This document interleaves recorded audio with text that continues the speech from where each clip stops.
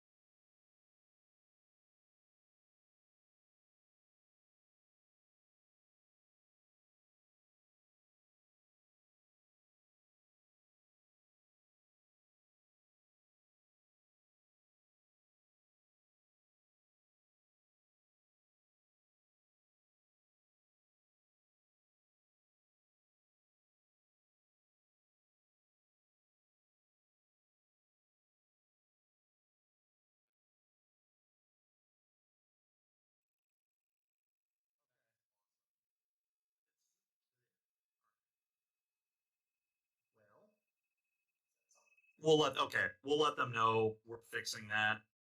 I mean, honestly, there's not a whole lot we can do. No, from our end, yeah. We're talking. Yeah. I would say let's just keep commentating it, and if they get it, great, and if they don't, whatever. But let's just keep acting like we are live, so that way, if they do get it, then we're good to roll. Yeah, absolutely. So Icewind Coil coming down into this S%. So I will say, oh, I'm sorry, not into this attack. As Sentinel attacked, Icewind Coil coming down main phase. No, it is the attack. Okay. Yep. And then Stoneforge Mystic coming down afterwards. Yes. They are just playing like maniacs. They're gunning through. They have to. There's nothing else they can do. I mean, it's time to go. No time to dilly-dally. Okay, and Jason just confirming life totals, I think, here. Yep. Cauldron in hand. Jason, yeah. I mean, honestly, at this point, I probably wouldn't even be cutting my opponent's deck. So just take it. Just take it. We need to move. Renin 6 coming down. It's an awkward position to put yourself in at comp REL, but I think sometimes you just have to try and take shortcuts in any way possible. Fair. And also, Jason just not play a land. No, he did not. Jason forgot to play a land. He was on the play. He definitely. He was on the play. He has them in hand. He just forgot to play. Yeah. He just passed without putting a land in play. Oh my god, dude. This is really rough. Jason is a very good player. I will certainly vouch that he is a strong Magic player. And god dang it, this has been a really okay, Jeremy didn't have a land, I assume, unless both players are forgetting to play their lands because they're rushing so much, but I highly doubt that's the case. You never know, though. Right. I will say the prismatic ending on the Renin 6 seems very odd to me, considering that Jeremy did have a Calder complete in hand. I'm just really not sure about why we would not just cast the Calder and try to beat our opponent down here, as opposed to just removing the Ren that we can do next turn. Sure. Quick play, making odd decisions just because you can't really think through things too hard. So I don't blame either of these players for not making the correct decisions, air quotes, because of the situation that they're in. Yeah.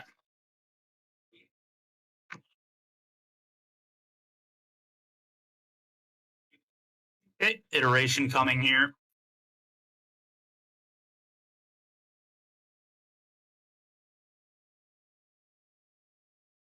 Misty getting exiled. There's a 3-minute extension on this round, so they do have a bit more wiggle room, but not by much. Not a ton. Okay, iteration has happened. Jason getting abundant growth, I assume. Oh, Traverse. Does he have Delirium? I don't know. So he has land, sorcery for sure. Planeswalker got exiled. Yep. I'm going to assume no, but I could be wrong. Jeremy reading. Okay. Oh, he does have Delirium. He does, in fact, have Delirium. You can hear it? Okay. Awesome. So Delirium. So he can get whatever he wants. What did he get? Did he show? I don't believe he showed. Okay. Land. Okay. Yep, because there was a land, Icewind Quaddle, a Bauble, and a Veneration. We didn't see that. I don't believe. Sorry, chat, for the volume issues. Thanks again to those for their patience. We appreciate it. All right. As for Sentinel and Bauble coming down on Jeremy's end, it's a quick look. They're still moving and grooving right here. Yep. Okay. Looks like Jason grabbed Solitude off of the off the Traverse. Sure. Makes sense. Jeremy's in a really bad spot. Missing lands is not doing him any favors here. No, not at all. It looks like the match may be able to come to a conclusion, especially if Jeremy is willing to concede when he's behind. That is certainly going to happen. Omnath, what is okay? Looks like they're It looks like they're deep. Jason flipped over his deck for some reason, and I'm not. I think he was resolving a fetch. Well, he put an Omnath in the hand, so I guess he was. Maybe he was still resolving the Traverse when he passed it to Jeremy because they're just trying to move at such a quick pace. All right, that's like very likely what happened. The extension is over, so we are into turns now. Oh boy. So here's what's going to happen. This is literally going to come down to, is Jeremy willing to concede when he is very, very obviously behind? I think he's behind. So the question is going to be, will Jeremy concede? Because I do not think Jason can win this game in 3 turns with this deck. There's like no way. Especially considering Pinter almost 100% has a dispute in his hand the way he's playing this. He keeps just playing 1-mana spells and leaving up 1 every turn. Yes. So it's either dispute or Pierce. Maybe both, for all we know. And here comes a counter. Trigger the Sentinel. Draw a card. Jeremy will take advantage of this. Okay. Nope. No. So it must... Yeah, maybe he just doesn't have it then. Or maybe he just didn't care about the dress down. Either way, this game's going to go to a draw. So the real question now is Jeremy going to concede, or is he just going to take the draw? Honestly, Jeremy will probably just take the draw. Because a draw is certainly better than a loss. A draw still means that you can lose 1 more match. Because 4-1-1 very likely top 8s. Omnath, there it is. And I believe we're in turn 2 of turns right now. We are in turn 2. So we're going to pass. So yeah, this is just all going to come down to, will Jeremy concede? And that's a very unfortunate reality of playing the 4-color deck, is a fair amount of your games, if you're not playing insanely quick, are going to come down to, will you concede with you miles behind up board? And the answer in this case, I believe, will be no.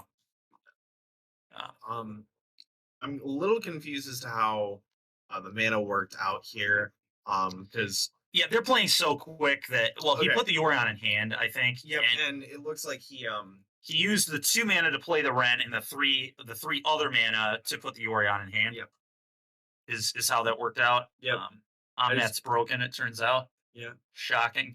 Who would have guessed? Yeah, who knew? Who would have guessed that a 4 mana 4/4 that does everything was a good card to play? Yeah, actual everything. Gains life, adds mana, deals planeswalkers, kills your opponent, draws a card as well. Yep, cantrips. All right, Jeremy playing a Ledger Shredder, casting Bauble, triggering Connive. I mean, I believe this is turn 5. This is turn 4. 4? Or no, turn 3. 3. Sorry. Okay. This is Jeremy's second turn in turn. So Jeremy, I guess, trying to maybe play to win, but he can't win. He can't win. Neither deck can win. No. So like I said, this all is going to boil down to, will Jeremy extend the hand and just concede? And I believe the answer is no. There was exactly one way Jeremy could have won this game in turns, and it was if he had cast Thopter Foundry and then Urza, right? And Urza. And gotten infinite guys. Yeah. And that is the only way he could have won, because he could have... And he would have had to do it this turn to be able to attack with the 1/1s on the following turn. Yes. He can technically do the infinite thing, but then we run into the same problem. If he does the infinite thing next turn and he missed the land, so that's not a possibility anymore anyway. Yeah. But had he hit the land here, then yes, he could have Urza next turn, and assuming Jason has no response, he could have done the combo thing, but then he has to rely on Jason conceding to being dead on board, and I think the answer in that case would also be no. Yeah. Jason's going to take the draw. Both of them would probably take the draw here because they are still able to lose and still top 8. Yeah. Whereas if you take the loss this early in the event, if you lose again, you're very likely dead. Yep. Yeah. So we're almost certainly going to have a draw here, which this is exactly why, I was talking about earlier. The 4-color deck, like, you have to just play at lightning speed. It's such an annoying deck in the format because both these players played the match at a good pace. Like, there was nothing slow about either of these players. Oh, not at all. It's and we just run into this situation. It sucks. I hate games coming down to draws when both players are playing at a reasonable pace. Let's see what... All right, so this, I believe, is turn 5? Yeah, this is or turn 4? 4? Yeah. Jason is on his last turn. Yeah, and, it's a shame that our first match is going to come down to this, but when you put 4-color on camera, it's the risk we run. Absolutely. It certainly gave us a lot of good content. Yeah. Again, apologize to the viewers that the sound was not ready for a moment there, but we appreciate everybody's patience. We appreciate you guys hanging out with us today, and you know, hopefully there will be no more issues. I think we've gotten all of our tech issues worked out Yep. at this point. Yep. And we have a slightly new crew here today. Larry Fields is off doing his event. Andrew Wolfice is off doing a different event. They're not playing at this one today, so we had some new people working on it and getting got Carly judging. So Carly has to kind of help with both. So we greatly appreciate the patience from everyone. Absolutely. All right. All right. Well, here's turn 5. Nobody can win. What a great game. I love it when nobody can win.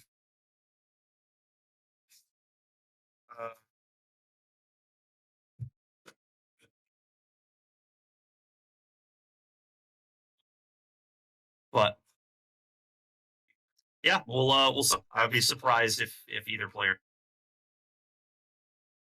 Vesperlark coming down. Vesperlark, Trigger Connive. Jason thinking about if he wants to respond. Just everybody just kind of going through the motions here. Is there an Urza? There is. This is really cool. Binning your Urzas to Emery's and then being able to Vesperlark them back is so sweet. Hot. It is really sick. Paying 2 mana for your Urzas seems pretty nice. Yeah. Whoever came up with this, big fan. Big fan of this. Oh, he has Thopter Foundry. Oh wow, so he just has it, right? He has the combo? Yeah, if he has the Sword of the Meek, which I believe he does, has the combo. This is so awkward. Jason is certainly not going to concede. He is deterministically dead. If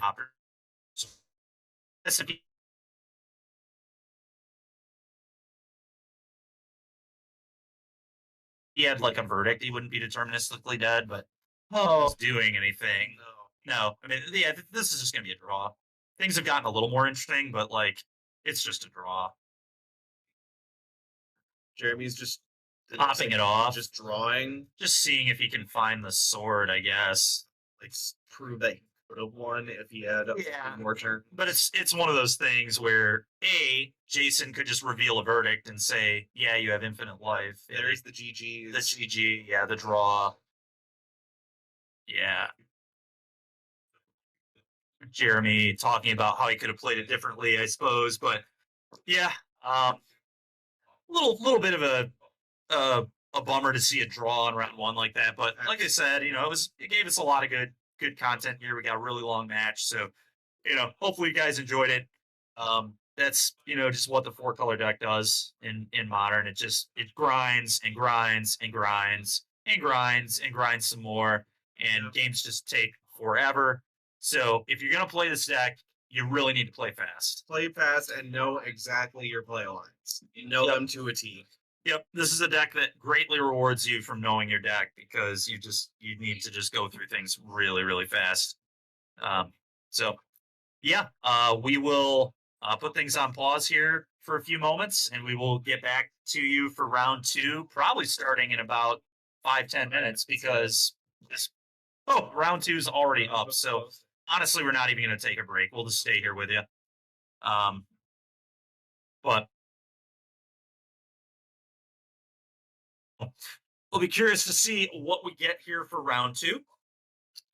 Hopefully they get some sweet decks on camera for us. We had some people playing some pretty neat stuff today. I remember there's a Esper Mentor player. There's an Esper Mentor player. There's a Indomitable Creativity list. There's a Belcher player. Belcher, yep, and he won. Dan Staub. He actually has been just absolutely crushing these local events. I think he said he's an 8 for 9 conversion rate to top 8s. That's great. At local 1Ks with Belcher, which honestly makes sense. A lot of people don't even know how the deck works, I think. And they don't respect it as much as they should. It's definitely a deck that is like, you have to proactively interact with it. It's such a very odd deck to play into, because you can't just like go, oh, Belcher's on the field, like I'll just destroy it because you just die. Like I think it beats the crap out of 4-color typically. Oh, too, it does. which is like one of the reasons you pick up that deck. Yep, So because 4-color can't interact with it at all. it's tough. Yeah, they have a few things, but like yeah, most of their cards don't operate on the axis they need it to, especially in game 1. So Belcher just kind of cheeses them out. So yeah, I fully would expect Dan to be a real contender for top 8 today. Absolutely. Dan really knows that deck too. He's a really good combo player. He has put an absurd number of reps into that deck. Yeah. So that's pretty exciting. I honestly hope he's on stream today, just because he did explain to me quite a few of the loops that might come up, so I can actually explain what's going on. Good. Yeah, you might even know more about him than I do, to be honest. All right, who do we got here? Let's see. I that's Aaron Garcia. Yep, that sounds right. Yep, I recognize the nail polish. Yep, same. And then on the other side, unfortunately, I cannot recognize this player by their hands. Oh, unfortunately not. Very unlucky. But we'll get that to you in a moment. Yeah, actually. Oh, no? Okay. I'm blanking on the name, but I think I know who it is. Just looking. When you said Aaron Garcia, I just kind of went with it. Okay, we got Belcher versus Jeskai Murktide. Oh, so is it Dan? Boy, yeah, it is Dan. Okay, great. We got Dan right on stream after talking about him. So it is Dan Staub and Katie Babcock. Okay, today, and it's Jeskai. Okay, so that's interesting. The Jeskai Murktide deck actually just popped up, I think, in last week's challenge. And the only reason they are Murktide, assuming that Katie is playing the same list that got I believe 13th in and it was the super qualifier. Okay. Maybe it popped up before then, but that's when I first saw the list. It is literally blue-red Murktide with some number of 3-mana Teferi in the main deck and some number of them in the board, I believe. Makes sense. And that was it. That was the only white card, which does make a lot of sense because the format is completely defined right now by these Cascade decks. Those are two of the best decks. So just having Teferi for Rhinos and Living End is massive. Yeah, and absolutely. Then obviously it's like really good in the blue-red mirrors. It's really good in some other spots. So kind of see what happens here. Yeah, this is going to be an interesting match, just because I feel like Dan is favorite here, just because again the Murktide just the Murktide deck just has a very hard time dealing with Belcher anywhere that's not on the stack. So yeah, that's interesting. I think what it's going to depend on is does Katie know that Dan is on Belcher? Because if Katie knows that Dan is playing Belcher, Katie can mulligan to counterspell. True. So if Katie has the knowledge that Dan is on Belcher, I think that's a huge deal here.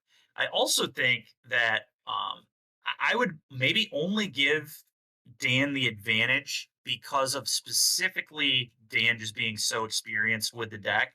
I actually think this is kind of one of Belcher's harder matchups in theory, just because there are so many counterspells on the other side. But it also depends how many counterspells is this deck playing, right? Are they playing the main deck spell pierces? True. How many spell pierces?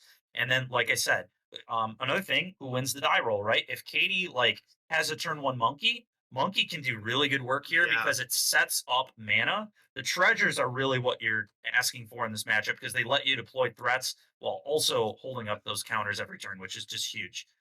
Okay, and it would appear Katie is taking a mulligan. So Katie gonna mulligan, go to 6. Dan looks satisfied with his 7, which is not a good sign for Katie. That means probably a turn 3 kill, potentially. Potentially turn 3 kill out of Dan here. And I am curious who won the die roll here. That will be big. So I know Dan mentioned to me earlier as well. He was going to ask Carly or whoever was near on judge that. So Katie is on the play, by the way, just so we know. Okay, that's really big. But Dan did mention to me earlier that he was going to ask his opponent, if he was on camera, to turn around when he did recross the paths. Oh, so that he could show us the piles. Sure. And yeah, I mean, if the opponent, if Katie's cool with that, that'd be cool for us. I'm going to be completely honest. I don't know Belcher that well. I'll do what I can with talking about why the pile is the way it is, but I don't know this deck very well, so it's very likely that I'm not going to give the most informed commentary on it. I do know a decent amount Okay. just by like watching Dan playing Dan, like Cool. watching him do leads. Great. Well, I'll probably just kind of let you explain what's happening then. Yeah. And I'll give a little bit of feedback, but this is not stacking a recross path is not something that I'm super well versed in. It is the modern version of stacking a Doomsday path. Yeah. It's very like I know how the first like 3 or 4 cards usually go, but after that, I mean, it's it's stacking your deck is pretty intricate. It's a lot going on. And also in the modern version, you're not just stacking 5 cards like Doomsday, you're stacking like 10 to 20. Yep. Depending on what's going on in the match and all that fun stuff.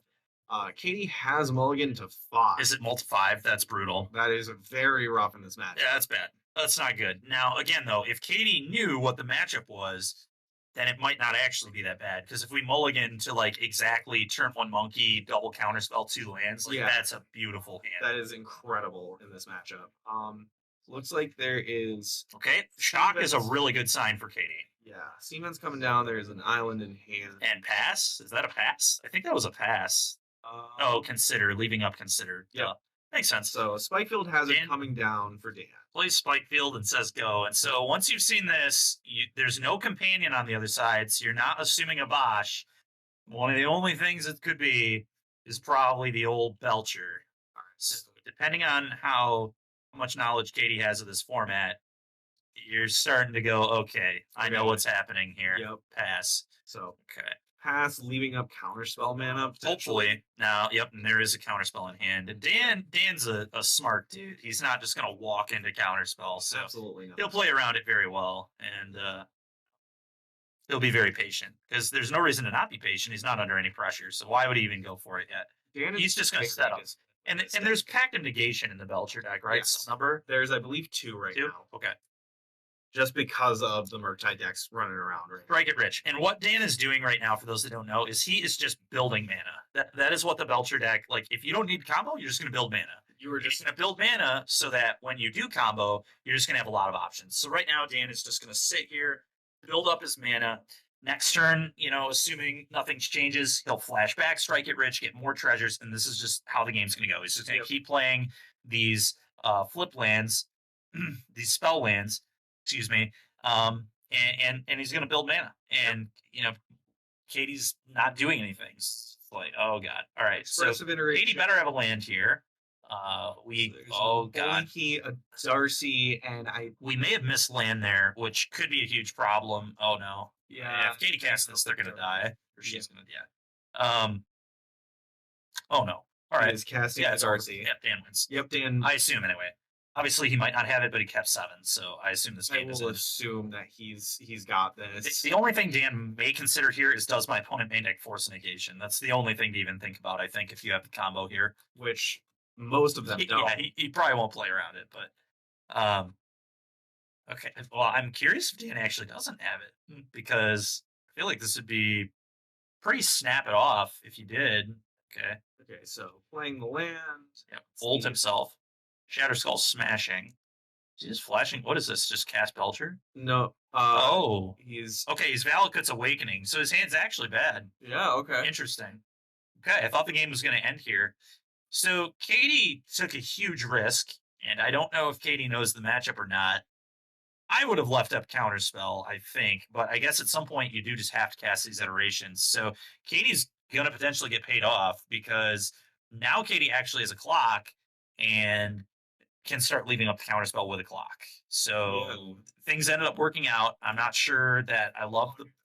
Okay. Oh, that's unfortunate. Spikefield has it on the dark side. That's honestly a very good... Bad news. Bad news bears there for Katie. She does, though, have a Ledger Shredder in hand, so if they can hit a land drop, they could go Ledger Shredder and hold up the Counterspell, but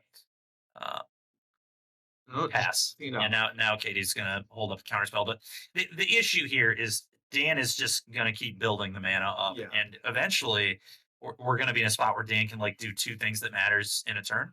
Yep. And that is where things will get very problematic here for Katie. And it's just flashback strike it rich. Let's just build up some treasures. And Dan is just setting up. Just setting up. Yeah, no, his ability to just kind of just slowly generate value while this Murktide deck isn't really doing anything. Yep. It like he has 3 treasures on the board right now. That is a lot of mana that he has access to right now. It is. Now he did I guess miss a land drop, so oh god. And yeah, Katie find a land? No, he a found bauble. Yeah, that's rough. That's rough. Can't quite see what's on the top of Dan's deck. Yeah, it's Pact of Negation. Thank you, Dan. It's a good one for Dan. That is a very good one for Dan right there. Yeah. Yeah. So he is going to feel very safe to potentially go off. And with 7 mana, you can just cast Belcher, Pact of Negation, activate Belcher, kill you. Yeah. So I think, assuming Dan has literal anything that could set up a combo, I think he's in great shape. It's some Anamorphos. It's a ritual, so he's going off. It's time for Dan to start doing the thing, the Belcher thing. Yes. Boom! More Ritz, more red mana, please. We got 4 red mana floating now. After that resolves, assuming that resolves. So he is. Katie just doesn't know what to do. I mean, it's like, what can you do? You know you're just gonna die. Like it's like playing in Storm. Like as soon as they get their onto their Storm turn, if you let one of them resolve, you're just losing. And there's no way you counter this if you're in Katie's spot. Okay, Katie. I don't think Katie she knows the matchup super well, but either way, Katie was dead here, so it doesn't really matter that this is a little loose, but I mean, this is just not a winnable situation, I don't think. So Dan currently has 3, make it 4 mana floating. Is that going to be an Iron Crag? It's probably going to be a Belcher. It's an Iron. It's an Iron Crag. Okay. And now you Belcher. And now you can activate. Now he casts Belcher. And you have Pact of Negation. Yep. Belcher. Kill you. Belch. Activate. Shoot ya for a lot. Shoot you for 50 or so. 50-ish, yeah. 50 you. And on to the next game we will go. Unholy Heat. Casting the Unholy Heat just okay, on to game 2. Moving on. Well, any amount of counter spells in Katie's sideboard are going to be coming in here. And it looks like we actually have deck lists coming over, so that's going to be nice. Thank you. So Dan, I know, is actually on the yeah, you take Dan's deck and talk to us about Dan's deck here. So Dan in the main board does actually have what is it? Pyromancer's Ascension. It's a 1 of Pyromancer's Ascension, which is a weirdly interesting card. Okay. He has a 1 of Lightning Bolt in the sideboard, 4 Veil of Summers, 3 Magus of the Moons, 3 Force of Vigors, 3 Leyline of Sanctities, and a Fury. Yeah. I feel like the Fury might be okay. The Veil of Summer is great, and the Lightning Bolt might also be fine. Okay. Just because of the Darcys, the Ledger Shredders, that kind of thing. Yeah. Okay. So for Katie's deck here, there's some interesting main deck things that I'll discuss before we even get into sideboarding. There are only copies of 3 Ragavan, which is really unfortunate because it's going to be one of your best cards in the matchup. You want to play it on turn 1 every game. Your worst card in the deck is Unholy Heat by a mile. So the four of those should be on the chopping block as quickly as possible. So assuming we're going to cut the Unholy Heats, our sideboard has 2 Dress Downs, 2 March of Otherworldly Lights, 2 Unlicensed Hearths, 1 Jace the Mind Sculptor, 2 Mystical Dispute, 1 Flusterstorm, 1 Dovin's Veto, 2 Magus of the Voon, and then 2 Engineered Explosives. We don't have a lot in our sideboard for this matchup. No. So here's what I'm going to do, honestly, and this is what I typically do with the white decks in Pioneer. I'm going to leave in Prismatic Ending in this matchup. Yeah. I'm probably going to bring in Engineered Explosives, and I'm going to consider bringing in March of Otherworldly Light. And my reasoning for this is our deck has so many terrible cards that I don't want in the deck that I'm going to bring in these cards that can just blow up treasures. Yeah. Because I need to interact with them somehow. And so I'm going to just have these random cards that can potentially nuke treasures. There are no Are there no lightning bolts in here? No, That's not really like it. strange. Really Also, strange. Definitely Dobin's veto, just because Dobin's veto. You're gonna bring. You're obviously bringing everything that says counter spells. Those are gonna come in the deck. Those are the obvious ones. I was just trying to talk about the kind of weird cards that I'm probably going to have in my deck in this matchup, just because I have like so much garbage. So I guess obviously Unholy Heat's come out because we don't have lightning bolts, which would be my other cut if we were playing like a more standard list. We're not going to bring in as much nonsense like March of Otherworldly Light and EE. We might just EE could be better than Prismatic Ending. In fact, it probably is because it's a 0 mana play that can blow up artifacts, but it is a 2 mana commitment to blow up artifacts. But it's kind of nice to have that 0 mana play with Ledger Shredder and Darcy. Yeah. So I think I would prefer EE to Prismatic Ending, but it's very close. March is worse than it's close. But you're not going to have all that effect in. You'll probably have 3 to 4 of it. You're going to keep all your draw spells, your spell pierces, your Archmage's Charm, your counter spells, your threats. Yeah. And you know, the big thing for Katie here is get a threat into play on turn 1. You really want a Ragavan. You really want a Ragavan. A Darcy will do. We'll accept a Darcy, especially if there's a Ledger Shredder to follow up. Yep.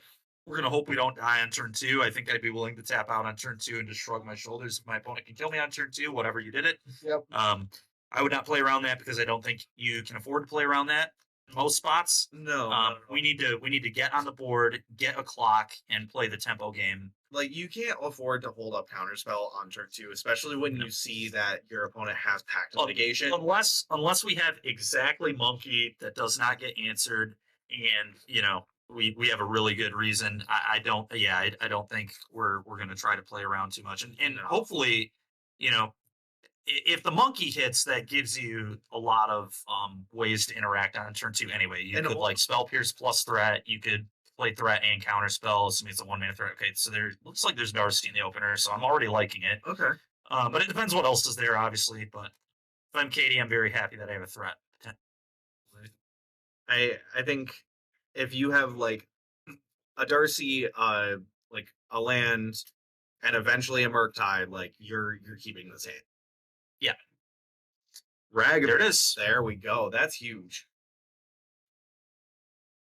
Okay, so Bauble here is actually interesting because of the Darcy in hand, but if we don't have another land drop, then I kind of like this play. Classic. Summer. Classic. One of my favorite cards in Modern right there. So if you know me, you know I'm being sarcastic. I hate Veil of Summer. Oh, I love that card. You monster. As someone who plays green-red decks religiously, I love Veil of Summer. I missed it. Did Katie remember to draw off the Bauble? How many cards do we have in hand? Does not look like how many cards do we have in hand? If we have 5, we're good. 1, 2. There's 4 left. So yep, 3 left. So yeah, she did. Good. Okay, so we get the Darcy trigger here. That's nice. Now, I was saying part of the reason Katie may have not waited on the Bauble is because we maybe had another one already, or we just needed to draw that land. There's also a very high probability that we might have kept a 1-lander, which is why Katie tanked on the hand, because so far this hand looks excellent. But to be fair, there also may not be a counterspell effect. Fair. Right? So it was, do I keep this hand full of threats with no counterspell? So we'd have Monkey's going to hit, generate a treasure. That's a recross. Okay. Katie almost certainly will not be casting that one this turn. Oh, we would never cast it, but you never know. Okay. Mage's Charm to hand. That's huge. Potentially very good. Katie going to fetch. Dan should be at 18 at the moment. And how close are we to Delirium? We got Bauble. We've got land. We've got Ledger Shredder. Ledger Shredder. That's big. Having a creature in the yard is awesome right now. Because it's going to be very easy to attain Delirium. We just need an instant or a sorcery. I can't see what the bottom card is. We might have Delirium already. That's the second Bauble. Okay.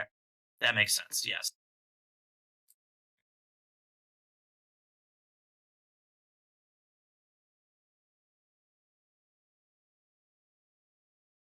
All right. So Dan plays the Seagate Restoration, just playing out his land. We'll see if he plays a Strike It Rich. Yep. And Katie, I think it's Katie's turn. Yep. Okay. So Katie tapping a mana. What is this going to be? Darcy, number Darcy. 2. That's pretty nice. Ooh, no mana though. I don't think we have a land drop. Which okay, so everything's kind of making more sense now as we see this game play out. Why did Katie tank on this hand? Now we get it. Katie didn't have mana. Why did we bauble on turn 1? Now we get it. We needed that second land. The Fury there is kind of funny. We're not going to do anything with it, but that Fury, it's actually very good for Katie that they hit the Fury here because I believe the Fury is the Fury a one of. It's a one of in the main and one of in the side. Okay, so there are 2 total. I feel like Dan probably would have brought in the second one. I think just for this matchup. I agree. I think the second one probably comes in, but I don't know for sure. If the second one didn't come in, it's very nice for Katie that is not an option on the recross now. So looks like Dan is casting the recross. No,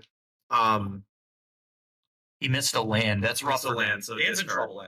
This is not a good situation for Dan. That's a lot of pressure on the board right now. That it is. I will say, still no delirium yet, but here it comes. It's delirium. Iteration? Ooh. Iteration. All right, so we're going to have delirium now for sure.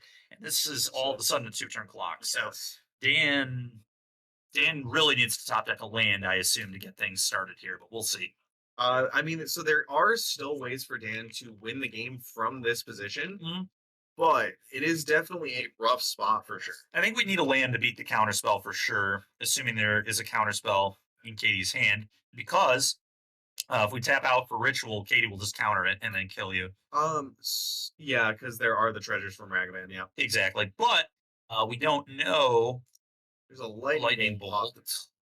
Okay, definitely cannot cast that. That is the one of lightning bolt from the sideboard. Okay, we are casting it. I guess. Okay. Yep. Okay. Dan just picking them up. Yep, makes sense. Looked in a bad spot. If I can't cast that, I guess I couldn't quite see how many treasures there were, so I was saying we just didn't want to tap out, but Dan's had enough. Yep. So on to the next game we go. And that is exactly why we were saying that Monkey is so important in this matchup. That's what it does. It generates so much value, and it denies your opponent a lot of what they need to make their deck function. It's amazing how good Lotus Petal is. Which should not surprise anybody, considering that is a Legacy staple. It is played in like a solid 50% of Legacy decks at this point. Yeah, treasures are good. Yeah. Monkey doesn't need to give you any cards for it to be good, and that's why the card is so obnoxious. Even when it's not hitting spells, it's still great. Yeah, because it's denying your opponent resources. And it's giving you mana. It's a red mana dork that hits hard and potentially has haste as well. So it just does pretty much everything. And the fact that it can, there are games where like Ragavan hits your, like when I was playing the finals last week of the RCQ, I was playing a Blood Moon deck and I hit an opponent with Ragavan and I hit their one of basic forest. So all of a sudden they couldn't protect themselves from Blood Moon anymore. And I did have Blood Moon. I Blood Moon them and they could not fetch their forest because Monkey hit it. And it was really funny because before the match, it was, like I said, it was the finals, and I was playing against a good friend of mine. And people were like, "Yeah, what's Ragavan going to do in this matchup?" Well, Ragavan answered that question pretty quick. Exactly. It's going to screw you out of your mana, and then you're going to lose the Blood Moon because Monkey hit your one of that you needed. So exactly. Like that. Yeah, Monkey's a pesky little card for sure. Very, very ridiculous on the power scale. There is a reason why that card was banned in Legacy. Yep. I don't think it'll get banned in Modern anytime soon, but I could easily see it being banned at some point. I could see it, but also Modern does play quite a bit more removal. It does than Legacy does. It's a different, and it also isn't a days format, which is the main the Monkey on the play days your removal spell was so stupid. It's so stupid. It just felt unbeatable in a lot of spots. It made me not want to play Legacy. Yeah, you just had to hope they didn't have it. Yep. Which is never a fun way to play the game.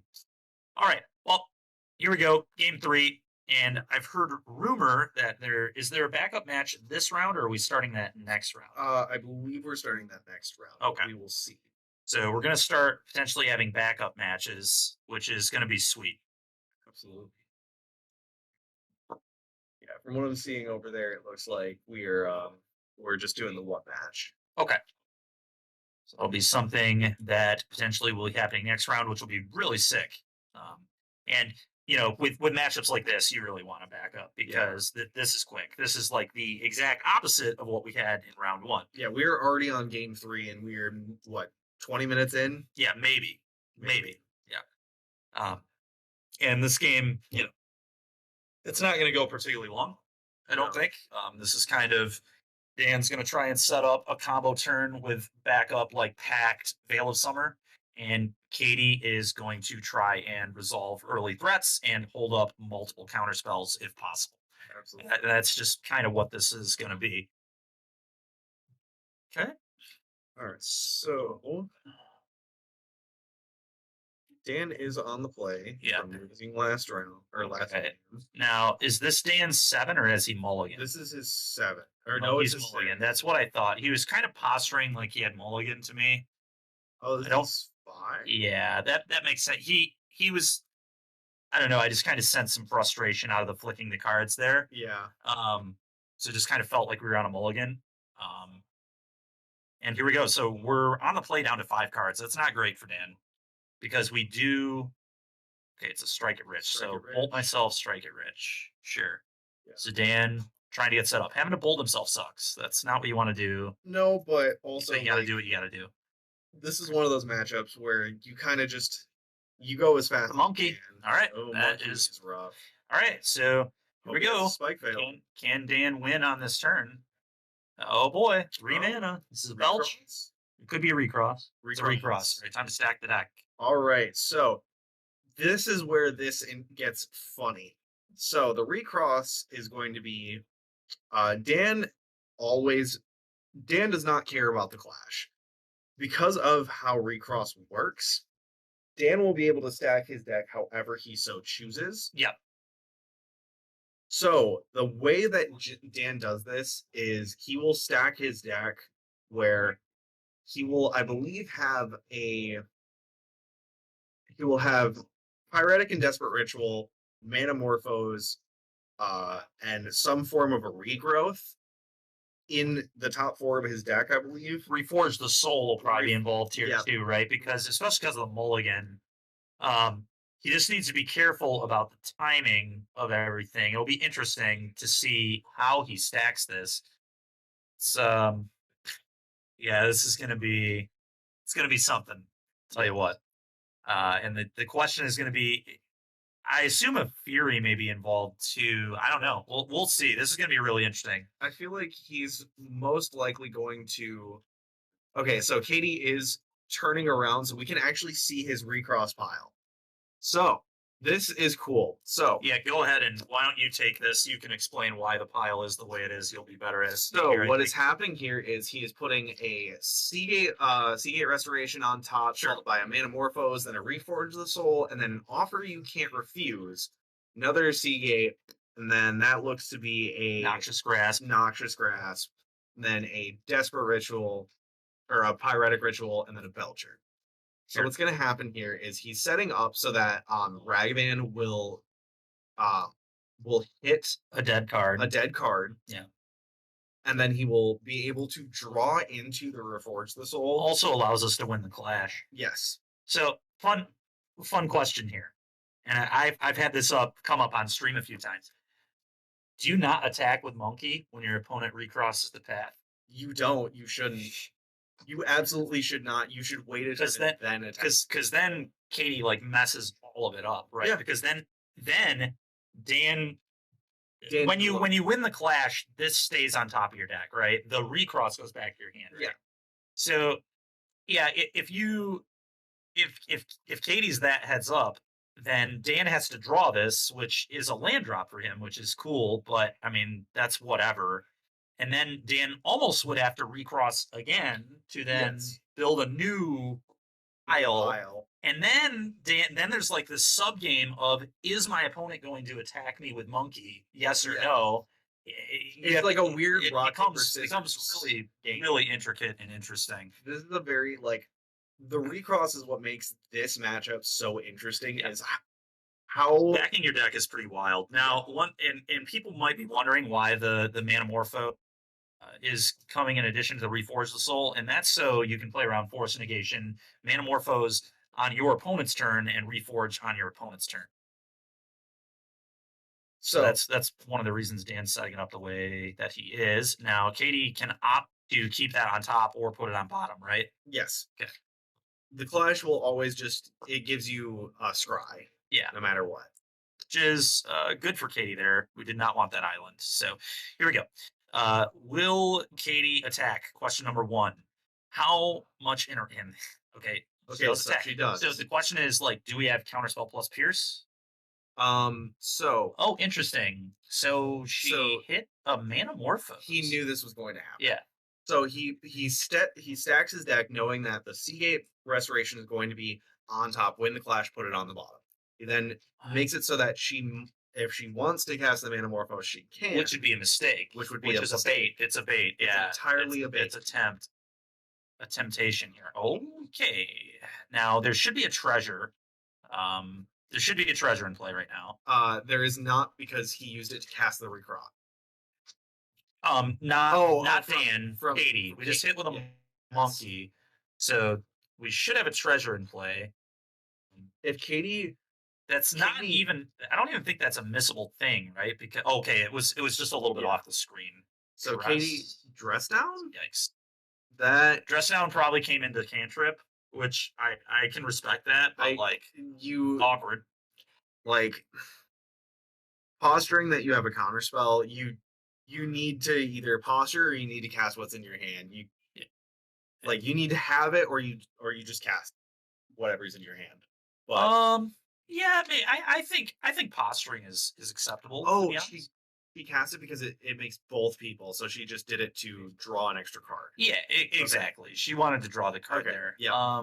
But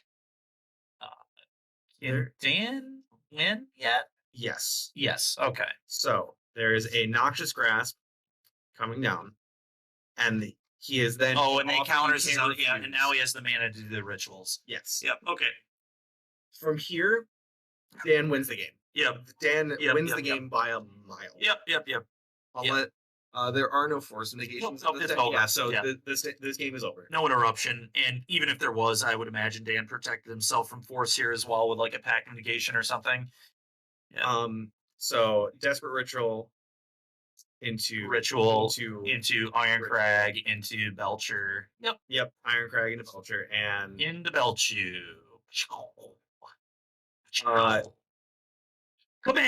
Katie believes that the Dress Down affects this. Oh. She does not realize that it is an artifact and not an artifact creature. Interesting. Okay, well, yeah, Katie kept a hand without a counterspell, I guess, which I can kind of respect it. At turn 1 monkey the matchup is, I think I would probably mulligan a hand with no counterspell. Yeah. If we had literal no counterspell. I want threat plus counterspell, and I think we can mulligan to that. You should have a lot of them post board, right? Like Flusterstorm, Veto, the disputes. Even if they're just like cancels, they're still just like probably good enough, especially if we're able to hit with monkey. Like we can cast cancel somewhat reliably. It's tough because I don't think Katie knew the matchup super well. Yeah. It seemed definitely maybe a little apparent, and I don't blame Katie for not knowing the matchup. This is not a deck you're going to run into a lot, and I think that's a lot of the reason Dan is just smoking these 1Ks. It's just absolutely rolling. It's such an odd deck to see nowadays because you don't no one plays it, and he is so good with this deck. Yeah. Like he really, really gets how to belch. So,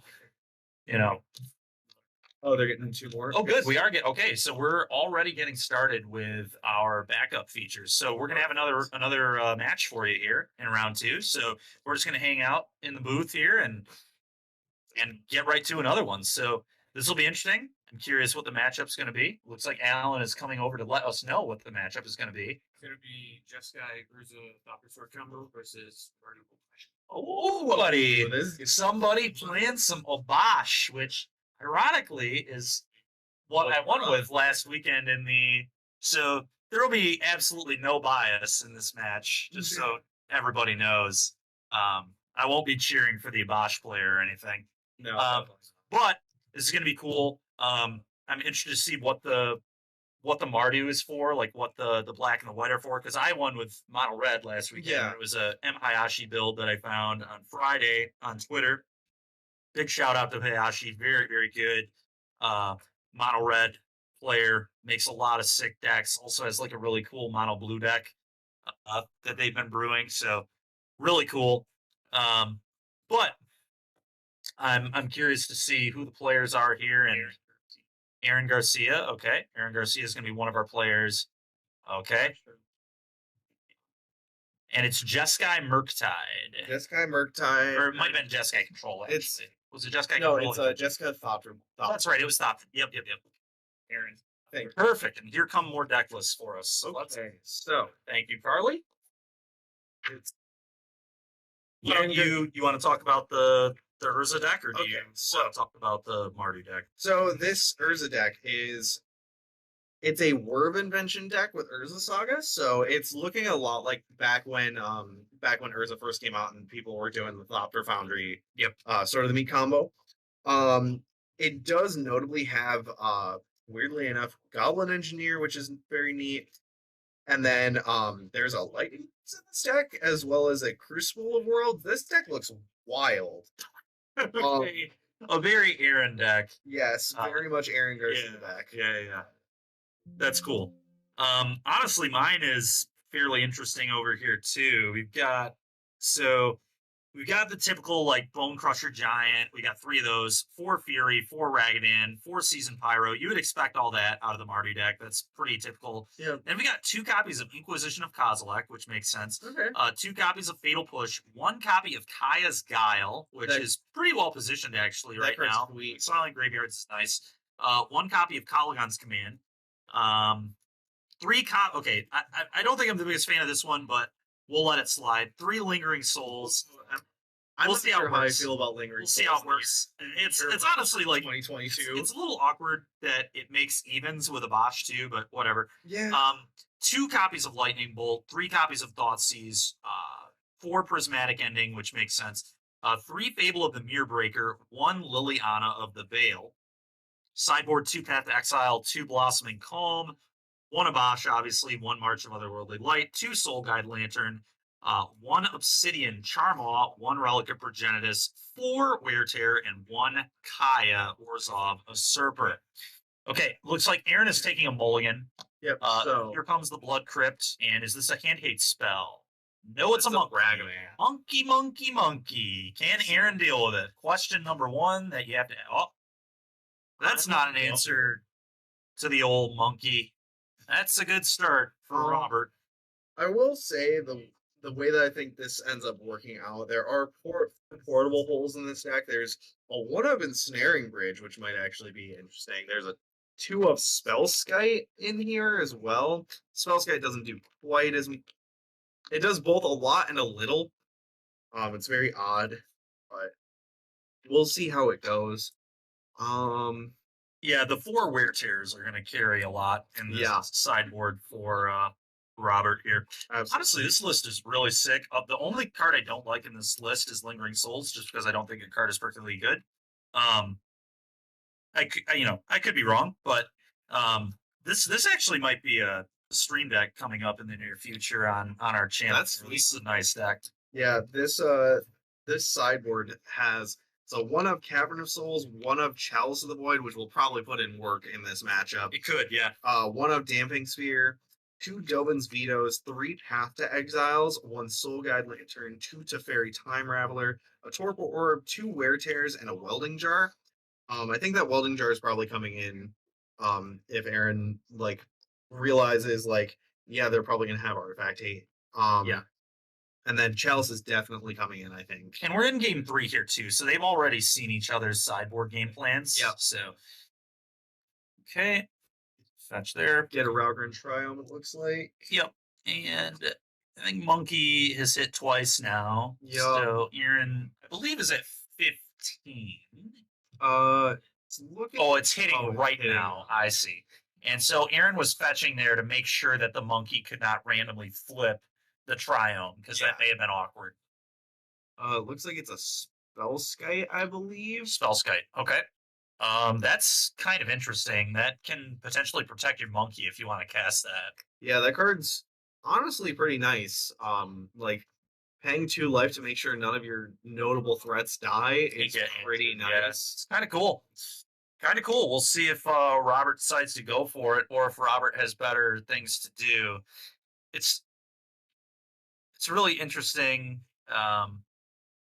Robert's deck's not playing like light up the stage, so this deck's gonna have less grind to it than the mono red list that I was playing last week. I also had Ox of Agonis, which was very, very good in these like kind of games that you expect to go kind of long. I don't know that it would have brought it in against a deck like this, Yeah. the Sword deck, but in any case, I was just about to say that these decks can grind pretty well. And to be fair, there are 3 Fables, so 3 Fables, 4 Season Pyro. You do get to see a lot of your cards. That is a Goblin Engineer that has just come down. So Okay. let's see what Aaron throws into their graveyard. Sword of the Meek. Makes sense. Yep, and there is so the Spellskite did get cast, and it looks like Robert played a Pyro and pitched 2 lands. So that's a sign that Robert's hand is really land heavy. Yep. So this could be good for Aaron, but Aaron's board is pretty weak at the moment. We'll kind of see what happens on this turn. I'm expecting this Engineer to get annihilated by some sort of removal spell if Robert has anything that can deal with it. And then we get to attack for 4. Yep. And generate another Lotus Petal, which seems pretty good. But we'll see if Robert has an answer. You have to imagine there's an answer here. You would imagine. Prismatic ending for 2. I think it's an ending for 2. Yep. So there goes the Engineer. See you later. Exiled, please.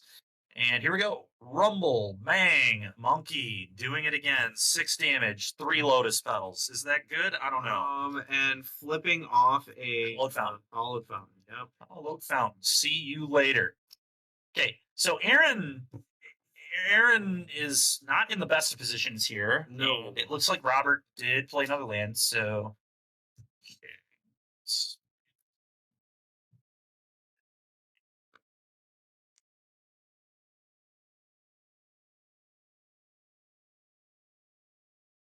hold on, we're having a little bit of technical difficulty. yeah, just the battery we need to get figured out. All right. Strange. Okay. In any case, hopefully that won't come up until after the round, and then we can get it figured out. So it looks like a Thopter Foundry came down while we were. Yep, Thopter Foundry in play. That is that Masterpiece? What is that art? It looks. I can't tell what art that is at all. It looks like it's just foiled out. Okay. Huh. Okay. So, the Wear Tear. Ooh. Was that a metallic review? Ooh, buddy. Okay.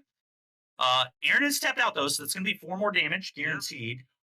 It's a pack foil. I'm just blind. It might have been. I think there may have been a slight bit of glare that was messing me up. I'm also not wearing my glasses, so it's possible that was part of it. But thanks for bearing with me again, chat. Appreciate you. All right. So, okay, I can't tell what that is yet. It's another land. It's going immediately to exile, so that's a good sign that it's a land. All right. It's an Urza Saga that got flipped? Yeah, that makes sense. Okay.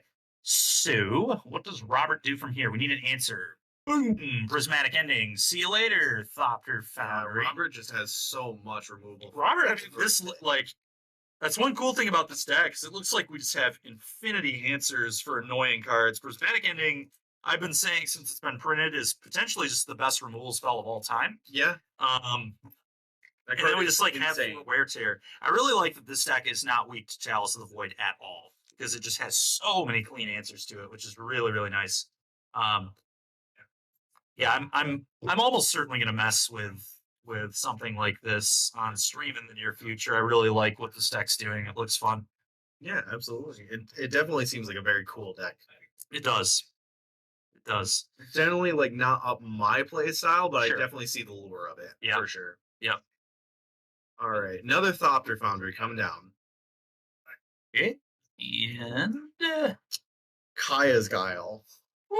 Oh, that's man, dude. You've got a Robert, calm down over there. Oof, yeah. just filthy, dude. That is nasty stuff. I am not biased or anything, chat. My goodness, this Mardu deck just walking all over the Thopter Sword deck at the moment. Now, Aaron still has a chance, but this is not good. Not a good spot at all. Like they're at 7. They have 2 cards in hand or 3 cards in hand versus Robert's 2. It looks like. But also, Robert has a kind of just insane board presence. That is a Goblin Engineer again, I believe.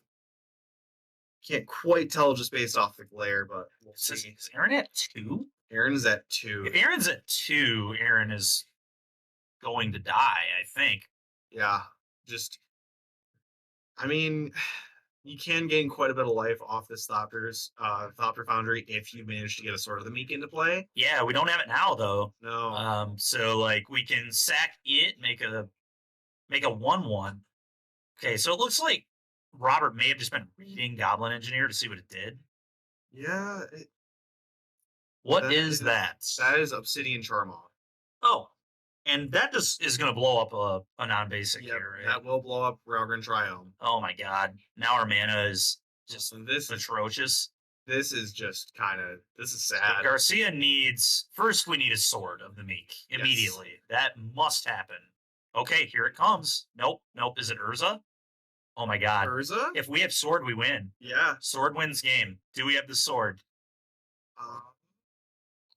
Is Sword in hand. All right, well, we could still win either way, funny enough, because we do have blockers now. Yeah. So all of a sudden, we're alive. We're living. We're not dead yet. Clinging to life. We do have sack Thopter Foundry up to go to 3 if our opponent like draws a Bone Crusher or something. Yeah, this is scary. Yeah. Now you have to sack non-tokens, right? So you'd have to sack the Foundry, which is a little awkward. Yep. But I mean, we can get around the Bone Crusher, which is nice. Which honestly, there's like some possibility Bone Crusher's not still in the deck with all the cards that were brought in here, but we'll see what happens. Is that a Kaya? That's a Kaya.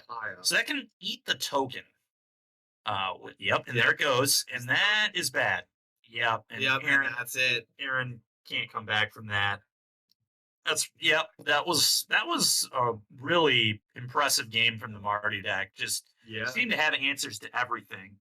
And to be fair, when you pack 4 Wear Tear, you're going to be pretty good against these artifact decks. So you got the 4 Wear Tear, and also just that the prismatic endings. Prismatic endings back to back was brutal. It was very brutal. It's brutal. Yeah, that went very well for Robert, and also about everything that you could have asked for. The one of Kaya's Guile there was an absolute beating. Yeah, because if that Kaya's Guile hadn't come down, Aaron would have won that game. Yep.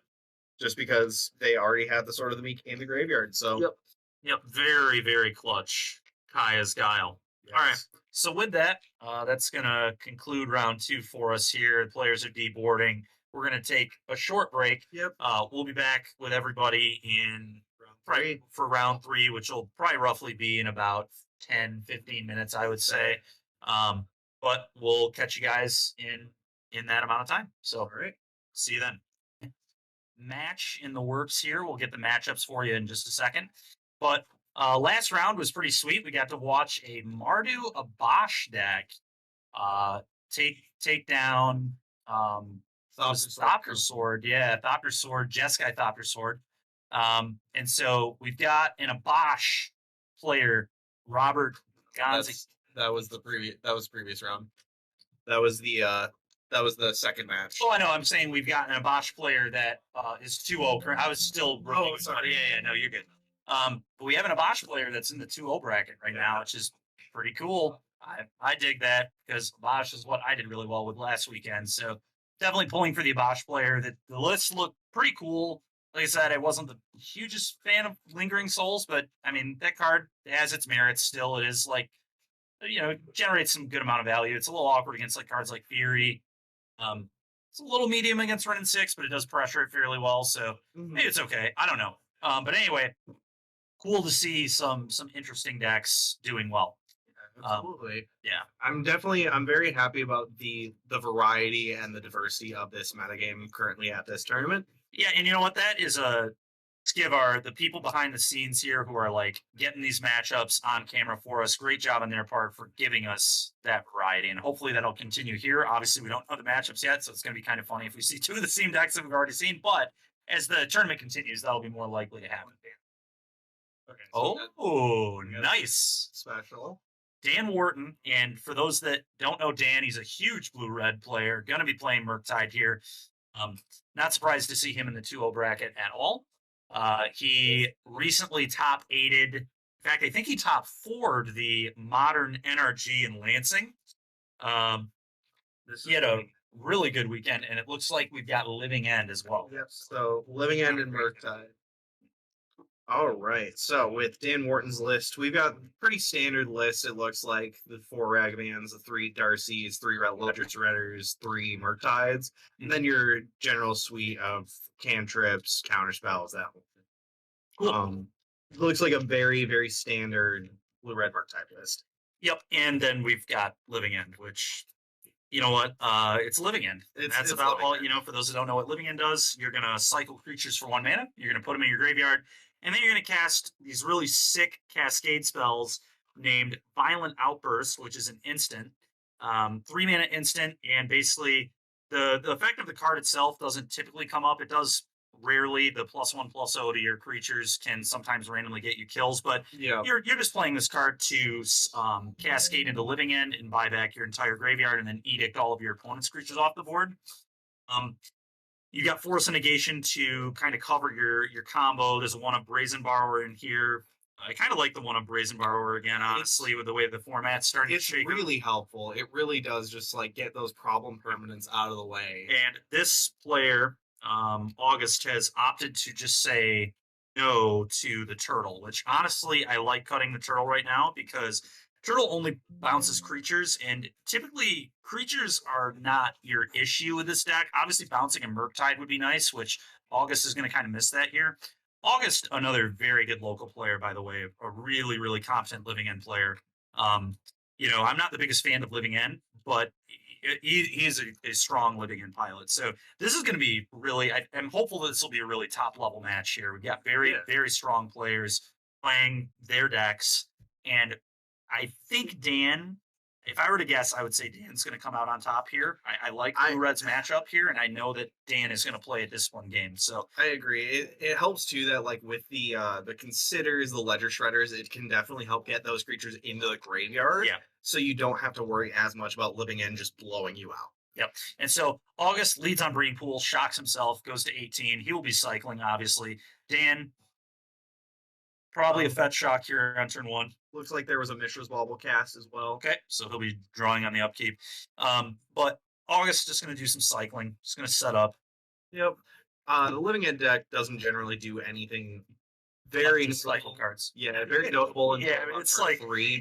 The real decisions of the Living End. In game 1, it's a lot of math. Like the sequencing of how you cycle does matter. And honestly, that's like about it. When do I fetch? When do I cycle? Which cards do I cycle to keep cards in my hand potentially for like Grief or Force Negation matters? And those are like your real decisions, right? It's a lot of mathematically based, like small calculation decisions. But that's about it, to be honest. And you know what? The deck is like very good despite you not having like a ton of decision points. So if that's your thing, go for it. And, you know, you do get rewarded for knowing these things. And then, you know, then the other like huge decision with Living End that I think is the actually interesting one is how do I sideboard? That's always like when I was the main. I did some leagues with the deck, and you know it's a solid deck, but it is tough to balance like how many cyclers am I supposed to have? Am I supposed to maybe cut a Living End? Am I supposed to cut maybe a Cascade spell or 2 because the games are going to go longer, so I'm going to draw these? Do I go to less of these because I don't need them on turn 3 as often? It does actually matter quite a bit which cyclers you do if you sideboard out. Which cyclers are really good here? Which ones can maybe be flexible? Can I cast my 4/4 Curator and just attack in this matchup? Things like that. Can I cast this Curator? Can I like do I really need Architects of Will if I'm like too worried about like the grief like pitch And that so kind of thing? we're seeing a lot of draw go here, which is going to happen in this matchup. This is going to be a lot of both players just kind of figuring out how to pick their spots properly. Yeah. August likely leaving up an outburst here. Okay, Dan tapping for the iteration. Now it's okay, and there's the violent outburst. Do we have Spell Pierce? Do we have the Spell Pierce for the living end? And the awkward thing here is if August also has a force of negation. Now there's one of them that got flipped. That's one less force of negation August could have, and there it is. You know, he does have the Spell Pierce. So here we go. First question of the game. Does August have the force of negation? The next question is going to be, does August have a Shardless Agent or another violent outburst to follow up here? Now, this isn't like the biggest living end ever, but it's still 15 power against a deck that it can't really beat a 5/5 hexproof very well. I guess Murktide could beat it in theory. Yeah. So, but Dan, okay, so he hits a bauble. That's a big hit there. Love the bauble. Wobble's very nice. Just being able to like set up and like know what's coming from your opponent. Now, very, very helpful. I talked about how these players are like really solid. And Dan, obviously there's a little bit of bias here because Dan was previously a Team Swish member. Yes. No longer is, but still a great player.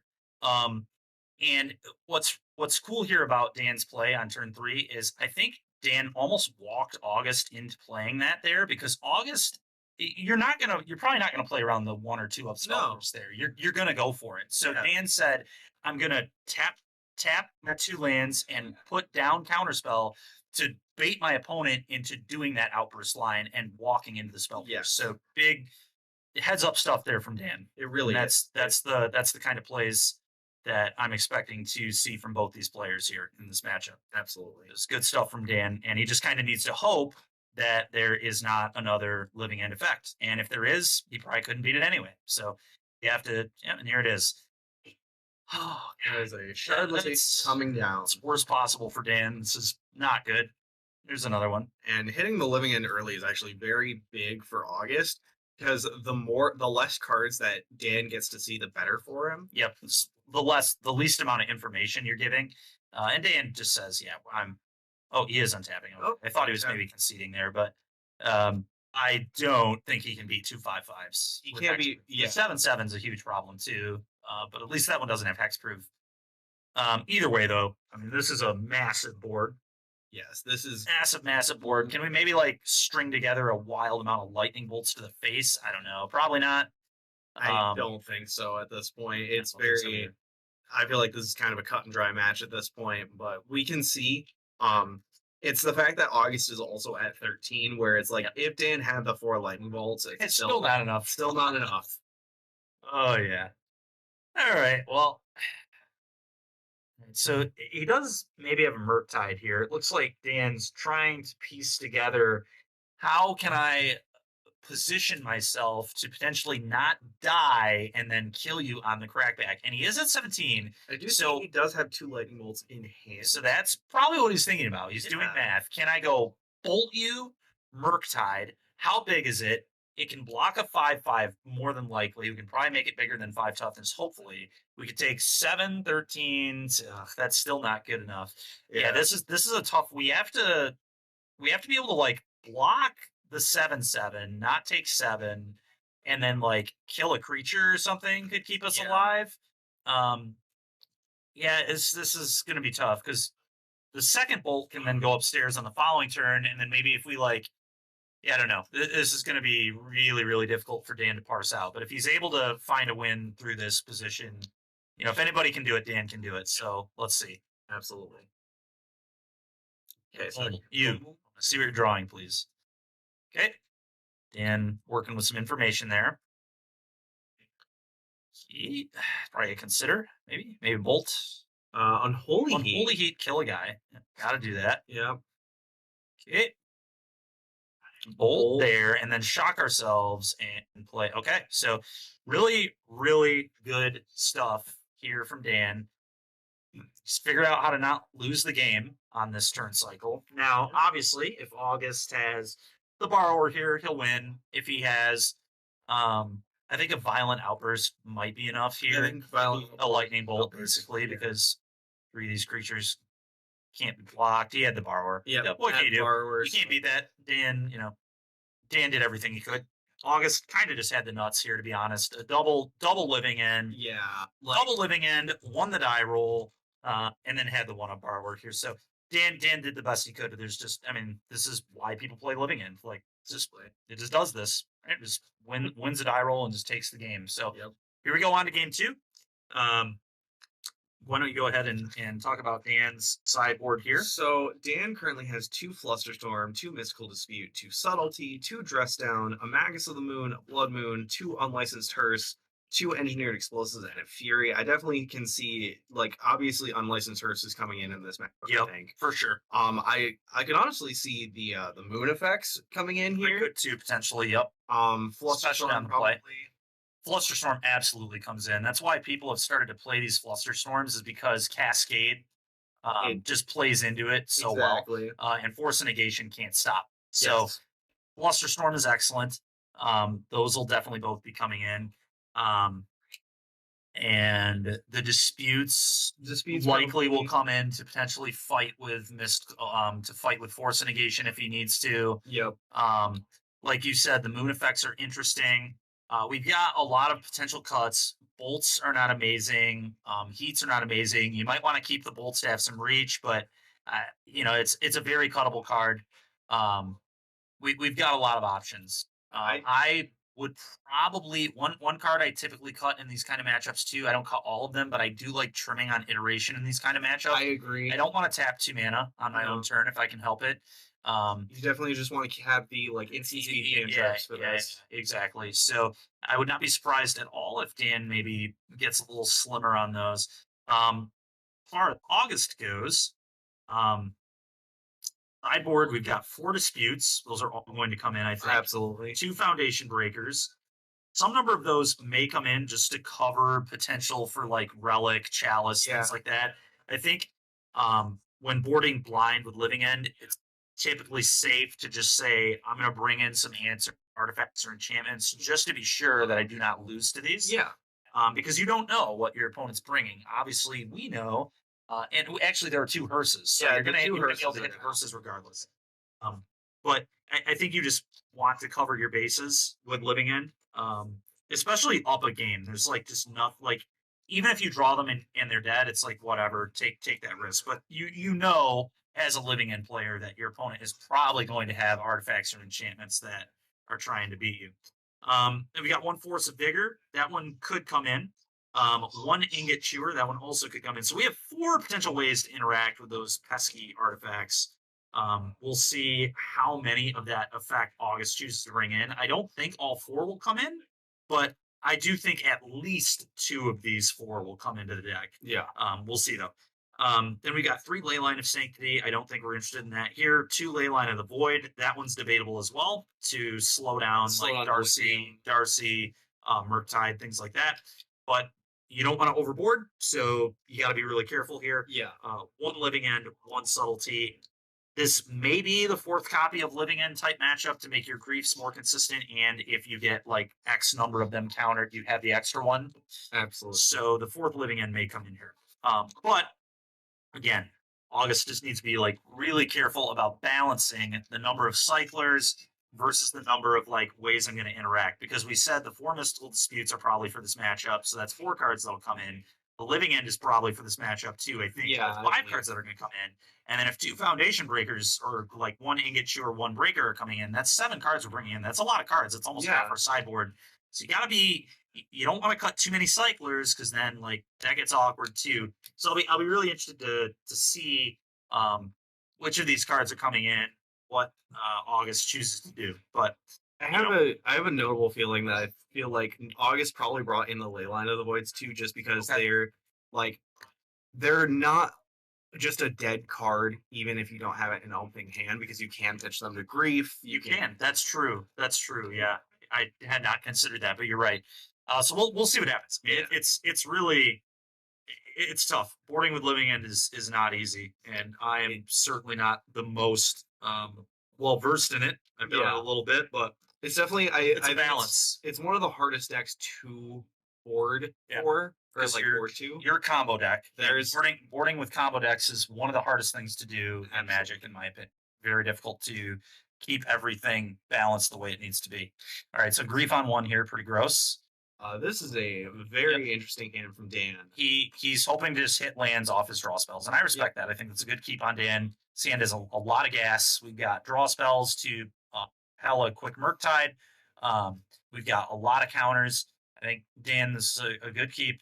I would have kept this too. I would have absolutely kept okay, this. that was a land, obviously. There's no way it wasn't. Yep. So here we go.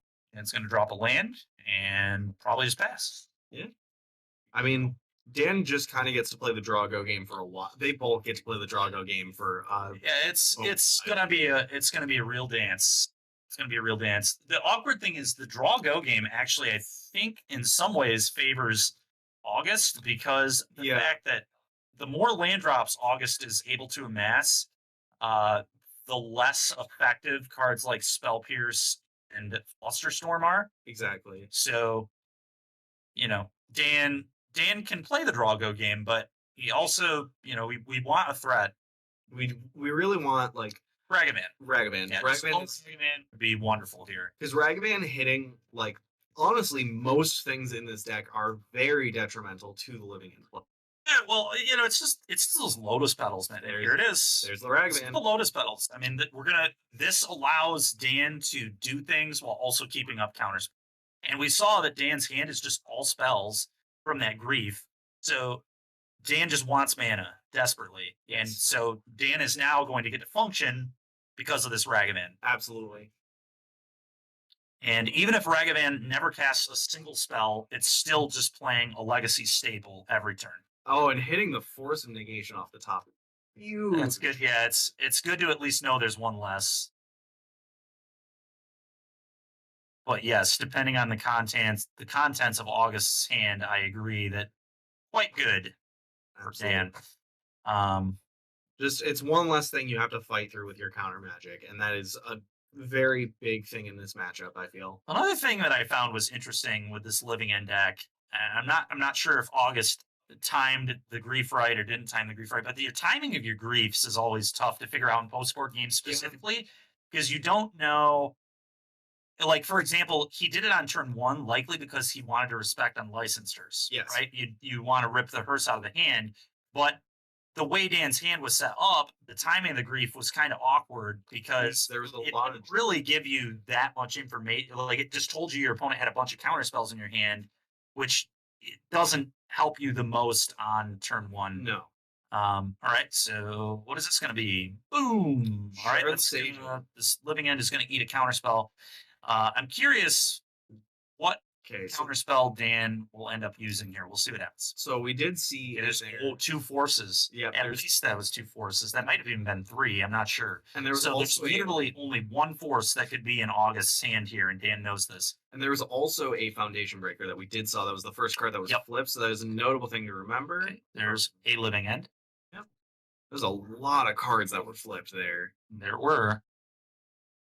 What's interesting about this Living End is it's not the biggest, but I still think Dan fights here. You can't lose the Ragavan and give your opponent like multiple threats. Yep. And it looks there were 8 forces in that pile, by the way. So we've seen one get exiled by Monkey. Okay, consider in response. And we'll see if this is Fluster or Pierce. I feel like there's going to be a Fluster or Pierce here. Yeah. Yep. Here it is. Is that Pierce? It's Pierce. And we have Dispute to fight Force, so Dan does not care at all. In fact, he would prefer that August forces because August would just 2 for 1 himself. Exactly. Okay. Now, what's interesting now is August has a 2/2 to trade with Monkey, which I think August would be interested in doing. Absolutely. But we'll see if Dan can just like get it out of the way with a burn spell. I feel like that is his best option if he does have the burn spell is just get this Shredless agent out of the way. Don't worry about it. Just okay. And Dan's not going to offer that trade. Makes sense. Yep.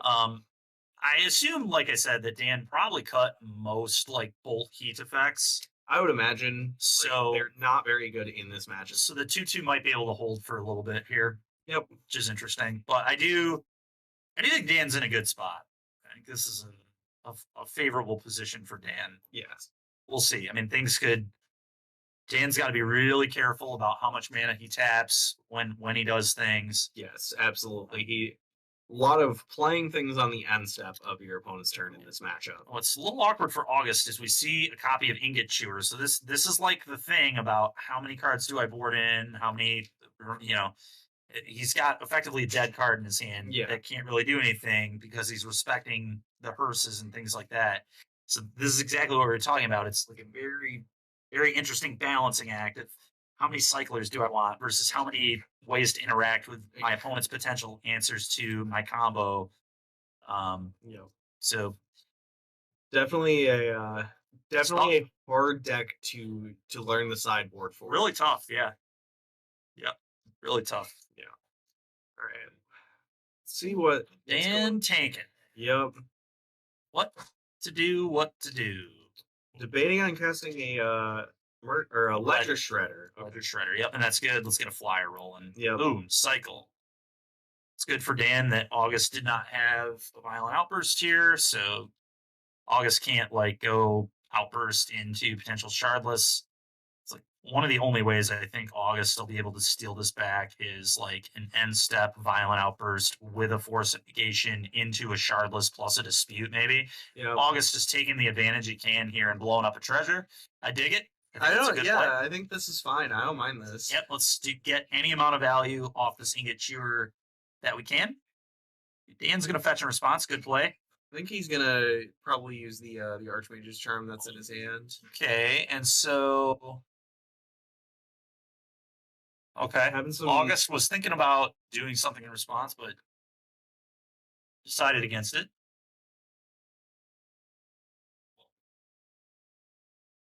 Okay, getting rid of the treasure token still. It is worth noting, August getting a little low on the life total, so if Dan did keep all 4 bolts, we're starting to get in range a little bit. Absolutely.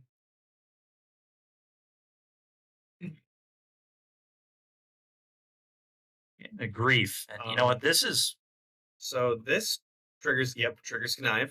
Yep, it does. And Dan, pretty smart cookie. He's going to pick up on that. How many cards does August have in hand? 1? I believe would appear 1. It looks like 1, yes. So, here we go. I mean, August, I think, is just trying to set up for it right now. Can I do it right now? And if I can't, I probably lose. Yep. So this is going to be the deciding turn of the game.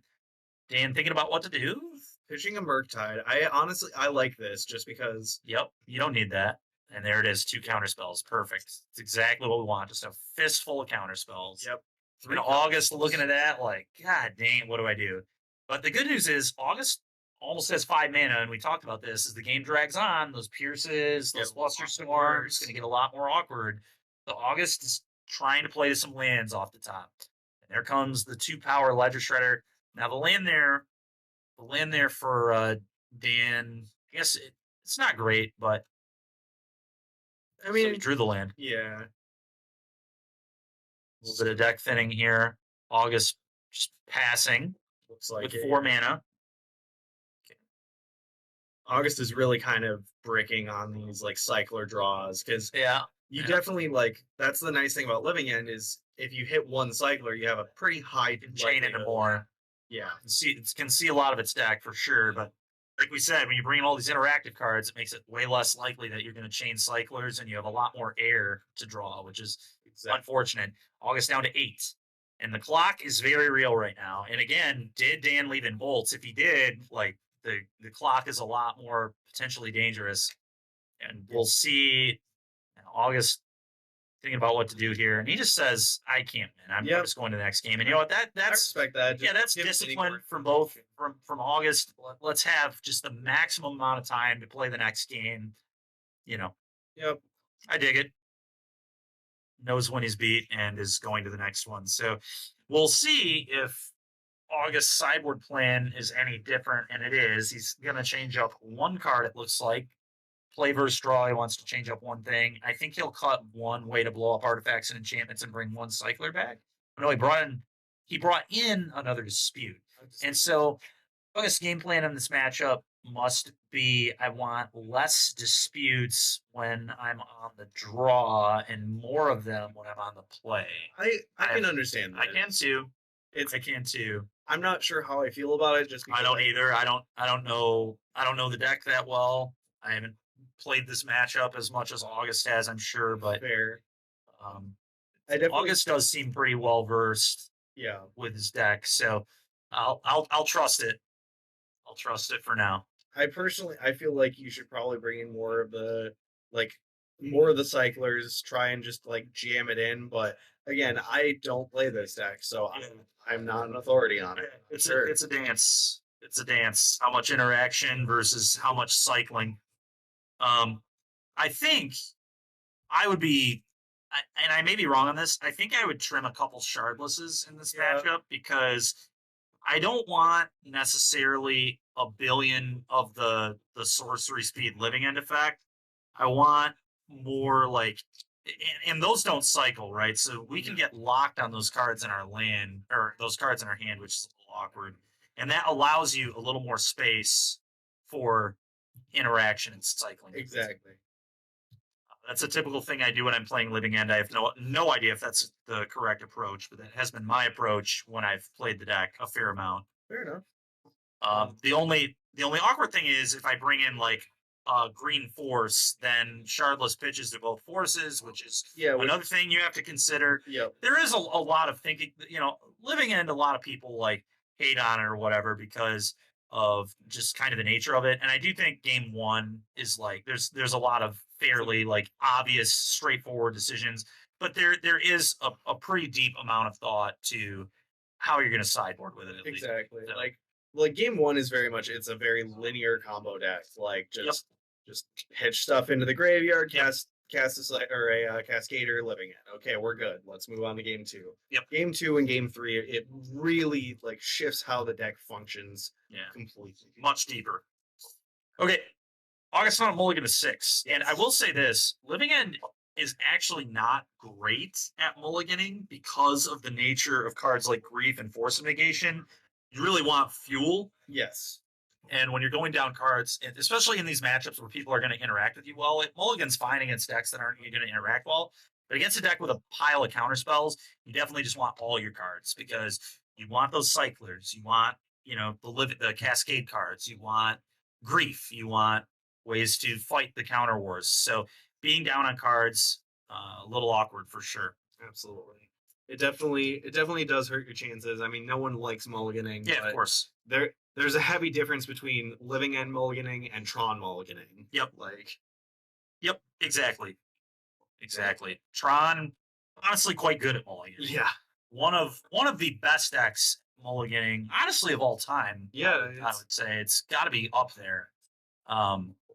Dredge is another one that mulligans insanely well. Yes, absolutely. Right, Dan had Monkey on one. That is perfect. It's incredible. And saying draw a card on upkeep, and this is worst possible for August. Yep. Turn one Monkey, very bad because now Dan just gets to play the game he wants. He gets to generate a mana every single turn and just pressure and leave up counter spells every single turn. Always.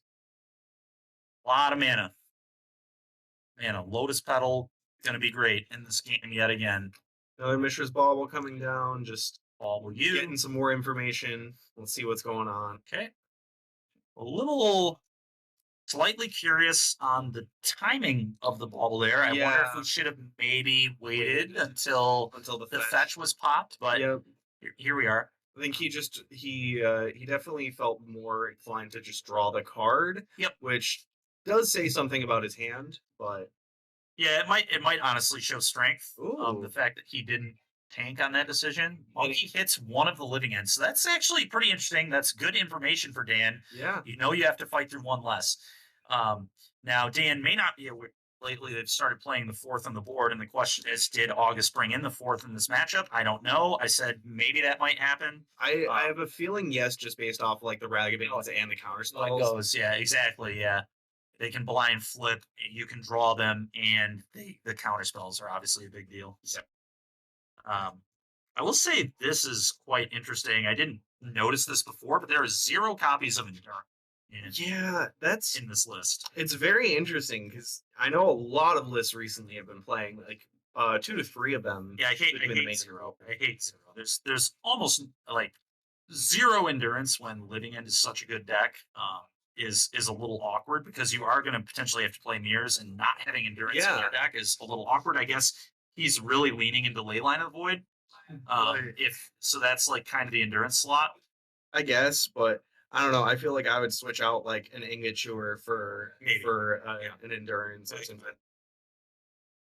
tough. But like I said, August pretty good living in Pilot, so is it right? Who knows? Maybe. Unlicensed Hearse. Curse is nice. Curse is nice. Very nice. Curse is nice. And here we go, just watching Monkey do its thing, just generating mana, letting Dan just play threat, leave up counterspell. And this is just going to happen every single turn of the game. Yep. And this is exactly why we saw Monkey get banned in Legacy, is this kind of play pattern right here. In Legacy, we had Daze to protect it as well, which was just so broken. Yep. But the game probably going to spiral out of control here for August. I think, I said in the beginning, I thought Dan was favored.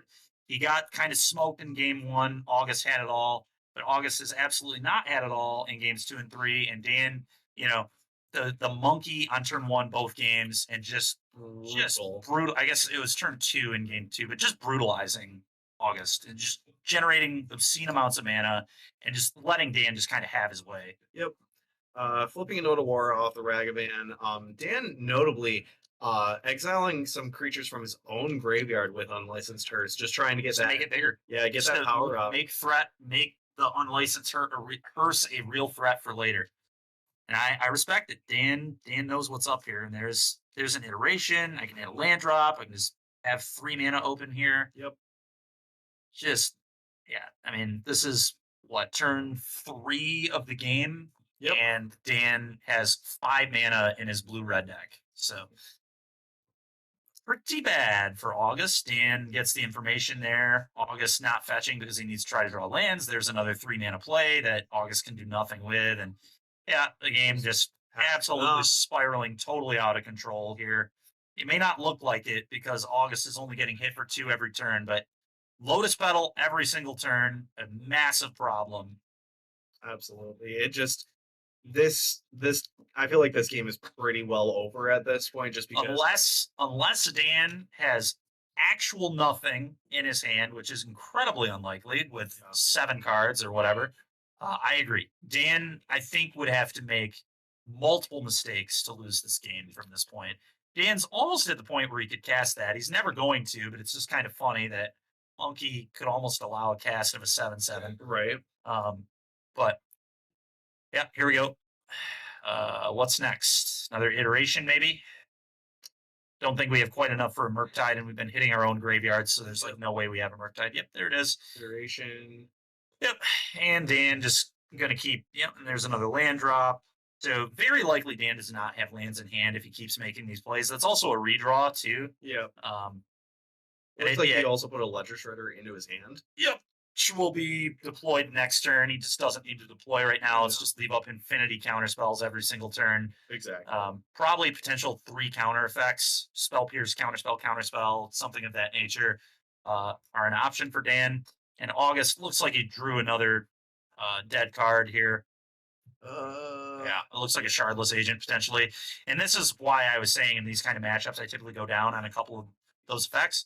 Okay, he's going to grief. He was about to move to discard, so he might as well just use the grief. Yeah. It's time to see how good Dan's hand is. I imagine it's going to be nuts, but here we go. I would imagine. Iteration, counterspell, iteration, Archmage's Charm. Consider. Okay, his hand's actually pretty bad. Yeah, it's not the greatest, but again, he's going to be fine because he has another 2 iterations. So clearly, Dan did not cut an iteration in the matchup. You have 3 redraw effects, and as well as technically a 4th, plus another counterspell. Yeah. Dan's going to be fine, but his hand was weaker than I thought it may have been. Fair. But it's with August stumbling this long, it's just so hard to imagine that Dan could lose from here. He is going to have to draw horrendously off the top of his deck. Horrendous. Just brick of lands. Yeah, just a complete mountain. The Mount Everest of lands, and then August will have to have a Force of Negation effect or something. Or another grief effect and hit the land drop. Yep. But the funny thing is, even if August resolves a Living End, the Living End isn't even that detrimental right now. No, Just it's be really buyback a grief and potentially buyback something else, but and then like August potentially would still have to just like beat, and there's still an unlicensed person play too, just which this could unlicensed just person is going to beat him down. yeah, yep. But yeah, Dan just keep having his way, counterspell the hand. It looks like so we've got another one of those that August is going to have to beat. I mean, this is just yeah. Oh sure, exile spell pierce. So we didn't have a land. Yep, August is throwing it in. August says, "I've had enough. I can't stop this." Yeah, the Fluster three, Storm and Ann now too. Yep. What are you gonna do? the So- three off the expressive iteration, all being counter spells, is just kind of that's a gut punch right there. A little bit rough for August that obviously he couldn't really hit lands, but to be completely honest, this is exactly how I expected games 2 and 3 to potentially go. That's why I said I thought Dan was favored. Dan, a very good player. He's not gonna make any silly mistakes in games 2 and 3 and just let himself randomly get killed, which I've seen multiple blue-red players do in the past in this matchup. No, But I do think this is a bad matchup for Living End. I do not think Living End wants to play against blue-red. no, I think, there's a reason we've seen a lot of blue-red decks doing very well in the challenges on Moto the past few weeks.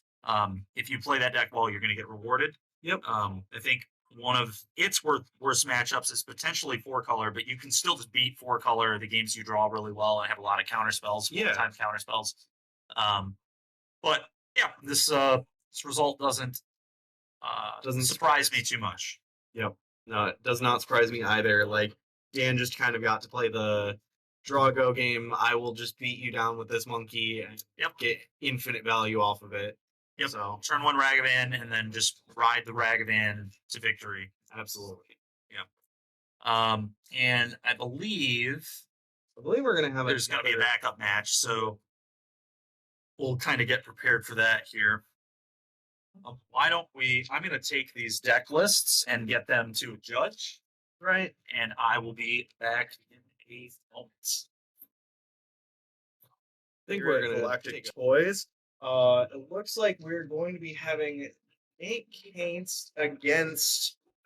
Not quite sure yet. Okay, but we'll get that figured out in a second. But yeah, we've got Nate Kainste, another Team Switch member, so that's pretty exciting.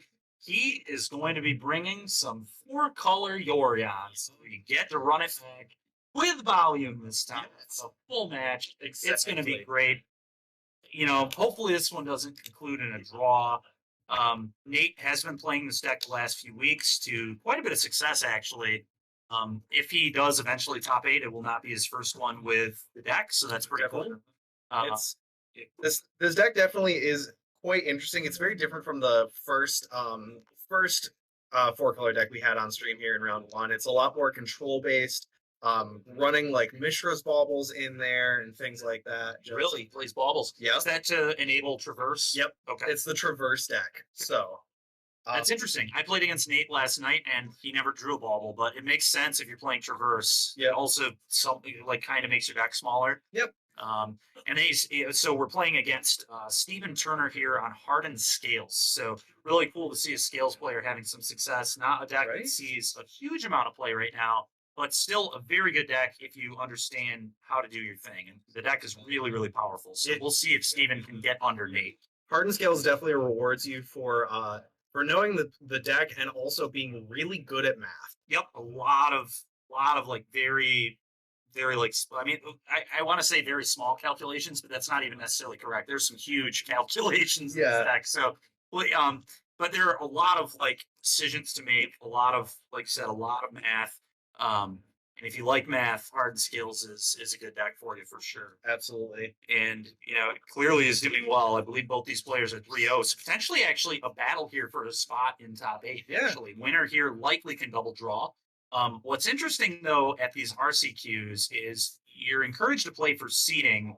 Double drawing can potentially put you at like the 5th seed, which is like, at the end of the day, you're here to win the event. Yeah. You're here to get first place. Like top 8 at a lot of events is enough. You're happy with the top 8. You're still happy with the top 8 here, but you want to win the whole event. You want to get that here, qualification. You're not here to get 4th place and go home and make like minuscule cash. Although, it ended up being what, a 2K here today, I think. I believe so, yeah. So that's, you get a little nice cash flow and you get that Nykthos, but players here are here to win. Yeah, You know, you want to get first place. they want more that spot. than normal. So we're getting into the meat and potatoes of this tournament, where Yep. we're definitely seeing some hard fought wins and pretty crushing losses here. So. Kainste leading on a forest, and I expect, well, it was a wooded foothills into forest, and I expect a growth. Yep, here it comes. Boom. On a growth, draw my card. Rainbow land, please.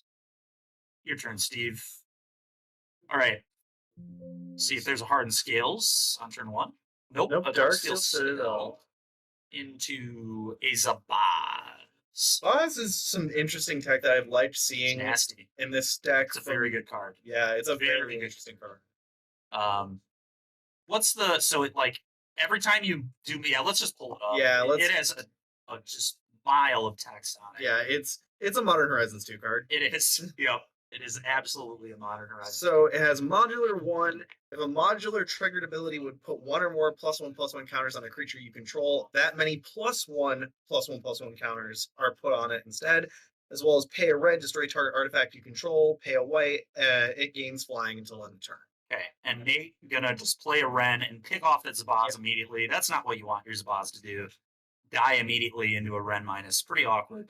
That is definitely the way to fight this Hardened Scales deck. Is you definitely want to just pick off their creatures while it's just the one. God, Steve just playing this into a Ren minus. Pretty awkward. That is not great. Nate can just pay. Okay, he's going to plus. So Nate needs mana. That's a big sign of I need lands. I don't have a land in my hand. We got a plus. Okay, so Steve does. He has a land in his hand. Okay, that was an interesting line. I think I think Nate here probably should have minused and just killed that thing immediately. Paid the ward, and then if he had a land to play, then next turn he could have plussed. Because this is like danger time now because we now have the Oswald and another Zabaz. Ren can die. So, but Nate could have a Solitude in here, and he does. Yep, here comes Solitude, I think, or actually even better, it could be Ice Fang Codal. Yeah. Draw a card, block, kill your guy. Oops. That seems quite good. And honestly, maybe that's what's going to happen here. I kind of think that's what's happening. So that's why Nate didn't do the minus play. Yeah. So good play on Nate. My play definitely wrong if given that you have an Ice Fang Codal in your hand. We are getting deck lists. Here comes deck list for us. Probably not going to go into huge, massive deep. You can talk a little bit about the list there. All right. So Nate's deck has the some not surprising suite of just 4-color lands like Temple Gardens, Steam Vents, the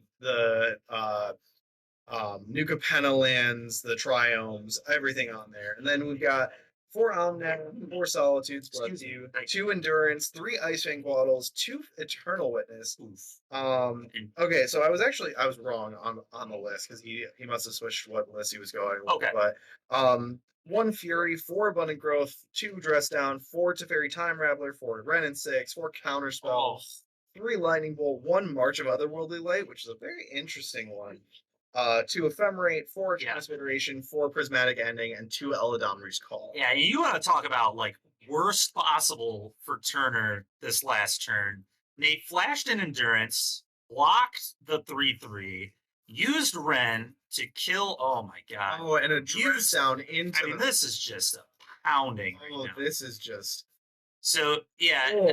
The Endurance blocked the 3/3. The Ren pinged off the Zabaz. Zabaz again got no value. Then Nate followed up with the Dress Down to then just basically 2-mana counter your spell, draw a card on the Ballista. And now we're Omnathing with a Ren in place. So, yep, here we go again. Omnath just going to absolutely take over the game. We're going to gain potentially 7 life a turn cycle. We can also gain 3 life a turn cycle. And generate like 5 mana every turn. I mean, this is just going to get very out of control. Notably, the game's about to be over. Steven also just choked on mana over there. Forest, Darksteel Citadel. Really unable to keep up with what's happening. Yeah, and there's a plus. And Nate in very, very good position to, and there's Fairy Not You. Just embarrassment of riches. And things are going to get much worse for Steven as every turn progresses because Nate will have more mana. Pretty soon we're going to have a Yorion able to flicker out the board and get bounced to our hand to reset. Yep. It's very minusing to balance the growth, to replay the growth, draw a card, make the island a rainbow land, and be an attack. Livy should have drawn 2 cards there, shouldn't he? Yeah. And they're trying to. Just another annoying thing about the 4-color deck. It's so easy to pick up GRBs. Technically, if he missed a draw, this could end up being a GRB if they end up calling a judge over. Now, it won't be if they don't, but Nate did catch it pretty early, so that's good. Yeah. But if you actually miss the draw and then catch it like a little bit after, that's not a missable thing. You have to call a judge. I actually had this situation come up playing a 4-color mirror at one of the Energy Lansing. And we both got a GRB, which was pretty annoying, honestly. But there's so many like draws that you can just miss a and it looks like I don't know if they're backing up. I don't know exactly what's happening here, but they're fixing the problem. Yep, it looks like it. It looks like they're pulling it back a bit. Yep. Now Nate is full. Nate was kind of trying to shortcut, it looks like. I see. And Steven was having a bit of an issue with that, so they called the judge over. Oh, like everything's all good now. Everything's all resolved. Great. That's good. Steven playing the Urza saga, that'll help him out a bit for at least 3 turns. Playing a Hangerback Walker. Yeah, I mean this game is so over. There is just not a chance on earth that Steven can get back on this game. Nate even plays mildly competently. So I don't think like Nate would have to even if Nate draws badly, like Nate just has so many resources now that it just doesn't matter, right? Like we're gonna get to start looping Yorion with Fairy, which is really busted. Well, notable thing too, he has a second Teferi in hand, so what he could do if he really wanted to was he's already plus the Teferi for this turn. He could cast the second Teferi and bounce the Backwalker just for the added I'm killing you. Yep. But this is pretty much just mop up duty. Nate's gonna control the board as much as he can. Yep. I wouldn't be surprised if we see like another ending here to deal with this Walker to get it out of the way. Solitude to get it out of the way. Who knows? Nate could have any number of things here. Absolutely. Excuse me. But in the sports world, we call this garbage time. Yes. This definitely this feels like a not great matchup for Scales. For Scales, absolutely. Especially with like Steven's hand was pretty horrible. He mulliganed to 6, didn't have Scales, didn't have like anything too exciting. He had the 2-mana creature, and it just died to endurance. Yep. This has been every turn Steven's gotten kind of annihilated in this game. So we'll see if he has a Scales that goes unchecked in game 2 or 3, assuming we go to game 3, things could go good for Steven, but we'll just kind of see what happens here. Yep. So Express Federation and Ice Fang Waddle getting found off of this traverse, I believe. Yep. So those are just even more value. Yeah, and I mean Steven's on a 2 o'clock. This game's just like completely over. And what Nate can do now too is he can just like play a land, not get mana, and then on the following turn, Omnath with another fetch land that's 3 land drops, so that'll be 4 damage to Steve's face as well. Yep. So this is just like I said, Nate's just cleaning up here. Game very much over. And this has been really, really dominant display from 4-color in this game. This game was not even mildly close. It's nice about that speed problem that we were talking about earlier. Yeah, this is nice because this is the 4-color control deck versus a pretty quick deck. Yep. Games are going to be decided somewhat quickly, so the whole time constraint issue, not really a huge problem. Absolutely. A lot different than the Urza combo deck, which is actually somewhat of a mid-range deck. Yeah, it's a pretty grindy deck. Yep, it can grind for sure. And we're not going to have that issue here, I don't think. Nope. So Steven again casting Hangerback Walker and the Zavaz for Zavaz number 3. So there's another Ice Fang, and Nate can pick off the looks like he has a kill spell. That looks bolt. It was some form of the one of the adventures in the Forgotten World. Oh, It's like, he killed the hanger back, so now he can pick off token. See you later, token. Yep, and we can just kill that and kill opponent. And here we go. Next game, please. That is 7 damage. I am at 7 life. On to game 2 we go. I'll just go ahead and talk a little bit about Nate's sideboard and what might be coming in here. So, Nate's sideboard, not including the Orion, is 2 Supreme Verdict. I think that's probably a safe bet. Yep. Meddling Mage, which is a very interesting one. I'm not sure if that could come in, but I don't think we want it here. We want that in the Cascade matchup, Yeah. I'd imagine. 1 Knight of Autumn, probably not the greatest. Like, I know it can get rid of artifacts and enchantments, but you don't want just a single kill of an artifact or an enchantment. Yeah, I'd still think it might come in, but we'll see. I think counterspell is going to be pretty bad in Yep. this matchup. So that's like 4 cards. I think that Nate can. Yeah, he's got Yep. 4 of those. So that'll be 4 free cards that he can board out. So he'll have some maneuvering he can do with the board. But so far, I agree. Verdict's coming in. And Knight, I think will come in, but we'll see. Yeah. We've got 1 more Dress Down. That seems fine. Yep. 1 Magus of the Moon, 1 Obsidian Charmaw, 2 more Endurance. Yep. 3 Chalice of the Void, 1 Emberpool of the Promised End, and my favorite one, which I think is hilarious and will come in this matchup, 1 Tails End. Tails, Which, if you don't know what that card does, I will, because it's definitely it's not a card you see often anymore. It is counter target activated ability, triggered ability, or legendary spell for 1 and a blue. Yeah, so funny story about this card. He actually just blew out Dan Stop with it last round when we saw it earlier on Belcher. He countered the activation on a Belcher and it won him the match. Makes sense. Yep. Yeah, we'll see if it. I don't know that it'll come in here because I mean it can like counter some cool triggers or whatever, but it's not countering a lot of cards. I don't know. We'll see. I don't think you really want to be countering anything in this matchup. I think That's fair. you kind of want to just be killing your opponent's threats and just keeping them off the board. So, but we'll see what happens. But there are definitely some tools there. I think the Magus of the Moon likely comes in, so you can tutor it with the or with the Traverse, with Aldemari's Call. Which is he on? Traverse or Call? He's on Call. Call. Okay, so tutor it up with Call, and like be able to remove sagas, things like that. The skills deck actually somewhat weak to Blood Moon effects because they have a lot of like non-basic lands. Yeah. Like shut off man lands, you can blow up Urza sagas, things of that nature.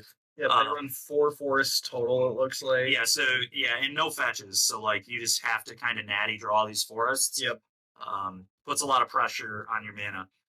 As far as this deck goes, we've got 1 Relic in the board, 1 Animation Module in the board, 2 Void Mirrors, 2 Damping Sphere, 2 Torpor Orb, 2 Grafdigger's Cage, 2 Pithing Needle, and 3 Nature's Claim.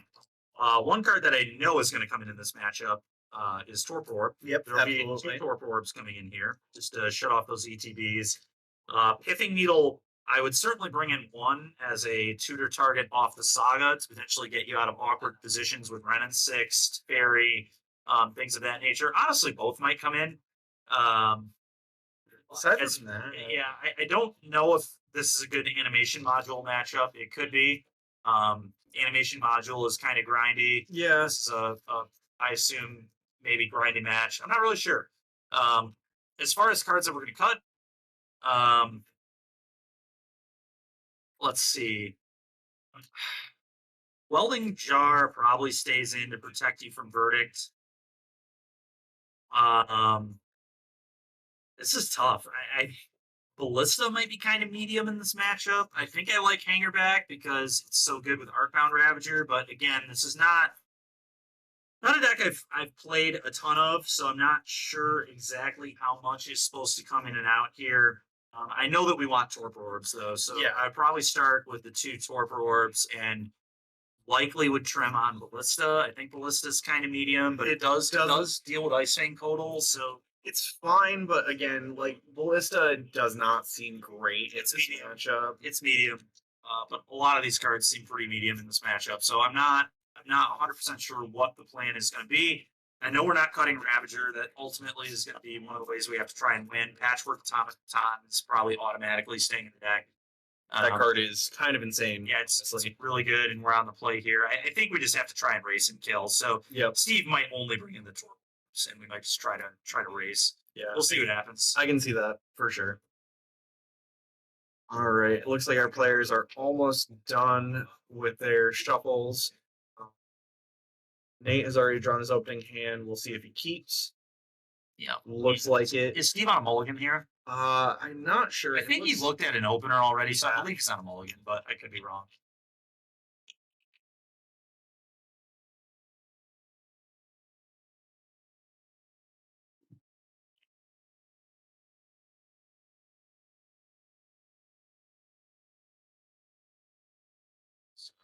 Steven, I believe on a mold 6. See what he thinks of this. Yep. And he is certainly on a mold 6. Is he on actually?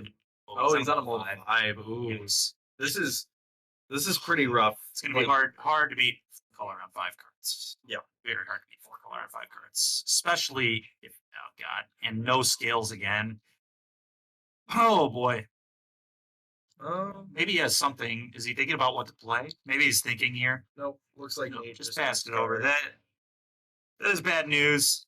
If we have a turn 2 patchwork, maybe we can do something, I guess. But this is a really bad start. Inkmoth Nexus into Torpor. That's why he kept it. Yeah. The problem with this hand is like Torpor is not good enough if you're not pressuring. Yeah. And also Nate has a lot of ways to just potentially deal with it. Torpor is an interesting card against these decks because, like, yes, it does do something, but like you have to have it backed up with pressure. Like it doesn't like wall them by any means. They're also prismatic ending decks, so they can deal with it. Yeah. So you don't just like want to not have them under pressure because then they can find answers to this card.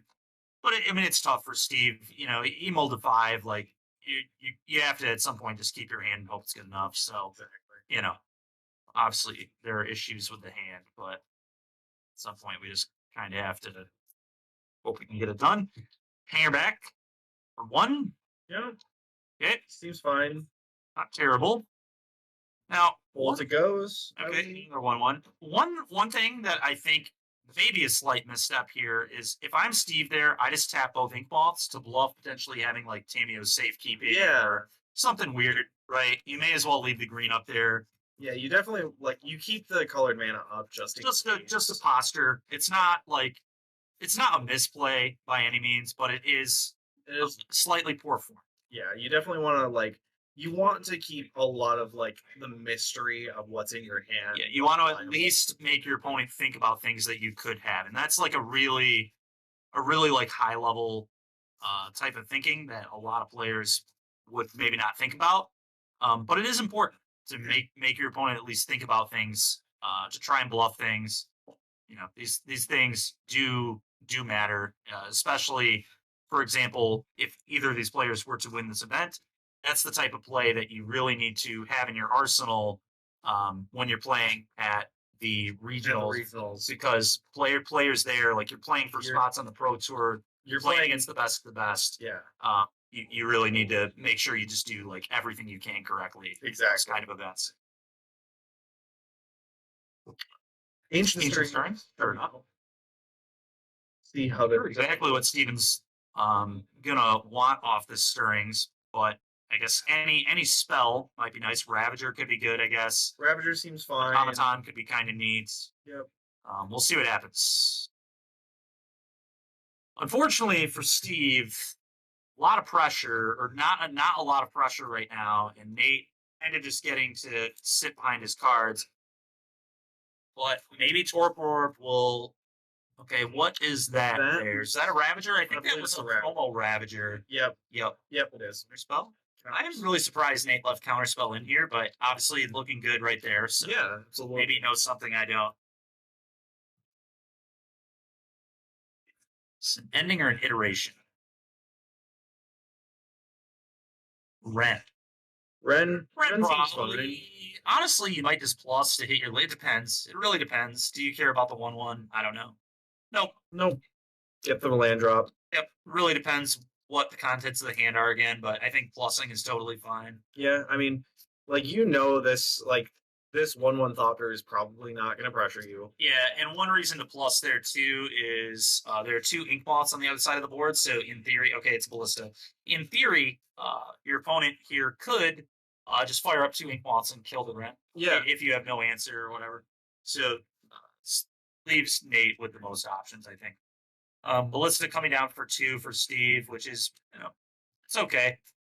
Steve is just, I think, in a really bad spot. It's not enough pressure. We mulled to 5. We're low on resources. We don't really have any crazy amount of pressure going on right now. This is definitely the deck that he wanted to avoid today. And yeah, Steven, I agree. And hopefully for Steve, if he can win next round, potentially draw in round 6, maybe he can dodge 4 color and top 8. Maybe someone else can take Nate down for him. But Nate, kind of a one-man wrecking crew with this deck right now. He's really been crushing locals lately. So Nate's going to be tough to bring down. Definitely knows this deck pretty well at this point. He knows a lot of play better. Hasn't even really been playing it that long. So pretty impressive he's doing as well as he is with it, honestly. But then again, like Nate has played a lot of these mid-rangey kind of control shell deck for sure. Kind of a former like Jund aficionado. And it's a little different. It's obviously a little different than Jund, but like it's a mid-range deck at its core.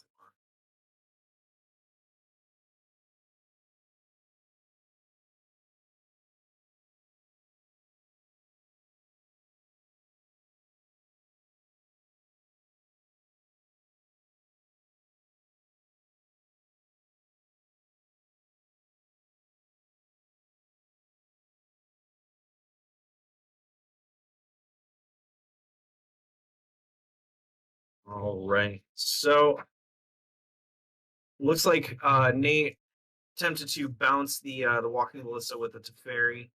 Walking Ballista responded by killing the Teferi. Okay, makes sense. Yep. And then probably did something else to 9-8 the card as well. Right? Yep. Makes sense. Okay, pretty good.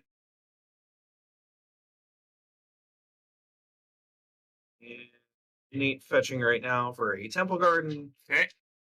Orb's still in play at the moment, so Ice and Cold not particularly impressive. Right, but I still think Nate's in a pretty solid spot, right? Oh yeah, Nate's in a great spot. Yep, Aldomari's call. I'd be very surprised if Nate loses this game. And Aldomari's call, like, Omnath is still insane, even with Torp Orb in play. Yeah. It still just gains you a billion life. It still does everything. You don't cantrip off it, but whatever. Yeah, you like. So we'll see if he gets it. It's honestly the least worrisome ability on that card. There might be something even better than Omnath, though. It looks like he's thinking about just getting a Fury to be a 3/3 double striker. Well, he does have an Omnath in hand. Oh, okay, so he's not going to get Omnath. Then. Yeah. He'll get something else. He'll definitely get something else. So we'll see what he decides. But yeah, I mean, how many cards? Steve has at least one. It looks like 2 cards in hand still. Yeah, 2 cards in hand. I think the only way Steve might be able to steal this game is there are 2 Yawgmoths in play, and there's a chance that maybe Ravager could make these Yawgmoths a real problem later. But unless that exact situation arises, I think Steve is going to fall here. Yeah, and it looks like the Omnath's coming out. Yep. Why not? Let's just start gaining life. No draw, but... No draw, who cares? Omnath is still just completely ridiculous. Such a stupid card, man. This card is so good. I think if anything were to get banned out of the 4-color deck, this is a strong consideration if there was a card to go. Fair. And I mean, there's a reason Omnath doesn't exist in multiple other... It got banned in Standard.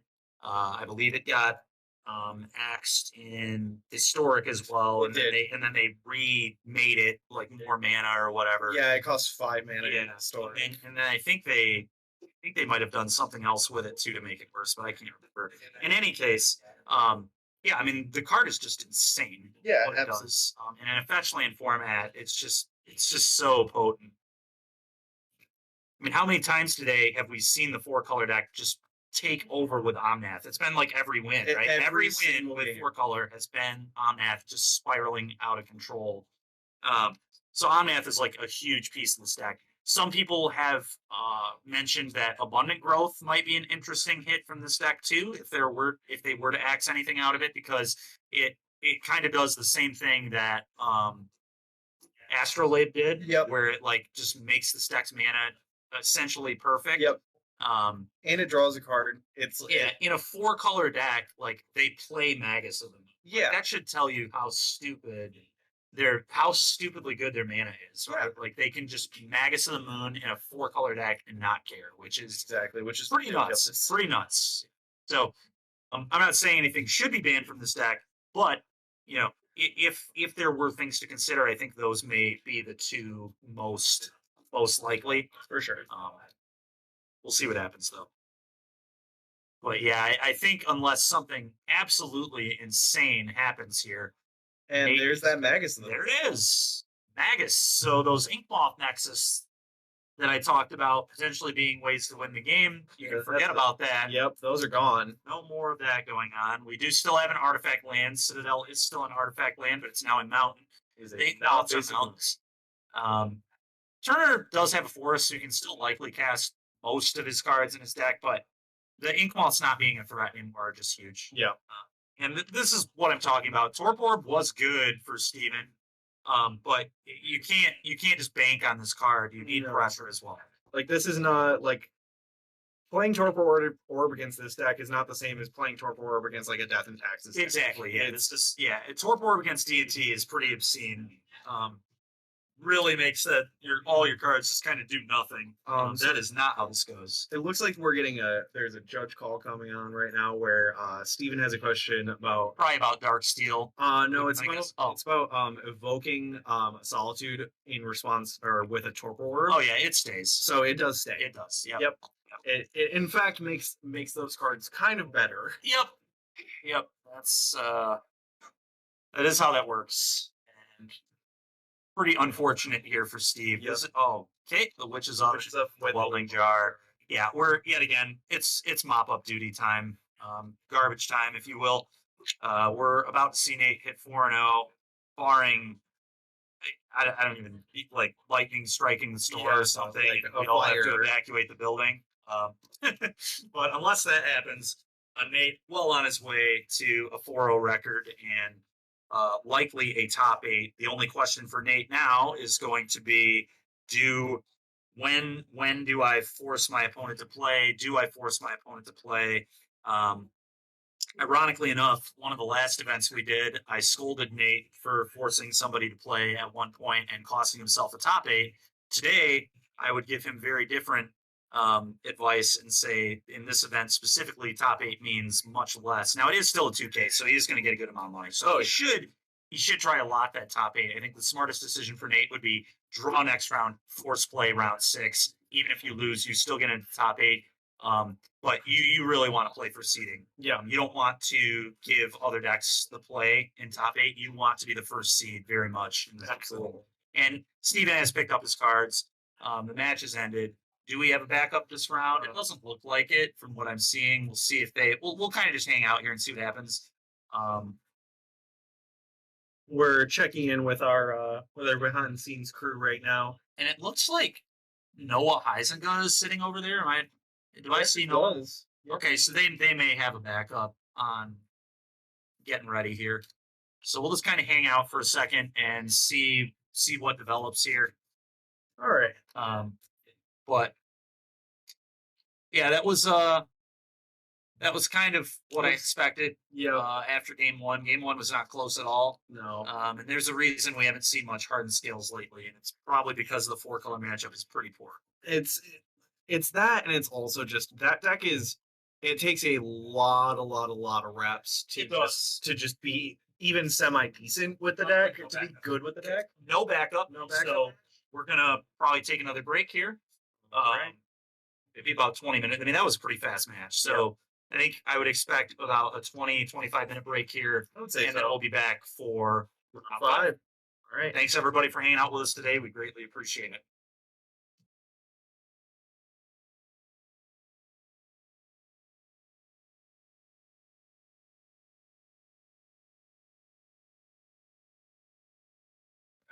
All right, so we have a special middle of the round programming. We've got Nate here who just won the last round on 4-color control. We're gonna do a deck tick with him. So Nate, what was the reason that you decided to go with this deck for this RCQ? I've been doing really well with it. It's really easy to pilot, and it's really forgiving, and I make a lot of misplays. So Fair enough. What would you say is your the standout card for this match? Because I would say from mine and Steven's perspective, it was definitely Omnath. Omnath's kind of been the standout card in the 4-color piles. Yeah, well, yeah, Omnath is insane. It should be banned. Fair. They should ban Omnath.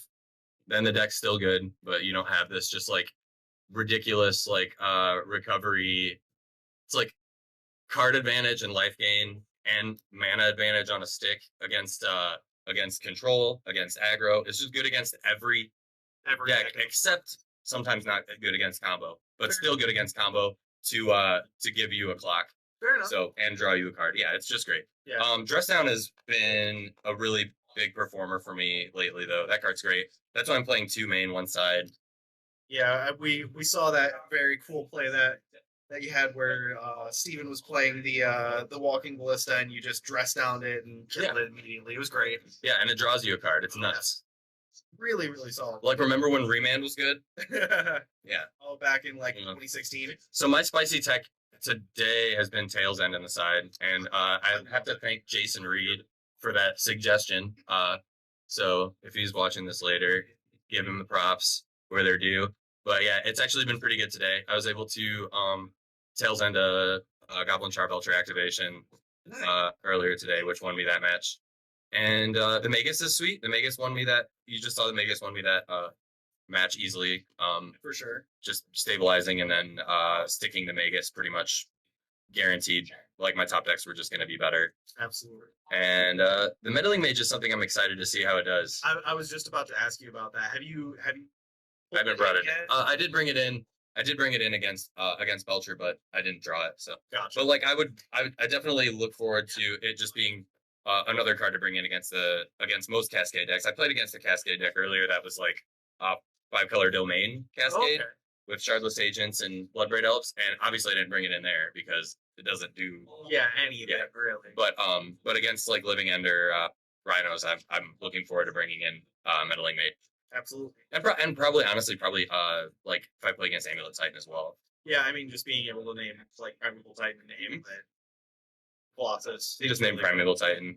The Cultivator Colossus we have to answer, but since it's the one of, I think that's yeah. But yeah. Yeah, awesome. Well, good luck in your next couple of rounds. We hope to see you in top 8. And great rest of your day, man. Thank you.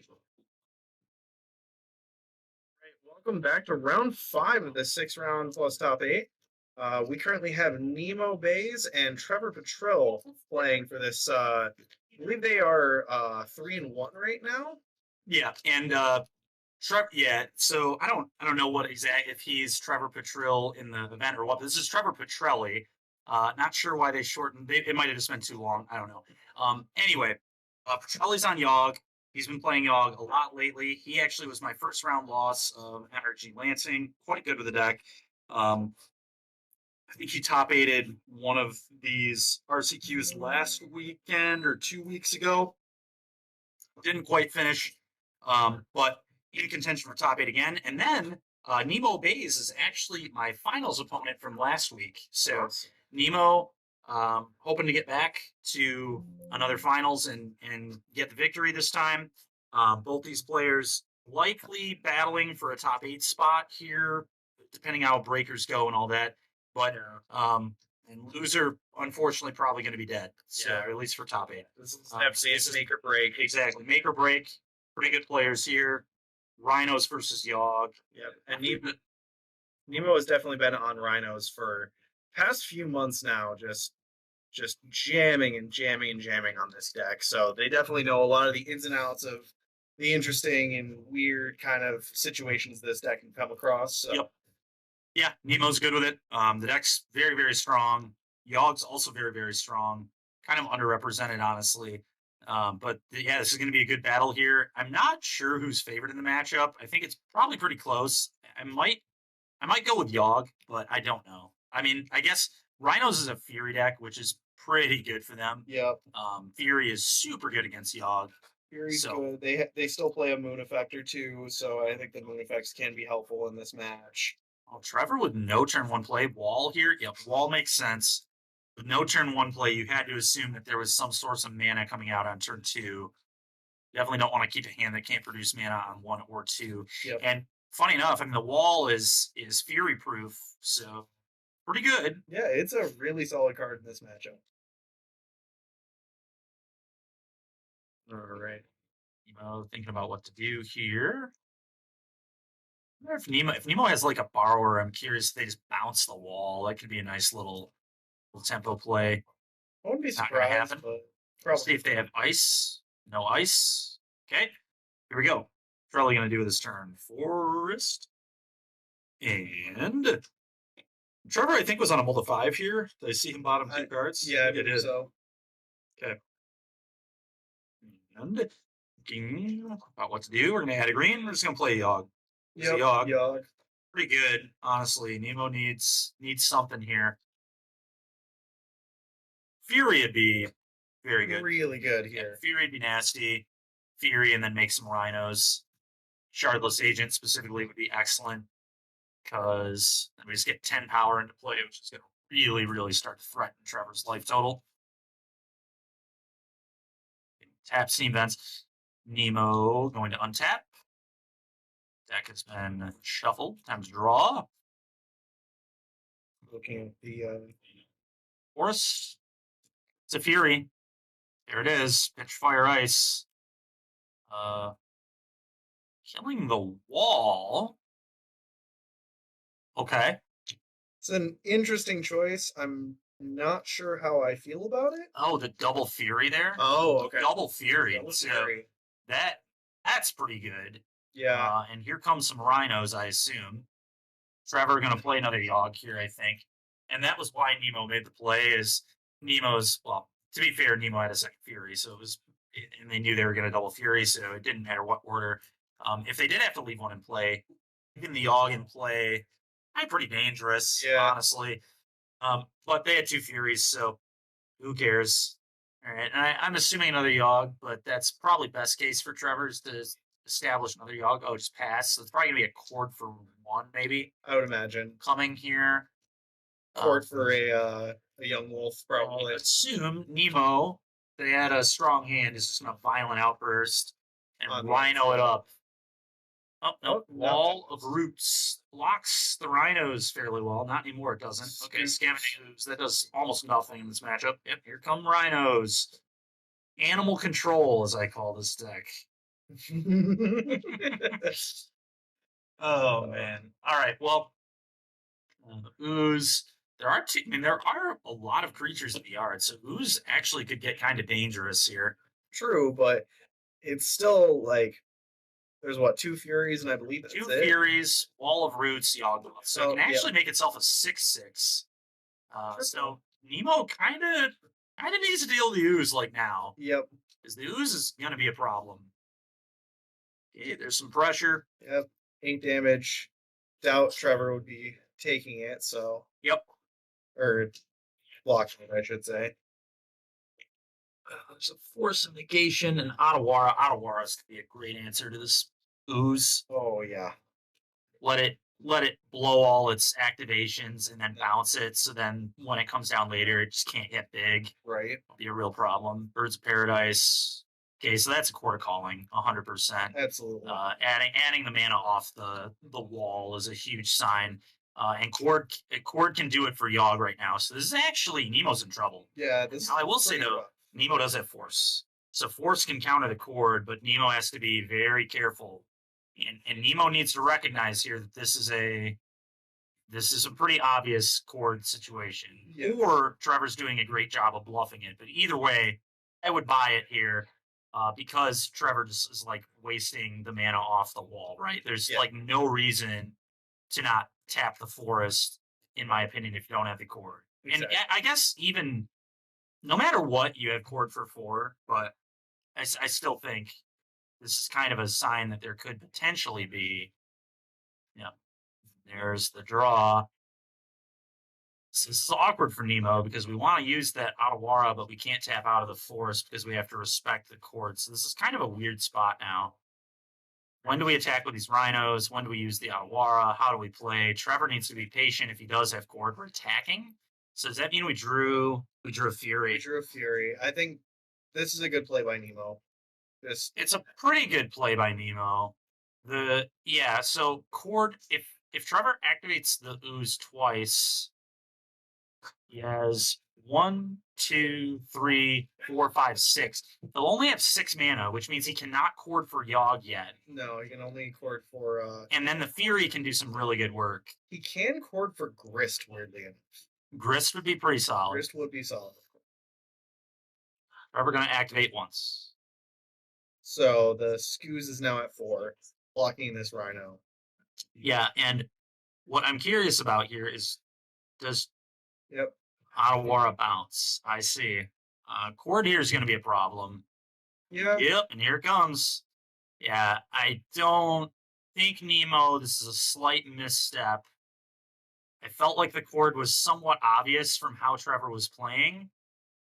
And Nemo, I don't think, respected it enough. And now we're in huge trouble. Yeah.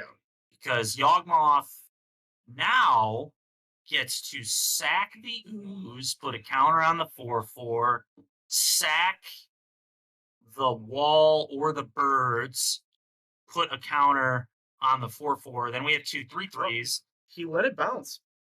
Interesting. Well, I don't know what's in his hand. There might be a reason for this play. It looks like. Oh, you know what it is? He wants the ooze to just be able to come back in and eat things again. Yeah. So that's what's happening here. And the life gain's actually like pretty important too, because it's going to let him activate Yawg more. Yeah. Now Trevor at 5, but proliferate's real now. We can like tap 2 black lands, discard a card, proliferate, make both those Rhinos 2/2s. Okay, we got a message. Got a message for you. There it is. Okay. Ooze. Trevor has no cards. And only 1 ooze activation, but I think Trevor's in quite good position here. Both Rhinos are currently 3/3s if I'm keeping. Double Fury. Oh! Okay. Fury, pitch Fury. That could be good, pending. You definitely should hit, I feel, the ooze needs to die. The ooze does need to die. It's rough. If I'm in this position, I go ooze Yawg. Or I guess you can't get both. Never mind. There's not. I think you just got to pick the ooze off, to be completely honest. Yawg, with Trevor this low on life, you might be able to beat it. I don't know. That's tough. And then casting the Endurance. Ooh. Okay. That's pretty cool. So I'm in on this. Just shuffle in. Probably shuffling in your own graveyard, if anything. No, just not shuffling at all. Okay. Now, yeah, okay. So I'm curious when the timing of all this was. Yeah, okay. I was wondering if we were getting the messenger out of it. Yep. And we are, and that's just absolute massive. Yeah, that is. Wow, what a sequence there. Yep. For Nemo. I felt like Nemo was in pretty bad shape, and all of a sudden, now we have to chump with our ooze, which is not at all what you want to do with this. That should be a 3/3. I believe they're both 3/3s, if I've been keeping track of this correctly. So we just have to trade and go to 1, which is a horrible spot to be in. We can't even activate Yawg anymore at 1 life. I think only one of them is a 3. Oh no, they are both 3. I think they both should. Yeah, be. They are. Otherwise, Trevor would be scooping. He's dead. But yeah, this is rough. I mean, Trevor couldn't do much about this. Nemo, after not forcing, I thought Nemo was in pretty big trouble, but Nemo's rips here were nice. The second Fury to pitch to Fury was huge, and then the endurance with the force in hand, we like needed all gas, and we hit all gas. Just everything was gas. That's rough for Trevor for sure. Yeah. Trevor, I think, played this pretty well, but yeah, there's not much you can do about endurance response to your end dying. Yeah, exactly. I wonder. You know what? I wonder if Trevor should have actually not played the messenger and just played ooze and activated it 3 times. I think so. That may have been better, but I'm not sure how many creatures were in the yard yet. So it's all kind of dependent on that. But it was a pretty sick game, honestly. Pretty interesting. Trevor almost getting there on the Moba 5. Yeah, no, this is definitely an interesting match because it's very much a dance of who's going to bite, like, jump first. And Yep, and Trevor has the benefit of being on the play now. Yep. I'm curious if Trevor has the sideboard Chalice of the Voids that I know Chris Smith has been a big fan of lately. yeah, So we'll have to see if those are going to come in, if they are there. But I know they were kind of talking about sideboard cards this morning. Yeah, so we'll kind of see what happens. I think being on the play will be really important here for Trevor. I would expect agree. Trevor to take game 2 on the play unless he has another unfortunate, like, deep mulligan. Yeah. 5s are rough, hard to win those games. But I think if his deck does what it needs to do, I think we'll go to game 3 here. yeah, I can definitely see us going to game 3. Just I know in Nemo's deck, Nemo. Oh, I think what it's really going to come down to in game 2 specifically is Fury is going to be a huge deal. Yes. As it was in that game 2, right? Yeah, Just Fury- like free kill your Yawgmoth is It's pretty dang huge. good. Free kill a bunch of mana dorks is pretty dang good. I'm curious how Trevor will choose to play the rest of this match. Do I extend mana dorks and just potentially lose to Fury or Fire? Fire's really good against this Fire's deck too, really honestly. solid. Divvy up the 1 points and kill 2 dorks is rough. Kill 2 dorks, kill something that has Undying and trigger it, and then move it or whatever. Yeah. Like you get a lot of value out of these Fire Ices. Sure do. All right, here come our openers. Trevor taking a gander here. Is it good enough? He's thinking about it. Not a quick mulligan. Certainly something to think about. And Nemo, so looking at their hand. From what I'm seeing of their hand, it looks pretty solid. Trevor leading Yep. on a Birds of Paradise. So, Not sure. a shock from Trevor there, down to 17. Yep. What is Nemo going to do? Anything on Probably turn 1? Do we have a dead gone? That's the first question.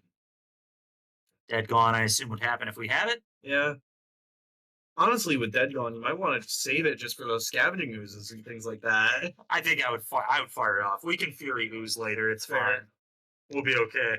I do not want to allow the Yawg deck to potentially play a Grist here. Fortunately, no Grist. Wall of Roots. Okay. Oh, Immediately activate He's coming. Young Wolf, another mana. Okay. So Ignoble Hire. Trevor exposing himself here to Fury. Yeah, A little bit for sure. Fury would definitely be rough here. It kills. Fire would be nasty too. Can you imagine Fury plus Fire here? Fire your dorks and then Fury or Wall would be absolute worst possible for Trevor. Yeah. Down to 2 cards in hand, I believe, too. So we'd be at 2 mana, 2 cards in hand. Just a Young Wolf in play. That would be pretty embarrassing. I think if you're Trevor, you just need to kind of shrug your shoulders and hope that doesn't occur. Absolutely. I don't know that you'd be beating that anyway, so you might as well just pretend it can't happen to you and hope it doesn't. Right. All right. Let's see what Nemo's got in store for us on turn 2. Yep. Well, I see a Fire and Ice in there. Uh-oh. Well, that's a good start. Is there also a Fury and a red card? That would be It's a big question. disgusting, to say the least. Playing a tapped breeding pool. Fury, Pitch, Fire and Ice. Okay. I see. So there must not have been another red card. Yeah, most likely. So Killing the Young Wolf off just so it's less value later if a Yawg does end up in play. Just less sacks. Yep. Seems fine. I agree with this, honestly. Like, Yeah. yeah, you're gonna be taking more damage next turn, but overall it's gonna help you out for the rest of Yep. the game. Yep. And one thing that could be going on here too is maybe Nemo's only other red card is Violent Outburst, and Nemo just needs the Rhinos. It's what it looks like to me. Yeah. Yeah. I can see the Violent Outburst in hand. Okay, so Nemo just saying, I don't need to 2-for-1 myself to kill a wall. Yeah, like from what I can see, Nemo's current hand is Force of Negation, Brazen Borrower, Violent Outburst, a land, and an Endurance, I believe. Okay.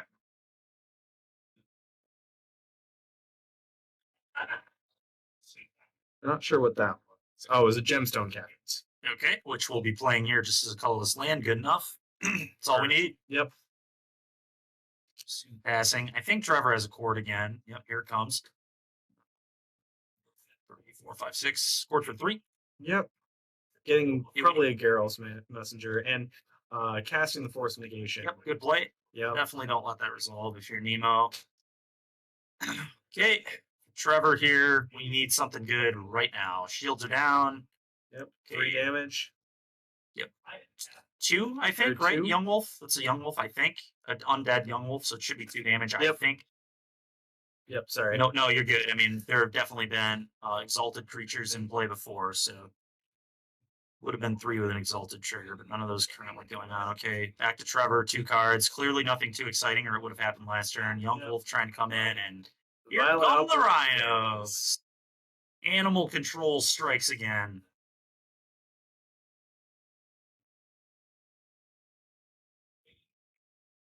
Okay. Here we go. Wolf has been blocked and for the land, and Trevor in big trouble. Trevor in big trouble. This is why people play Rhinos. This is why people play Living End. Kind of what they do. The Forces, really good, and then the Inherent. I mean, the Rhinos are just such a quick clock. Ooh, okay. Is this a Yawg? Maybe? What is this? Another Cord? Another Cord. Cord for 3? Oh my god, dude. Another Force. Just everything from Rhinos here. Nemo just Drawing like an absolute madness. drawing like hot fire, as the kids say. And yeah, so unless Trevor has like an insane top deck as well, I think this is probably going to be the end of the day for Trevor, unfortunately. It's Unless he can squeak in at X2, which theoretically is possible if breakers really go his way, but it's unlikely. I'm sure he'll play the last round regardless, but bad shape now. And Nemo likely going to be a lock for top 8, but that will also depend on breakers. Let's kind of see what happens. But there's the attack, 8 damage. Yeah, Using the Pete land, it's a heads up play there. Yep, just try and get whatever you can. Trevor just extends it. Yeah, no gas, unfortunately.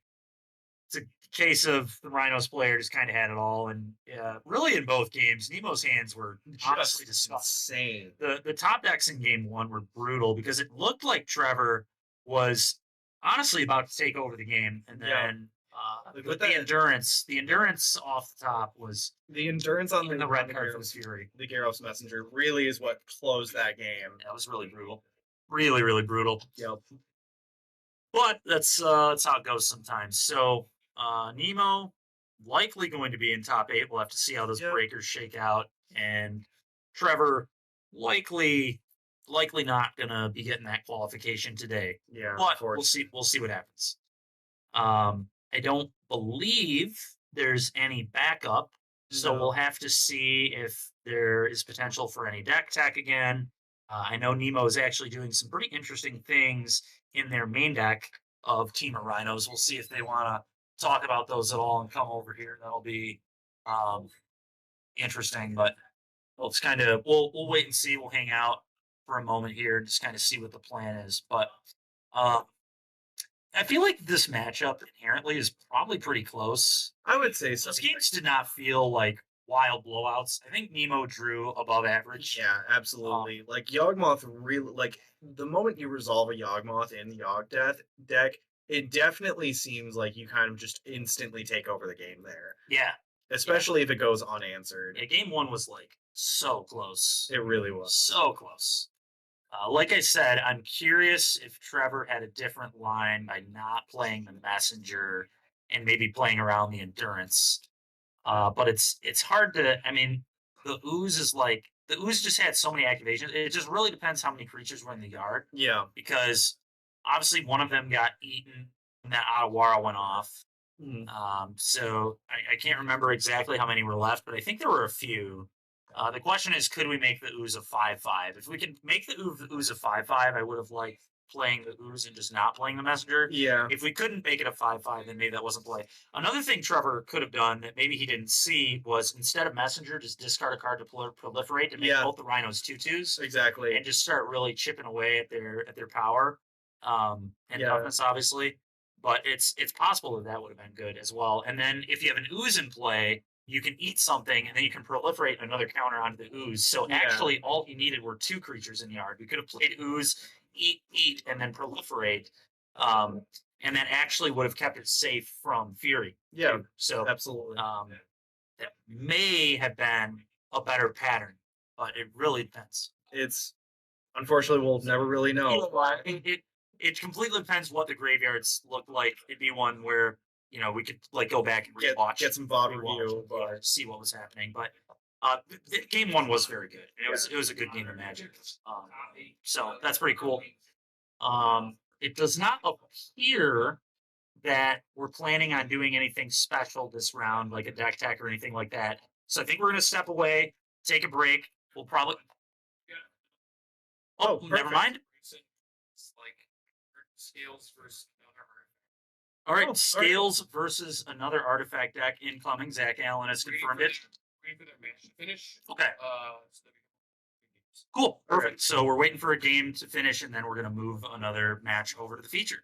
So From what Kyle's saying, we should take a break and then just come back when we have that. okay, cool. So what we're going to do is we're going to take a very short break. Yep. Short break, probably 5 minutes tops, maybe a little more, but short break, and then we will be back for a continuation of round 5 action.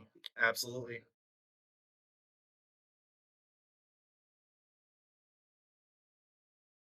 All right, everybody, welcome back for a continuation here of round 5 action. We've got Steven Turner again. He was actually on last round, lost to teammate Nathan Kainste. He is on Hardened Scales, and it would appear that the match here is 1-0 in Steven's favor. And Matthew Krennock here, or Krennock, is on Crackdown Combo, which I know is a Oswald Fiddlebender deck, apparently. Yep. It's it looks like it's in Esper. Yep. Yep. Yep. Treasure Vault. So yeah, they're just kind of comboing off, it would appear. And it looks like they might be sideboarding right now. Kind of what looks like's going on. So yeah, let's talk about this Crackdown combo deck. 4 Esper Sentinel, 4 Ingenious Smith, 1 Lion's Sash, 4 Oswald Fiddlebender, 1 Spellskite, 4 Stoneforge Mystic, 1 Crackdown Construct. Do you want to pull that one up real quick? I know there's a legacy deck built around this card too.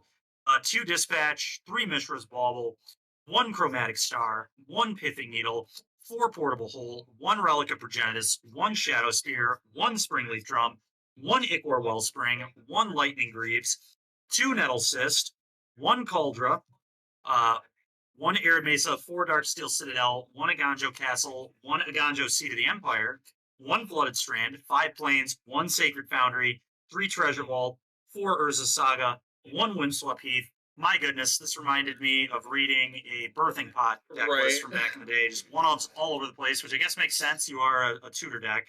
So, Crackdown Construct. Kyle has graciously told me the combo as well, but Crackdown Construct is a 4-mana 2/2 artifact construct creature that says whenever you activate an ability of an artifact or creature that isn't a mana ability, it gets +1/+1 until end of turn. Okay. The combo is using Lightning Greaves. Okay. So you are infinitely moving back and forth Lightning Greaves between 2 creatures and swinging in with the and Crackdown. you give them each +1/+1, and then they. Oh, yeah. God. Okay. That's wild. It is crazy. So you're using the Fiddlebender to just sack your kind of useless artifacts. You're using sacking your Ichor Wellspring to draw a card again and then get into a 3-drop. Things like that to just ramp up into your Crackdown constructs and then just kill. Okay. It is a Giganta deck as well, worth noting. So they get to play 8 cards every game. Big fan. Always. Companions are good. Turns out, what a surprise. Who would have guessed? Seen a lot of companions went on stream today. Yep. Sideboard, 1 Phyrexian Revoker, 2 Dispatch, 1 Cage, 1 Soul Guide, 3 Damping Sphere, 1 Lightning Greaves, 1 Manriki Gusari, 1 Ratchet Bomb, 1 Torpor Orb, 1 Void Mirror, 1 Sword of Feast and Famine. All sorts of options here. Why don't you talk a little bit about we've already talked pretty good about the Hardened Scales deck that was literally just on last round. So I don't think we need to go into huge detail on that one. Maybe just how do you think they might board here? I feel like the Void Mirror is probably going to be good in this matchup. Yeah. How many? Well, yeah. I mean, they've got Dark Scales would be awkward. They have 5 planes too, but he doesn't know the mana base, obviously. So I guess it would really depend. what game 1 looked like, how many Yeah. colorless lands were there involved.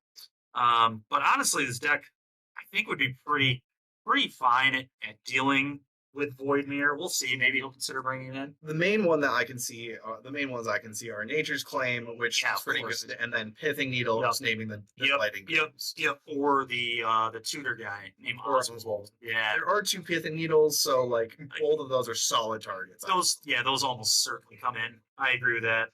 From the other side, I assume Revoker is pretty good in this matchup I would to say. name either Earthbound Ravager or Walking Ballista, or maybe Hangerback Walker in spots. You could name. You can't name Yawgmoth Nexus with Revoker because Revoker specifically says non-lands, but can stop mana abilities. Yep. And So- the actions get started here, it looks like. So Matthew starting off looks like playing a Shadow Spear from what I can see. Okay. Steven playing a Zabaz like he has every time Yep. we've seen on stream. And It's just really good. it is really good, yeah. I mean, things didn't go well in the last match for him, but he's still sitting in a very good spot right now. So Yep. trying to bounce back and potentially lock a spot in top 8. Oswald Fiddlebender sitting down, and Steven is Steve taking a read, so I'm assuming then that likely means Matt did not draw this card in game 1 because I can't imagine he has to read it twice. yeah. But you never know.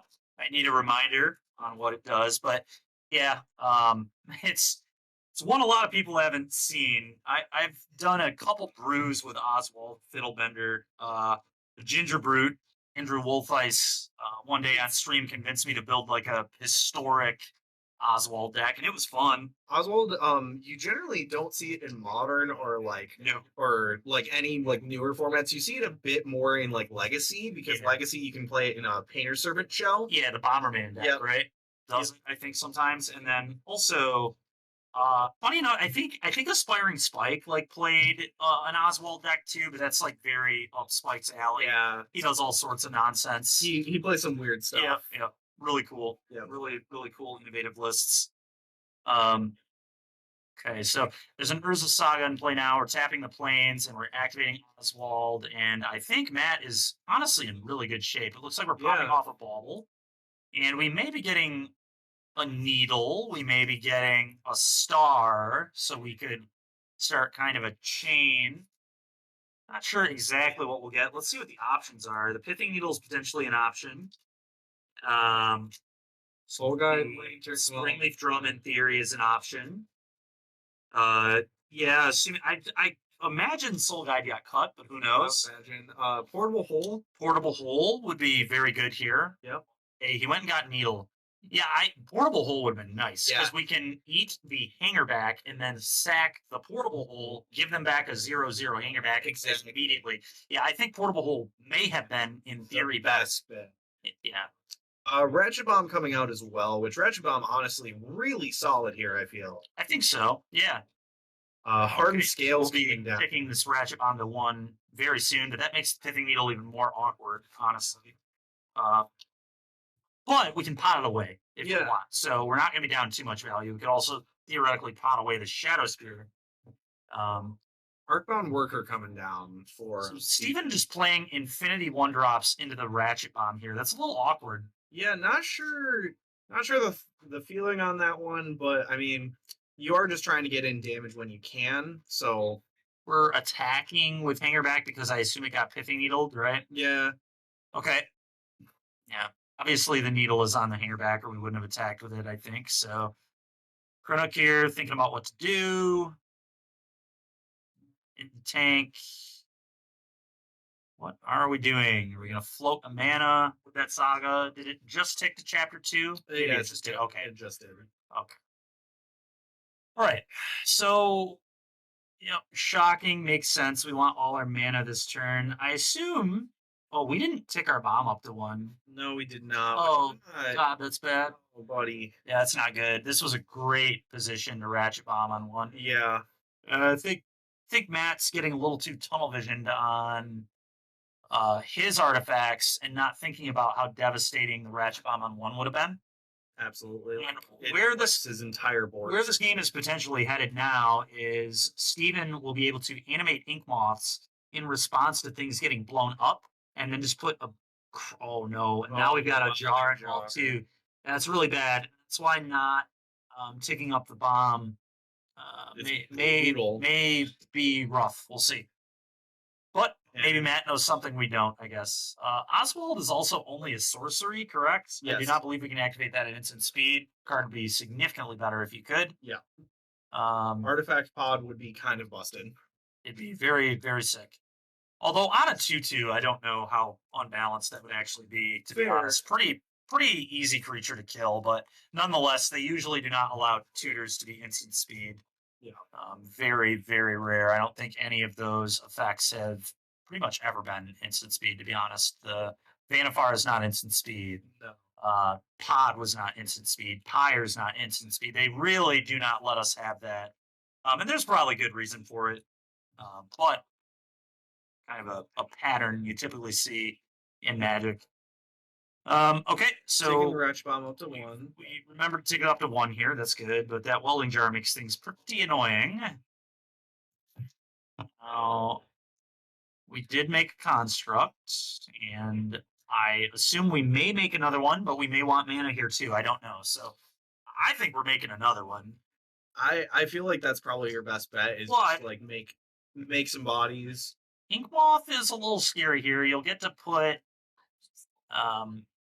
not sure how they well, first of all, they can regenerate something too, but you're gonna get to put at least 2 counters from the Arcbound worker onto an Yawgmoth. Is it believed Zabaz would trigger too? Yeah. So I think we get at least 4. We have welding jar potentially active. Yeah, I don't know. This will be an interesting situation here. Yeah, this is where we were talking about math in the Hardened Scales deck. This is definitely where it starts coming into play. Yep, math in the Hardened Scales deck, and also we just have a toolbox deck on the other side. And toolbox decks have so many lines and decisions to make that it's honestly pretty difficult for us to decipher exactly what could happen. This player knows their deck better than we do. Absolutely. So they might see something that we don't. There's a lot going on here. It looks like Matthew is making a construct. Okay. Yep. Okay. So these constructs are 1, 2, 3, They're 4, 5, 6. Yep, 6 6s. Big bigs. About to be 7 7s. Yep. Big, big, big. Okay. Now Matt still, so we've got this Ratchet Bomb on 1. That's interesting. We can tutor up something. Went and got a star there, which is interesting because if we sack our bomb and blow it up, we draw a card still, so that's pretty free to get, honestly, just a redraw. I think we probably tutor away the Pithing Needle. Maybe actually it's Shadow Spear. Then our opponent never gets an opportunity to activate Hangerback. Yep. Yep. And that's what's happening. Good. Good play. Good play there. Good on that. Okay. Let's see what he goes and grabs. I'm assuming it's the Spellskite, and now Welding Jar has to target Spellskite. Yeah, which is that's a very heads up play. I believe Modular has to potentially target Spellskite as well. So now that Yawgmoth will not be getting any counters. Yes. And I assume Matthew sees that play. Otherwise, the tutor may not have happened. But it's possible that Matt just did it to blow out the Welding Jar and doesn't see the Modular thing. But we'll see what happens. But Matt, if Matt understands all the interactions here, I think Matt is in a very good position to potentially force a game 3. Yep. So Matt probably going to attacks first, and then blowing up the Ratchet Bomb. I would assume. I would imagine. But it's possible we just leave up the bomb for instant speed activation. I guess there's no rush on using it necessarily. Yeah. Matt, just kind of thinking here. How do I want to attack? What do I do? Okay, just one of them coming in. That's what? Awkward timing. Yeah, I'm not sure how I feel about this. It's just awkward timing. I'm trying to figure out why we would time it this way, and other than your opponent blocking with a 1-drop, I guess, maybe you just don't want the blocks. maybe. You know, I think there's actually some pretty good argument to popping this and not letting your opponent just free block with 1-drops. But okay, so let's hope Matt sees the modular interaction here, and I believe I'm correct in that, right? That modular can target any artifact creature, not artifact creature you control. Let's look. Yeah, we just to should make look sure. that up to make sure I'm not spewing off nonsense here. But I believe that you can target anything with a modular trigger, any artifact creature that is. On target artifact creature. That's what I thought. So, will Matt see that interaction? Hey, Spellsky, or so is there still a Pithing Needle in play? Not anymore. Yeah. Are we sure? Are we sure there was a Pithing Needle in There's play? absolutely a Pithing. Was it on Hangerback? Maybe it wasn't on Hangerback. We may have missed something, but Yeah. if there was a Pithing Needle on Hangerback, we should pause the game here. Yeah, here. Yep, and I think they may have just caught it. Unless they were shortcutting. Maybe they were shortcutting. Because I guess you could just activate it now that the Pithing Needle's gone. So I guess this isn't the biggest deal in the world. I guess, yeah, it may have just been a shortcut. We'll see. So maybe we don't need to pause for this, honestly, because it's going to happen regardless. As long as it didn't impact combat in any way, it's not a big deal. And I don't think it did. So there may have been a shortcut there, Fair. honestly. I think we're okay. Yeah, let's continue the game. No biggie. Yep. Okay. So Spellskite is a 3/7 now, Yep. notably, and it can attack. Spellskite does not have Defender. Okay, here comes the Ozolith. That's interesting. Matthew, not out of the woods yet, but I will say Matt can pod away a construct to go get Portable Hole to eat Hangerback. yeah, which is very, very good. Which would be, yes, quite strong, to say the least. Yeah, love the spot we are in right now, if I'm Matt. Right. This is a very interesting game of Magic. I will. It's, yeah, the toolbox decks are awesome. I love toolbox decks. They're too. very, very fun. They're fun to play. They're fun to build. They're really good. If you enjoy thinking a lot during a game, a toolbox deck is definitely a fun one for you. Absolutely. That's why a lot of people miss Birthing Pods so much. Fair. I used to play a green white scape shift deck that was just a toolbox deck, Yep. and that deck was so much fun to play. Sounds sick. Okay, so Matt, thinking about what to do. Gonna activate Oswald, pot away a construct. Probably go get the Portable Hole that we discussed. Here's hoping. That hanger back on 4. Maybe a better option, but I don't think so. I think Portable Hole here is excellent. Yep. There it is. See you later, hanger back. Getting the Ozolith is Okay, so that I guess makes sense, right? Because if we eat the hanger back for 4, then it would have moved counters over there. Is Yep. that correct? Yep, because Ozolith is just when it leaves the battlefield. Yeah, let's. I always need reminders on the Ozolith. That card does so much. Just a mountain of text. Okay, Stoneforge Mystic. Yep. Whenever a creature you control leaves the battlefield, if it had counters on, I put those counters on the Ozolith. Okay, so yeah, playing for the long game here. Yep. I kind of like that. The only reason I don't necessarily love that is if we eat the hanger back there, then the Portable Hole is pretty free. Yep. Because we have a 0 under it, but maybe that's not the safe play here, and Matt is just going with the safe play. Again, I'm not 100% sure. There's a lot of moving pieces with this Crackdown combo deck, Yeah. and I assume Matt knows it more than I do, so I'm not going to get too skeptical of all the plays because there's just so much going on. Absolutely. But I do certainly like getting the Portable Hole there. Yeah, no, I think that is absolutely the best choice for you there. Yeah, the question is just what was the right target, and Matt has chosen the Ozolith, so we'll see how that goes. How can we read the Ozolith again? I'm curious if Spellskite can force the counters onto target creature. So yeah, we should have left the Ozolith in play, and then we could have forced the Ozolith to put counters on our Spellskite. Yeah, that would be Holy smokes. incredible. Spellskite is cracked in this matchup. Bit of a pun intended there on Crackdown combo, but Right. But no, this Spellskite is putting in work. putting in a lot of work, and it would be putting in even more work if Matt would have seen that. But that's a pretty niche situation there, I think. I will say, like, you're not a fan of like paying 2 life for each of these instances, but like it still seems to be the correct play. Yeah, it would have been pretty sick to make a what? It would have been a 7-11. Yeah. It would have been a 7-11 at that point, and it's not 2 life per counter. It's only 2 life for the one. Yeah, so it would have been real nasty. Yeah. But not what Matt went with. So we'll see how the rest of this game plays out. Stoneforge in play. Did he get Cauldra? I think he did. He did. Okay. He did. So Cauldra definitely pressuring Steven a little bit here. What is that? Is that another Ozolith or Shadow Spear? It's not a Shadow Spear. I think it's a Pithing Needle. Oh, Pithing Needle. Okay. Yeah.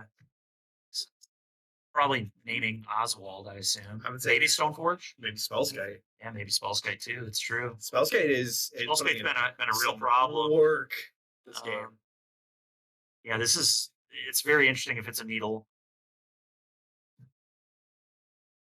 I assume our coverage team helping us out here, letting us know if that's a needle and what it named. We'll get that figured out in a moment. Looks like Yawgmoth and Thopter token coming across. That going to 10.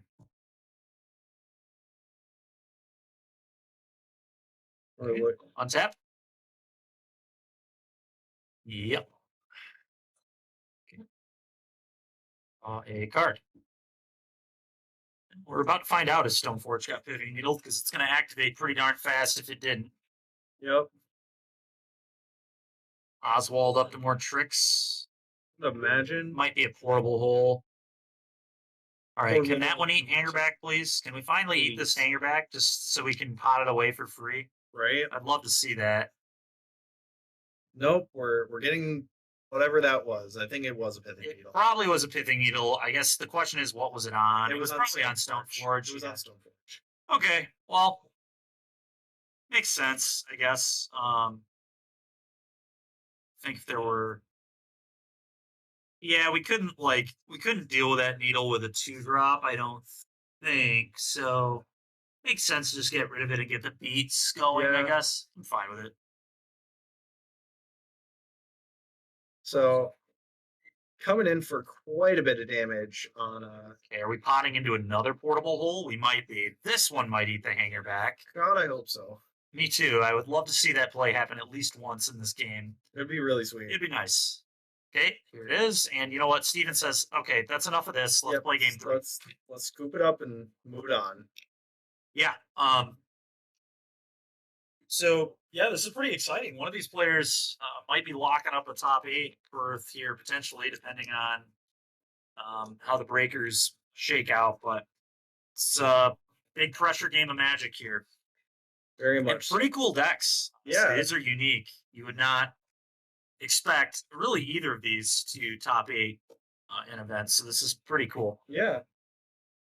And Pinter's over here flexing his muscles, so he must have won again, which means that will be another Swish team member likely locked into top 8. The only question will be, will Jeremy force the play next round for seeding or draw? We'll see what happens with that, but Well, that same question of Nate Kane's. yep, exactly. Will they force the play? I think Nate is going to force the play for seeding. I would imagine. Um, So yeah. I was chatting with him about it between rounds, saying that it was probably a good idea considering winning this event is the goal. Absolutely. Winning is the goal. Nothing else really matters. You want to win. And when winning a tournament is the primary goal, seeding is a huge deal. Yeah. There is still like pretty good, but the thing is like you're not losing any cash really by going for it because you're already a lock for top 8. Yeah. So there's almost nothing to lose. You're either like maybe losing 1 or 2 seeds. You're going from like 5th to 7th or 8th potentially by forcing the play. But the upside is massive. Like if you win, you're going to be the 1 or the 2, more than likely the 1. Yep. And the 1 seed is just excellent. Being on the play throughout the entire top 8 is a huge advantage. So It really is. anyway, Matt examining his hand here. Steven shipping his bag. Turner going to 6. Okay. The pressure is on for our artifact decks here. Which artifact deck is going to prove itself in this round? Will it be Hardened Scales? Pretty good modern deck, pretty established. Or will it be Crackdown Combo, which honestly is one you pretty much never see. Yeah, but So if I were to pick one I'd like to see win, it would certainly be the Oswald deck. I think that'd be pretty neat. it's a really, really cool deck. Yeah. I like the concept behind it. It's very interesting. Yeah, I am very biased towards toolbox decks, though. I really like them a lot. I am the guy who will often first pick Birthing Pod in cubes. Fair. All right, so turn 1 Ozolith from Stephen Turner. Into Flooded Strand from Matt. See what he's got up his sleeve. So the Ozolith came in on turn 1, which is interesting. Steven setting up. We'll see what Matt does here. Shocking in a Sacred Foundry, it looks like. Portable Hole would be nice. Yeah. Um, Just taking care of this Ozolith early would be very nice. Chromatic Star is fine. Yep. Can redraw. Or a very good thing for Oswald to sack off. Absolutely. That's why they're playing a 1-of star, a little bit of advantage. Nice to tutor a card off and draw while you're doing it. That looks like an Arcbound Ravager to me. Yep. All right. Well, we're in the danger zone now. Ravager and Ozolith is the real deal. It is. There's a Saga in play too, so things in 2 turns, this board could look very, very potent if Matthew does not get this under control. And there's a Smith. Yep. So Matt's having a pretty slow draw here. Things could be dangerous right now. What did we Grab get? a portable hole. And it's a huge hit. Absolutely. I definitely think he hits the It's tough. It's tough, but I still think he probably hits the Ravager here. I think you have to. Ravager is so dangerous. Yeah, just he plays any other creature and Ravager just takes over. Yeah, this. Ravager's just such a dangerous card. This deck is so good at exploiting Ravager too, so you really want to respect it. Ozolith obviously also good, but one thing about the Ozolith too is it is legendary, so if your opponent has a second copy, they can't really deploy it very effectively. How many copies is it on? Is it on 4 of the Ozolith? Of the Ozolith, they're on 2. 2. Okay, so they only have 2 copies, so that's not a huge consideration when you're thinking about dealing with the Ozolith, but it is something you need to think about. Absolutely. He's in the tank right now. Plays an Urza Saga. Okay. Makes sense. I think it's really just what do I portable hole here is the question. And it's tough because, I mean... Both of these are not things you want to be on the board at the same time. No, they're not. Here we go. What's gonna be, Matt? What are we taking? I think, like we were saying, I think it's just got to be the Ravager. It's just so dangerous. Unless you're planning to deploy like a needle or something to name the Ravager, then you might be okay with leaving it in play. And like playing a Revoker or a needle. Either that, or if you have the Spellskite in hand, that also will be helpful. That'd be gross. Yep, That'd be gross. And Matt ends up taking the Ravager like we. Oh, maybe not. What did he making? Okay. The construct got made. Yep. And it leaves play, so we get a counter on the Ozolith. Okay, it looks like Steven accidentally put a counter on the token as well when there wasn't supposed to be. So we got that cleared up. Is this going to be a Revoker? No, it's a Stone Forge. Okay, sick. So likely going to go get the 7-mana one here, the Cauldra. Yeah, I would imagine. Like, Cauldra is just really solid on this board. It's very hard for them to remove it, and it just kind of beats them down very quick. Yeah, I suppose there's like some argument for Manriki Gusari if you think your opponent is going to go on the Shadow Spear plan this game. But even then, like, I feel like with the Cauldra, like, getting Manriki just for, like, the Shadow Spear and it's not super exciting, but I do bet that Shadow Spear may be the tutor here. It's either that or Zabaz, probably.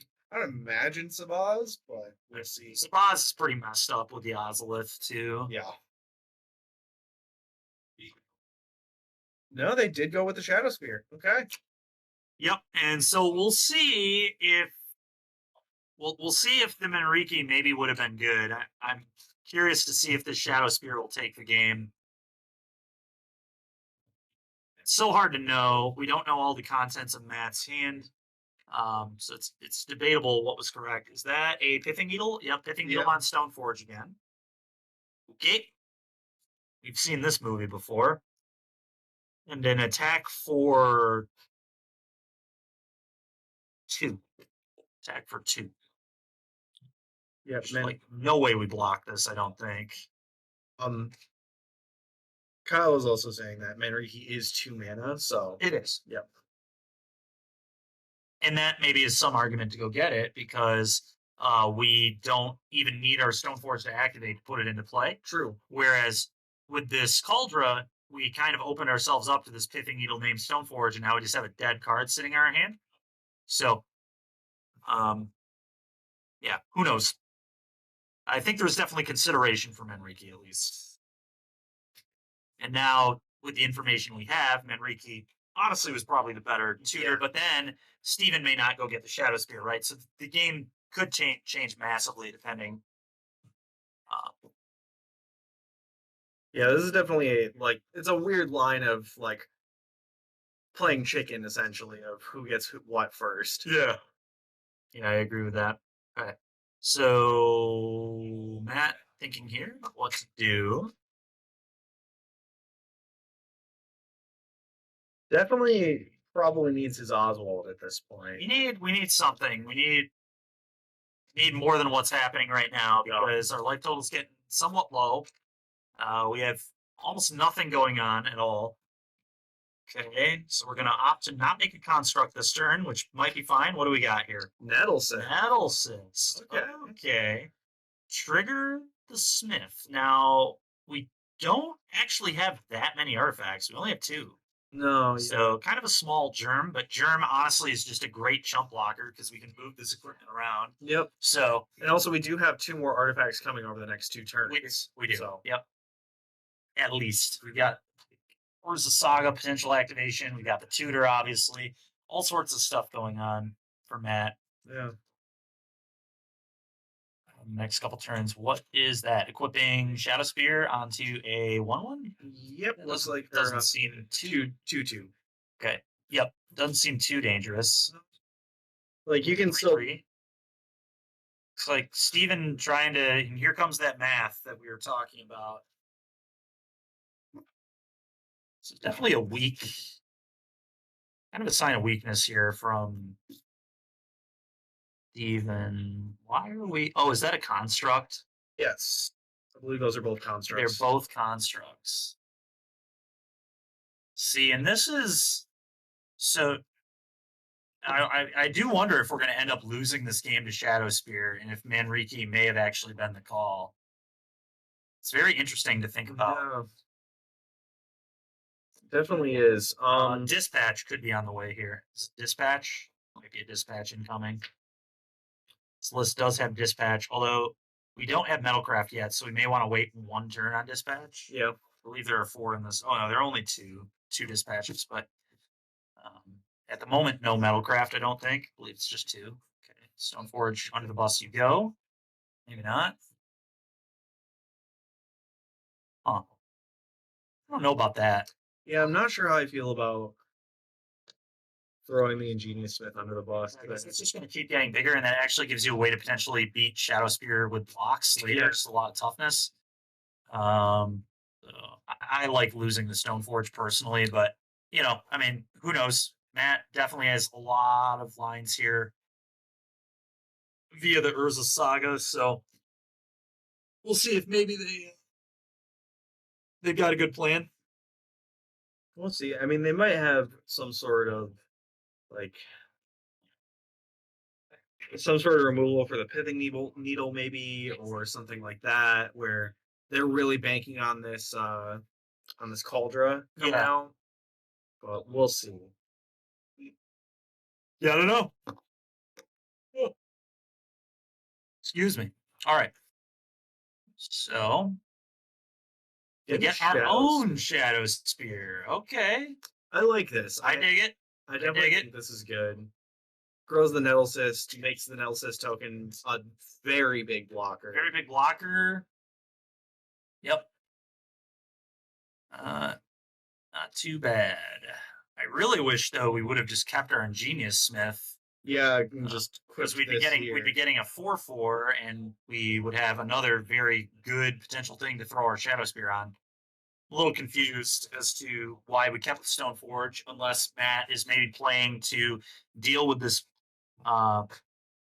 Is there no Pithing Needle? There is. It's Oh, it's over there. That's right. Yeah. So unless we can deal with the needle right now, I don't quite. Okay, we're attacking. Is that a Nature's Claim? It's a claim. claim. Oof. We do gain 4 life though. Yeah, Matt does gain 4 life. And There it was. He did have the dispatch, and he does have Metalcraft. So we're gonna deal with that. And we also have another dispatch. Oh my! Oh, ooh, this is big. What a turn there for Krenok. Both of his 2 dispatches. There are actually 2 in the sideboard though too. So he's probably on 4 post board in this matchup. Yeah, absolutely. And my God, now all of a sudden Steven has nothing. He has an Ozolith and a Shadow Spear, no creatures at all. And Matt's going to 6 because Nature's Claim gives him 4 life. So that 4 life is pretty nice there. That's very big.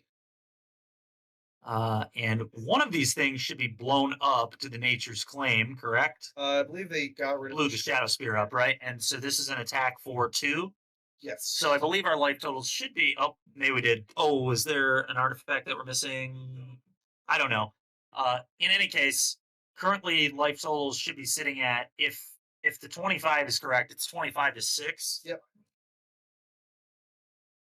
Maybe missing an artifact or something somewhere. I don't know. I'm only seeing 2 on the board myself, but could be I off. believe that's what that die is right on the screen there. Is the 2 for the Oh yes. Yep, makes sense. Okay, Ballista. And the Hardened Scales. Thank God we gained 4 life, or we'd be dead. Oh, the Ozolith. All right, we need an answer right now. To be fair, we can go get Pithing Needle and name Walking Ballista off this saga. We can also get a Portable Hole, I suppose. I think Steven has no cards in hand. Wow, what a spot. This is a very intense game. So if you're Matt, God, so oh boy, if you're Matt, yeah, I think we don't really have much of a choice. I think we just have to go get Needle and name Ballista because we can't really get much else to stop ourselves from dying. I think we go grab Portable Hole. We can't off Saga. Oh yeah, because otherwise that would be good. Yeah, otherwise that'd be great. I agree. If that were an option, we would do it. Yep, absolutely. You're right. However, it's not an option, so I think we just have to Needle. Yeah, no, Needle is our only choice here because, yep, there's the Needle. Probably naming Walking Ballista. Yes, certainly. And now we have a board that can actually block a 5/5 life-linking Ballista here too. So we have 1, 2, 3, 4 artifacts now. So our Germ alone is a 4/4. So we can double block with Germ Construct on Ballista if it swings. We could even double block Germ Stoneforge if we wanted to. And then our opponent has to decide if they kill the Germ or if they kill the Stoneforge. Yeah. Which would be pretty awkward. The Iganjo Castle being here is also very relevant. Yeah, that. What does that one do again? It prevents the next 2 damage to target creature, I believe. A legendary creature specifically, right? Yes. So very good at protecting Oswald. Yep. That's why that deck's playing it, I assume. Saves Oswald from Bolt and non-delirious Unholy Heat. Saves it from various other things too, but those are the big ones. Yeah, this game is... Matt might claw his way into a top 8 berth in this game. That'd be pretty exciting. It really would. I'm pulling for him just because the toolbox deck. Yeah, his deck definitely wins the cool factor here. Absolutely. Well, let's see what Steven can do. Steven does have an Yawgmoth in play now, so that's kind of interesting. Yeah. Could be another potential good threat. Whip. Shadow Spear. Let's get some beats in. the question is, do you attack, right? Like, I think maybe you have to because the Krynox creatures are about to get too big. Yeah, you have So to you probably just have to force the issue and force the trade. try and get things down right now. Matt almost certainly needs to block. And I believe Steven has no cards, and Matt decides, I'm just going to double block with Construct Germ. I believe I would have double blocked with Germ. What? We killed the... Okay. The Construct should be the one that you kill there. Okay. Yeah. If I'm Matt there, I just think I double block with 4. Assuming the Germ was a 4/4, which it is. Yep. 4/4/1/2 go on it. That still kills it. And you keep one of those creatures, yeah. Most importantly, you keep the Construct, which is just not like, then you can move the Nettle Cyst around freely. So we could have, like, at that point, assuming that Steven still would have killed the big creature, assuming that Steven kills the Germ. What is this? Lightning Greaves. Okay.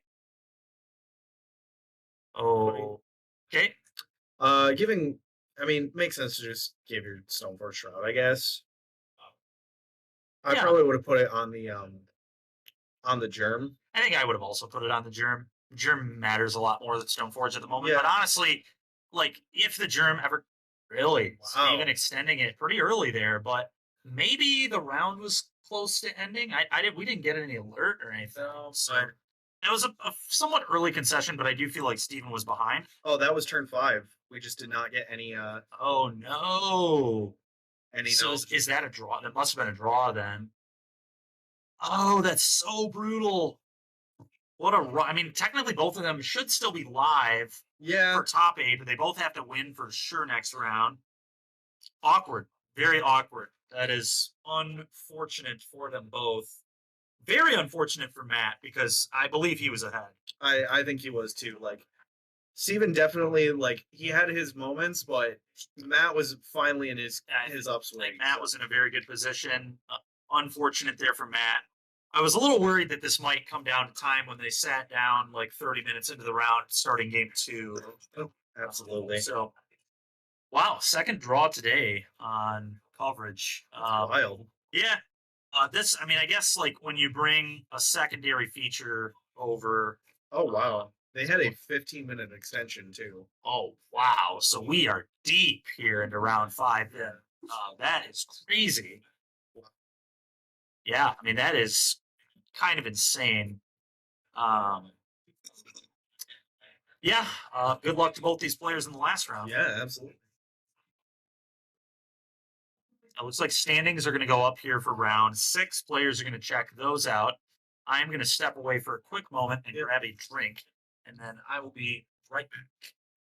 I am all right. We are back at the start of round 6. We sure are.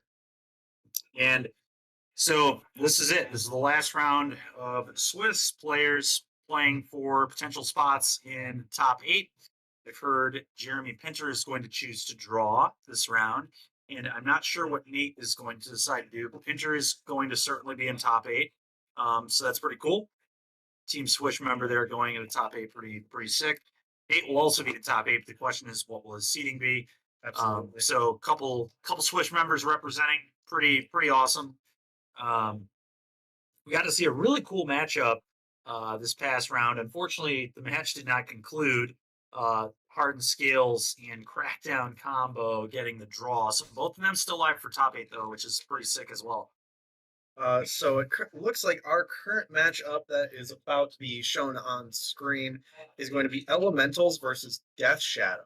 Oh my, okay, that's a kind of classic one the last like few months. Yeah. Especially before the Luris ban. This was a matchup that honestly the like Luris dress down loop was a lot of the reason I think we saw the old Elementals deck kind of go away, and then the new 4-color money pile kind of rose to prominence. We didn't during quite. that time. We're not seeing too many Risen Reefs anymore in Modern. Not often. I'm curious. Is this? Do we know if this is Kahira? It looks like it is. That does not look like Eorion. Very cool. This is typically the version of Elementals I like to play. I like not playing 80 cards in my Risen Reef deck. Yeah. But that's personal preference. We'll get full confirmation on this in a little bit, but I also think that Utopia Sprawl is immensely important in elementals. Absolutely. And I hate playing Sprawl also in a Yorion deck. One, because it's less likely to have on turn one, and two, it's not good with Yorion. So it does look like it is Yorion, actually. Okay, fair enough. Oh, you know what it was? I was looking at the Gigantha Yep. and was seeing Okay. like a cat background. Yep, that makes sense. Okay. All right, so we've got Holden Leffman and Trevor Dalton. Holden Leffman, I actually, funnily enough, went to college with. So. Oh, really? Yep. Very cool. And Yep. Trevor, I've played against in a lot of these events. Very strong player. I believe he's played on at least one PT, so he's trying to get back. Yep. Runs around with a PT drawstring bag at least, so maybe that's just for show, but I'm assuming he's played on one. Typically, people don't run around with those unless they've played on a PT. Absolutely. All right, I'm excited to see how this goes. Yeah, me as well. Me as well. Trevor here, down to 6. What do we got? That is definitely something you like to see as the shadow player, seeing A your, mulligan. seeing your elementals player go down to 6. And this matchup, I think, is going to be pretty close. I think so too. Shadow doesn't have many slam dunk matchups, but the payoff to not having many slam dunks is you also don't have many Many matchups that are terrible bad. for you. Yeah. So a lot of generically solid cards, and the ball is kind of in your court a lot. You get to make a lot of decisions and kind of play the game that you want to. And we'll see how this goes. I played Shadow for quite a while. It's a very good deck. It's kind of a personal nemesis of mine, just because Okay. I was playing with Death Shadow was the deck to play back in like 2016, 2017 Yep. era. Good. Yeah. Very, very good deck. It's kind of been here in Modern for quite some time. So why don't you go ahead and share maybe a little bit of information on that list, and we'll follow what's going on here on the board. So this list actually seems pretty interesting. So it's got your standard Death Shadow package, like a lot of fetch lands, a lot of shocks, Death Shadow, Darcy. It's playing 2 Croxa, Titan of Death's Hunger, and it's also playing 4 Ledger Shredders. Yep, so they're up. Yep. Yep. Also got the 4 Mishra's Bauble, the Ragavands. 1 Terminate is in there. Seems nice. We'll talk about the sideboard a little bit later, but Cool. Sideboard's looking pretty spicy as well. Yeah, one thing that's jumping out at with Dalton's list here is he actually has a main deck Obsidian Charmaw, which Oh boy. I don't know how good that will be here, but it's interesting. It's a sweet Aldemari's Call bullet. Yeah. So I kind of dig that. Anything else crazy going on here? Nothing too out of the ordinary in the main deck. Pretty much everything you would expect. 4-color. This deck plays Risen Reef instead of like the counter package. Yep.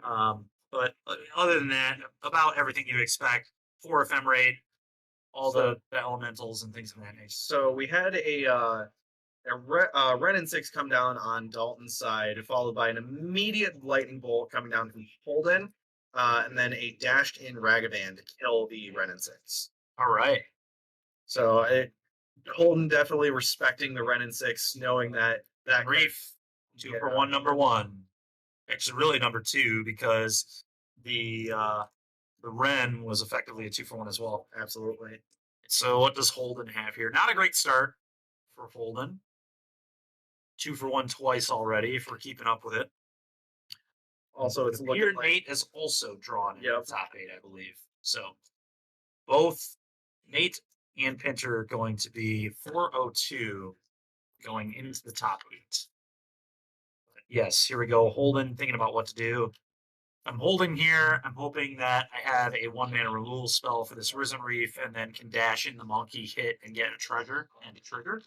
notably that that lightning bolt that he used on the Ren and 6 was his 1-of lightning bolt in the main board. Yeah. So there's a Ledger Shredder Oh, and then a kill spell and a hole and trigger. And pitching a land. It looks like probably a polluted Delta. not a land because a counter went on it, so it must have been a spell. It may have been a drown in the lock. Just kind of, it's a. Oh, you know what? It might be Crocs. It's a gold. Crocs. It's a gold card, and the only one that I think you would want to discard there is Crocs. Yep. The other ones you would maybe if your hand was like stacked on removal or whatever. But drown honestly is quite good. it's drown. It is drown. Okay.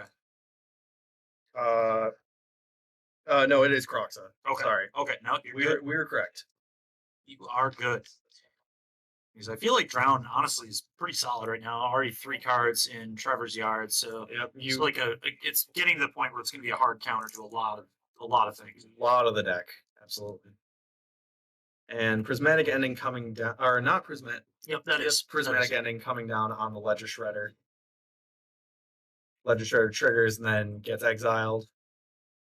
Yeah, and Holden getting close to Croxa coming back. Monkey has maybe an opportunity to dash in here. Bauble. Okay, looks like an abundant growth on top. Yep. Thank you, Trevor, for showing us there. And then Okay, Thought sees you. Do you have lightning bolts? Solitude.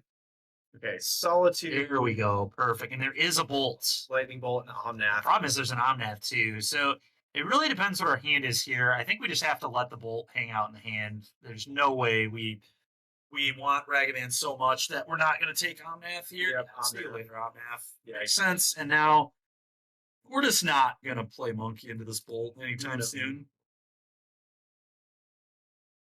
And this is going to be a really interesting match because this is typically how this matchup goes. We're going to have a lot of top decks, and it's really just going to come down to whoever can put themselves in the best position to win. And I think it's going to be close. Now, I will say, Yorion with all these abundant growths is going to be an impending issue. Yeah, absolutely. For Holden, but Holden, I believe Trevor has at least 4 cards in the graveyard now. And it might even be 5, actually. And if it is 5, that means Drown can just counter the Yorion whenever it does become a problem. Yep.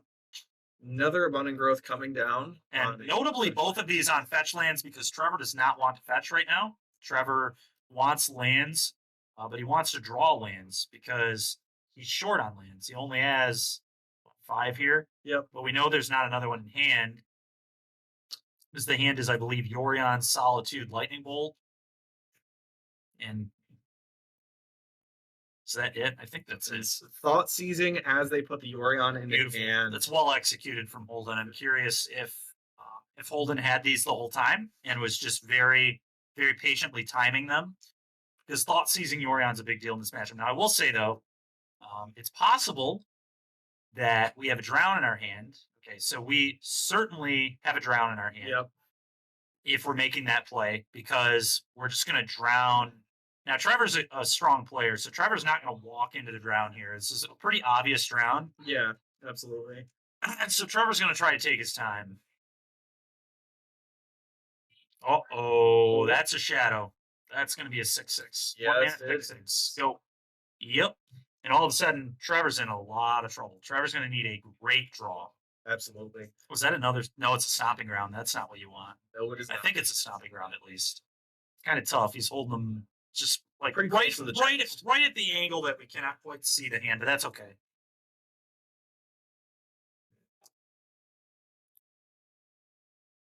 And Well, passing Yorion here. obvious Drown. Are you serious? Um, No Drown? no Drown. That's surprising. That is crazy. So draw 2 cards, I guess. Wow.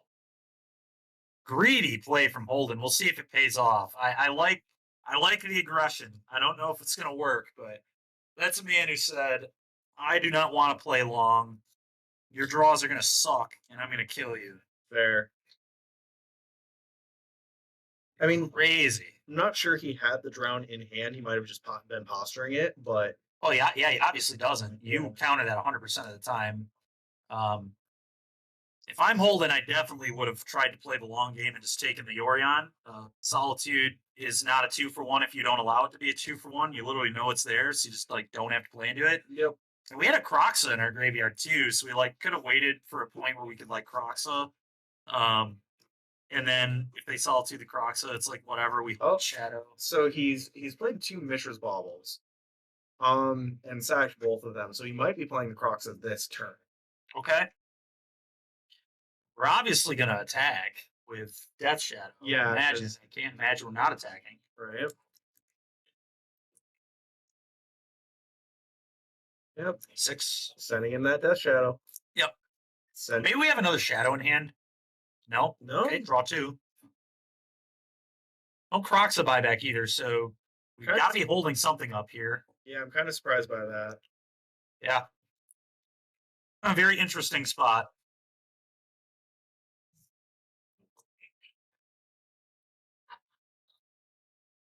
I bet you Trevor is about as surprised as I am that his opponent did not have a drown there. It just screamed drown. Putting Everything another down. abundant growth down. Yeah, so is that all 4? That's 3. 1. Yeah, I think are right. I think it's only 3. Okay. So Yorion coming in, bringing Holden down to 3. All of a sudden, And Holden has Bolt's a lead. there. Yeah. Oh, Bolt's there. Yeah, and Holden knew there was Yeah. a Bolt. I You can't let your opponent keep the Yorion No. there. That was just not well executed from the Shadow player. like if you're removing something there, you remove the Yorion, not the Solitude, I think. Yeah, I mean, Yorion was legitimately a 3-for-1. Yeah. Yeah, and then was also just lethal with you at 7. Yeah, absolutely. The Solitude is hardly even a 2-for-1. And if you play the Croxa and they give you 6 life back, that opens up your fetches and things like that, and the Croxa gets a card off your opponent, so it's pretty much a net even on the exchange. Yeah. Yeah, just a rough job there. Holden not quite managing the life total the way it needed to be managed. Maybe just forgot about the lightning bolt. I don't know. The aggression there, unfortunately, not paying off for Holden. Bit too bad there, but I think he'll probably be able to pull it back in the in games 2 and 3. You want to talk about sideboards? Why don't we? So, this one's pretty wild. Trevor Dalton has 15 one-ups in the sideboard. 1 Beseju Who Endures, 1 Chalice of the Void, 1 Flusterstorm, 1 Veil of Summer, 1 Dovin's Veto, 1 Meddling Mage, 1 Unlicensed Hearse, 1 Endurance, 1 Knight of Autumn, 1 Magus of the Moon, 1 Mystical Dispute, 1 Force of Vigor, 1 Foundation Breaker, 1 Yorion, obviously, and 1 Emrakul the Promised End. I mean, a lot of this is a byproduct of being a Aldemari's Call deck. A lot of these one-ups are tutor targets with your Aldemari's Call. That'll come in various matchups. Yep. Then we see, the standard extra copy of Beseju for when that's super good. Then some of them are just like generically good cards that you're going to want to have access to in various matchups. Veil of Summer is going to be excellent here. Mm-hmm. Don't think we want Flusterstorm. Veto is probably not good. Honestly, like Veil of Summer's coming in. Yep. Depending on how long you think the game's going to go, I think Emrakul could be interesting, but probably not good. I think literally the Endurance probably comes in as well. I guess it depends. Yeah, because you're worried about Crocs in this matchup, so I think the Endurance will come in. Yep. And it's just going to tag the Dragon Rage Channelers as well. Yep. And I don't know if you saw a Dragon Rage Channeler in game 1. Some lists are off the Darcy's now for just 4 Shredders, but fortunately for Dalton, if he brings in the Endurance here, it is going to tag the Darcy's as well, and it messes with Delirium on Unholy Heat too, which can be big. So on the side of Holden, we've got 1 Alpine Moon, 2 Dress Down, 1 Engineered Explosives, 1 Flusterstorm, 1 Gigantha, obviously, 1 K Command, 1 Mystical Dispute, 2 Spell Pierce, 2 Turok Dread Cantor, 2 Unlicensed Hearse, and 1 Terminate. I could definitely see. I definitely think the Dress Downs come in here. Yep. Probably maybe the Engineered Explosives, but I doubt it. No, I don't think so. K Command might be solid just to like ping off a Solitude and discard a card or bring something back. Yep. Maybe Turok because they do have quite a few white creatures. Yeah, Turok's really good here, I think. Yep. I would bring it in for sure. And then maybe the Terminate as well. Yeah. It's the Shadow sideboard in this matchup's always interesting because all your cards are like pretty reasonable. Yeah. Spell Pierce is really good for Ren. Yeah. So you'll consider that. Ren and Teferi. Exactly. Ren, Teferi, can tag the Veil in critical spots. So yeah, we'll see what happens. But I definitely think the Turoks should be coming in. They do pretty good work here. The only awkward thing about Turok is it is target opponent for whatever reason, so it does get veiled. Yeah. Because of course it gets veiled because everything gets veiled all the time. If you're a black or blue mage in modern, maybe someday they'll get rid of that card in this format too. But God, I hate Veil of Summer, dude. That card makes me so sick.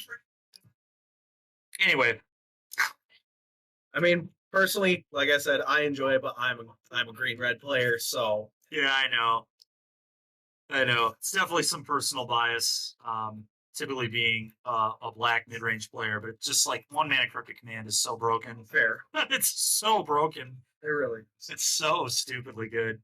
All right, so has Trevor looked at a 7 yet? Is he mulliganing? I think he's mulliganing. Okay, so resolving a mull to 6 worked out pretty well for him last game. Yeah, I mean, the only issue is now it's on the play as opposed to Trevor. We'll see how well that works out for him. We will.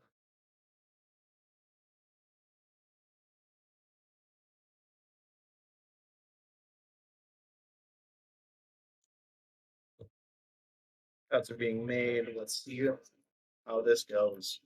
Yep, Trevor, going to take a look here.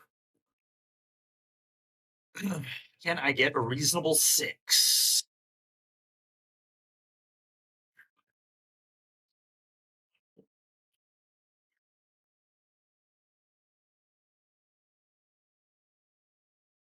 Okay.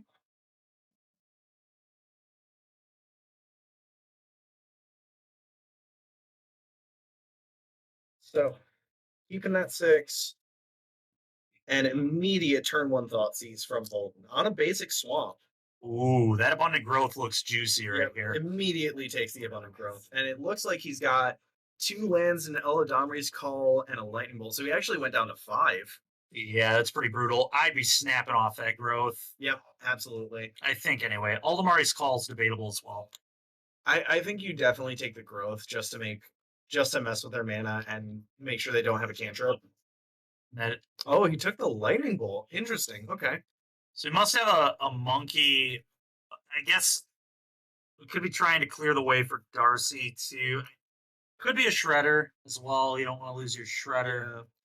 Yeah. If you got a very threat-heavy hand, it makes sense. Yeah, but I think what this comes down to is Holden and I have a pretty different approach to how we are playing this matchup. He's trying to play it very aggressively, clearly, because game 1, the way he played it was just incredibly aggro.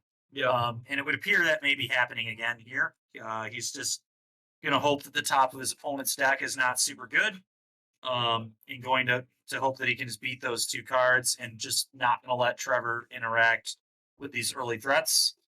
And maybe it'll work. I don't know. It might be the right way to play it. Trevor is down to 5, so just not allowing them to have an answer to your Ledger Shredder could be big. yeah, absolutely. Specifically if we have like Shredder Bauble here. Yep. Because then we dodge all other copies of Bolt. So it literally, I mean, it could be Solitude, Fury, or Ending. So there's still plenty of answers, but pitch elementals are pretty bad. Yeah, yeah, this is huge. Okay, so that's why we took the Bolt. And honestly, maybe it was I haven't played this matchup with Shredder, so that might change the dynamic of how things work. Because this Shredder has potential to just kind of take the game away all on its own. Okay, that's a shock. Shock in a Stomping Ground. Ren, I think. It's gonna be an ending, I suppose. Okay, maybe it's a an Eladamri's Call. Maybe get a pitch elemental and just deal with this immediately. That will trigger Connive if we did it now. He might wait until Holden's turn, but the problem with waiting until Holden's turn, okay. Getting Reefs. And Trevor just playing for the long game here, just trying to accumulate some 2-for-1s and trying to find answers. And maybe Trevor is setting up a Solitude or a Fury with the Risen Reef in play. Makes sense. And it looks like we are dashing a monkey. Yep, dashing a monkey. Okay. All right, so hitting a Flusterstorm off the top, it looks like. Trevor brought in Fluster. That's interesting. Not sure how I feel about that. It's effectively a Spell Pierce or better. So, if you, it's maybe okay. It can like protect if you're expecting Holden to bring in like the spell pierces and things, the disputes. It can definitely help you win like counter wars to resolve your really important cards. Like for example, you might get in a spot where you want to resolve that Yorion, and just you only need 6 mana, and you can just pull off the Flusterstorm to make sure it resolves. Also, pretty reasonable against the end 8 spells. Just trades pretty much 1 for 1. For sure. Pretty much even on tempo. So it's definitely not terrible. Definitely understand the argument for bringing it in. Yep. We do have a Darcy in play now. That did get one trigger off already. The Ledger Shredder is also got 2 counters on it, which is pretty big. Good. That dodges a lot of stuff. Yep. So, worst possible here for Holden is Trevor plays this Risen Reef, obviously, and then goes like Solitude, hit your Ledger Shredder. That could be pretty good. That could be rough, yeah. And it's effectively not even a 2 for 1 because it replaces itself Off with the Risen Risen Reef. Reef. So. Okay, so Teferi. Oh. So And he Teferi, bounced the Ledger Shredder. that's pretty good. Very good. Very good. So Dalton trying to put himself in a good position here. I will say, I mean, he's getting kind of low. The Darcy, assuming there's Delirium. I don't think there is Delirium yet. Yeah, no. I don't even think we've seen a fetch land in this game yet, actually. We did. We did? Okay. Yep, that's what got the Steam Vents. Okay. However, I think it's just been 3 baubles aside from that. So Strange. Okay.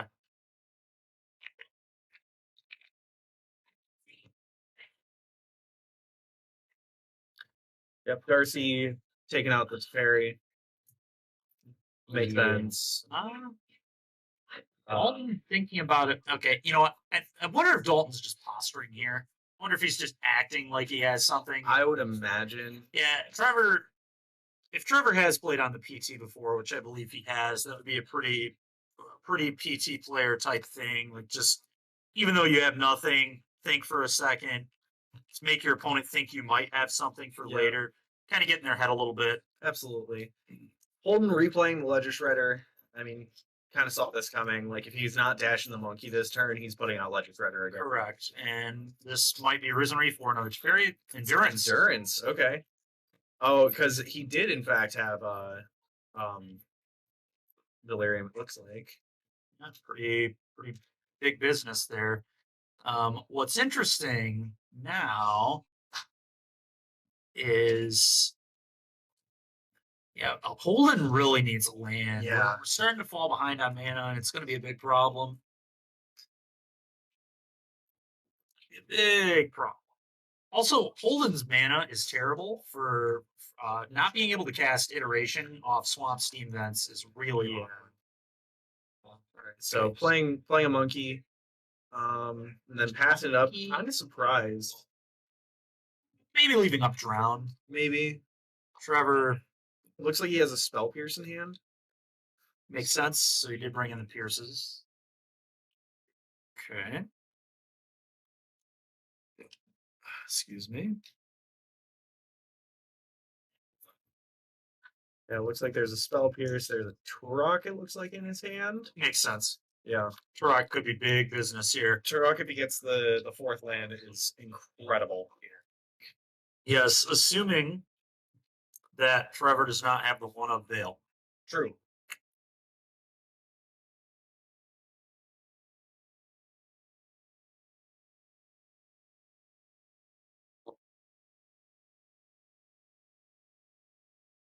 Okay, so it looks like Trevor just put the Yorion in hand there. Okay. I mean, if you don't have anything else to do with your mana, might as well. But Trying to figure out what's going on in Trevor's hand other than the Yorion. I think he still has the Risen Reef. I don't think we've seen the Risen Reef yet this game. no, we have not. So, I believe Reef is still in the hand. or Turok. Okay. 2 mana. I wonder if that means he drew another one. Thoughtseize, it looks like. Oh, and that's going to put a counter on the Turok. And I will say this about Holden's approach to the matchup.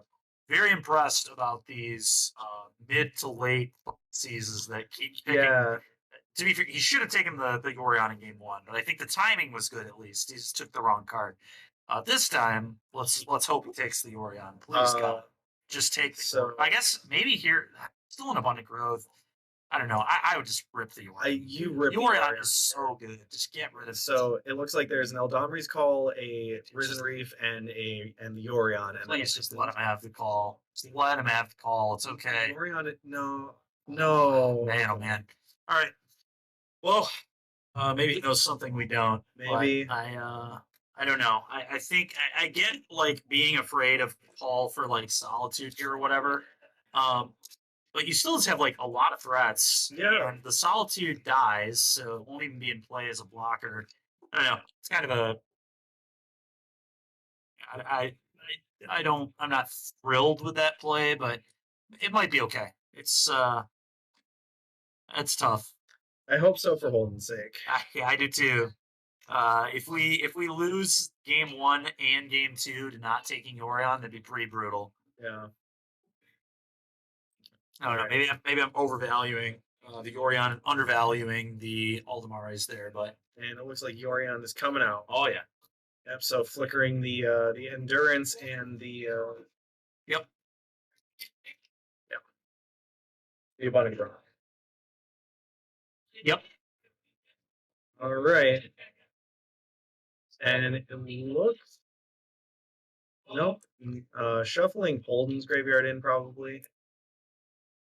Yeah, the only argument to leaving Holden with his graveyard is that the if you do hit Delirium, the Darcy is forced to suicide attack. But the problem with leaving Holden with Delirium is Unholy Heat kills either of these creatures. Yes. And Unholy Heat killing a creature here means you are under a lot of pressure. Absolutely. And I see an Unholy Heat in this. So that is going to trigger this twice, which now makes it a really good attacker. Yes. Endurance has to chump block. So really bad news here for Trevor. So who knows? Maybe Holden had this right here. Maybe this was the right way to play this after all. I really don't know. I think given what is happening at the moment, I think he would have been in a really good spot against Solitude as well. But Yeah. this may have ended up being the best line. Who knows? Guess we'll see. We will. Trevor thinking. Still in the tank on what Yeah. he's discarding. Yeah, I mean, I wonder if there's like a pitch elemental. There is. That will also trigger Turok, but maybe his opponent will miss it. No, okay. Nope. Just discarding the Risen Reef and wait, what? What? Oh, it's at random. Oh yeah. Yeah. He picked the 2. That's not how that works. Forgot about that. Him to Turok is a little better than that. Yep. So What's awkward is if these are different, then it's Solitude and Risen Reef. so we know the other card is Aldamari's Call. Yep. Honestly, those are probably the 2 best things you can hit there. Pretty good. Yeah, I mean, clearly, because Trevor wanted to keep the Solitude. So Yep. he doesn't have that anymore. Trevor in big trouble here. Wait, we didn't attack with... We did not attack I'm very confused. with the... Oh, okay, we're still no. there. Okay, we're still Yep. resolving everything. I was like, why are we not sending our pro-white attacker that can only be chumped here by the Endurance? Okay. Yeah, bringing Trevor down to 6. Yeah, Trevor's in trouble here. Okay. Eventually, an Aldamari's Call, maybe for like an Omnath. I think that's probably his best bet. I think so. Oh, it's a Cool. total. Okay. Probably Eladamri's on Holden's turn. Maybe you may not want to let him untap to counter it unless you just don't care. I don't know. It's an interesting spot for Trevor. I think he's still like slightly. The Kotal's a really good answer to the Turoks. It is. It Uh, really is. Really not even that far behind anymore.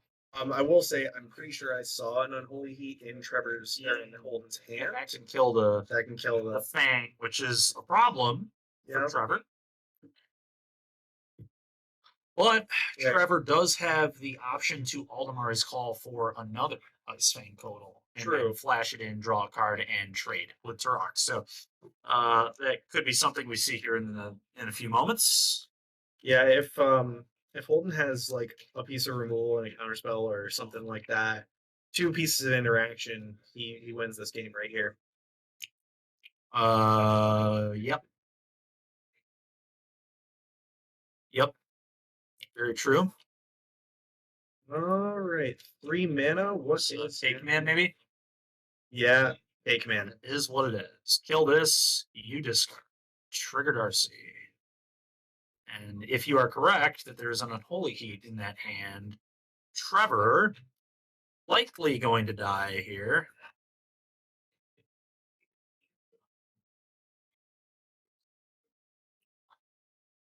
May have one more turn on the clock if I'm doing my math right. We can chump block Turok with Endurance and block whatever with Endurance, assuming the other Codal will eat the Unholy Heat. Assuming that's how Trevor plays. Oh, it's a bolt. Upstairs. Right, interesting. Oh, he didn't have call anymore. That's right. Oh, he got right. pitched to Turok. Yep. Okay. Maybe. I don't know. Either way, Trevor like super dead here. Yep. If Absolutely. I think. Hey. I guess not. Well, technically you can hug the if there is a heat, it's over. There, you can see Yeah, it. you can see it right there. So There's. game is super over. Yep. There we go. I sense a little bit of frustration from Trevor there. Like, what are you waiting for? The Just heat do was it. so obviously lethal. No cards in hand. No way to stop it. Why aren't you doing it? Don't waste my time. That's funny. All right. Yeah, so here we go. Game 3. Pretty much all the marbles on the line here. Top 8 berth on the line. Absolutely. Win or go home situation. Game 3.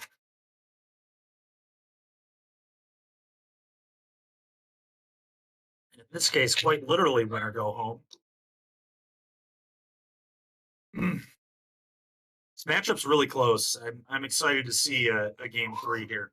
I am too. This is a very interesting match. I think this is the Elementals deck has a I like one thing is that all the 4-color decks we've seen today have been slightly different. And that's that's somewhat standard with these 4-color decks. It's when you're playing these 80 card piles of cards, there's a lot of room for variation. Yeah. A lot of cards you can play, a lot of flex slots. Yeah, we've seen what Traverse, Aldemari's Call, Risen Reef, Counterspell. These are all like some flex kind of cards. Iteration is not in this build, but it was in the other 2. You can just go all over the place. But yeah, the 4-color deck's a great deck. Nate obviously going to be in top 8, and if Trevor can pull out this game 3, that will be at least 2 4-color decks in top 8. Yeah, absolutely. It's not a huge shocker.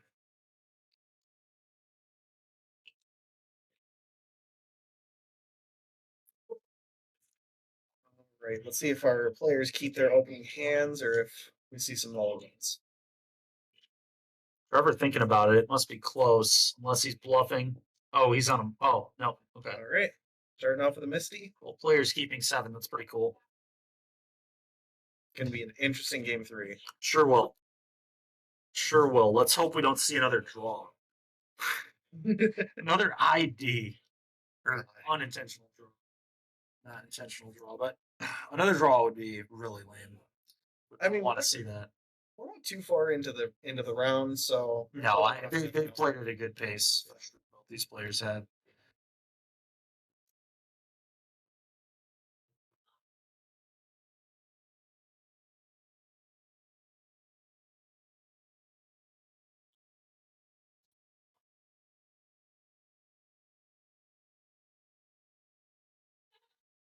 yeah, we've got 14 minutes left in the round.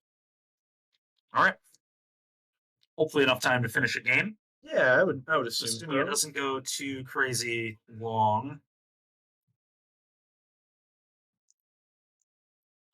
And Darcy coming out. Darcy. Okay.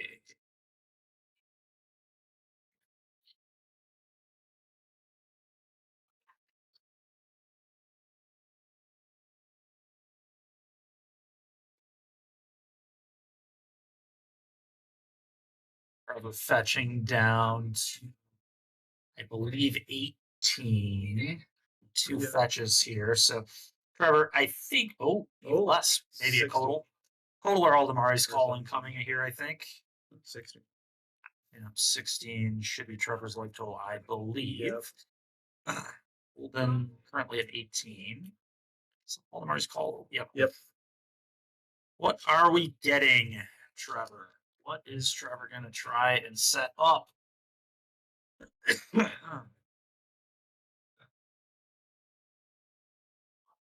Omnath.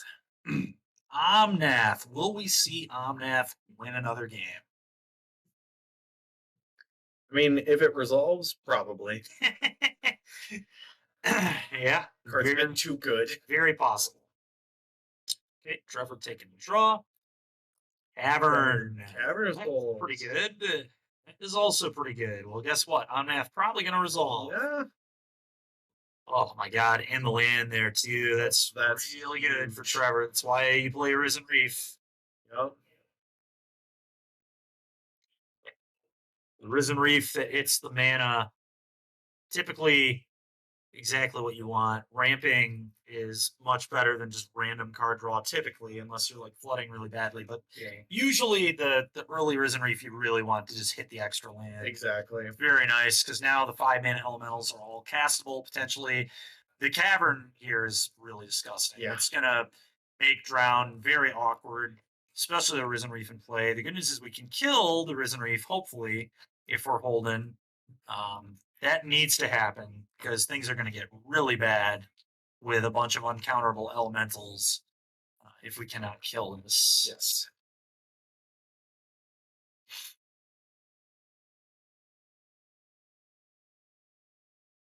Flank down a fiery. Interesting. That is not standard for Shadow decks typically. The Pain Land. Oh God. All right. So Trevor gets to untap. Is not good for Holden. But maybe Holden's planning to interact all at instant speed here. Oh, what is going on here? Okay, just a fetch. Yep, just a fetch. Trevor to 15. Leave. Yep. Yep. Yep. Getting the snow covered forest.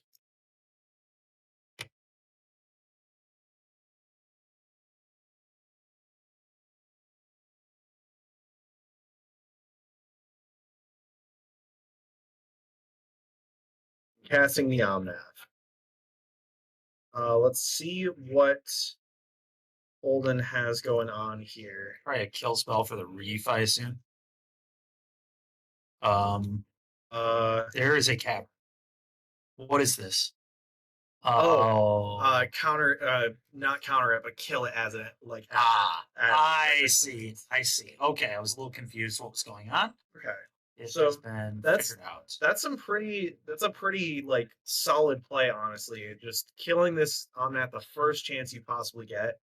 God, that's rough though that we gotta leave Risen Reef in play. Yeah. Man, oh man. So that was effectively a 3-for-1 because it drew a card off of itself. It drew a card off of the Risen Reef, assuming Trevor made the recognize the trigger, which I imagine he did. Yep. And then we had to discard a card from our hands. So getting 3-for-1 is not at all how Shadow is trying to win this matchup. No, not at all. Not even a little bit. Okay. Dasher Ragavan. It's kind of cool, I guess. We got to start swinging. I cannot believe we didn't attack with Darcy there, too. If we're willing to trade... Oh, my God. And here comes an Ephemerate. Oh, boy. This is rough. Bad news bears. Maybe Holden has like a Spell Pierce or something. That could be good. That would be nice. We could actually convert a Drown here, potentially. I see a Mystical Dispute. That won't do it. That won't do it. Stop an Ephemerate. We're going to shock to 12.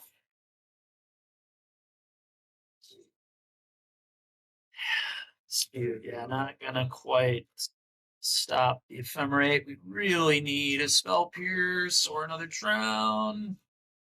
Unholy Heat as well. Even that, well, Unholy Heat, I assume would have happened a long time ago if we had one.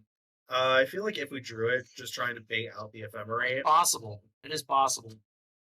We'll see what happens. so we can 2 for 1 of them, or 3 for 1 of them, to be honest, because of the rebound on the ephemerate.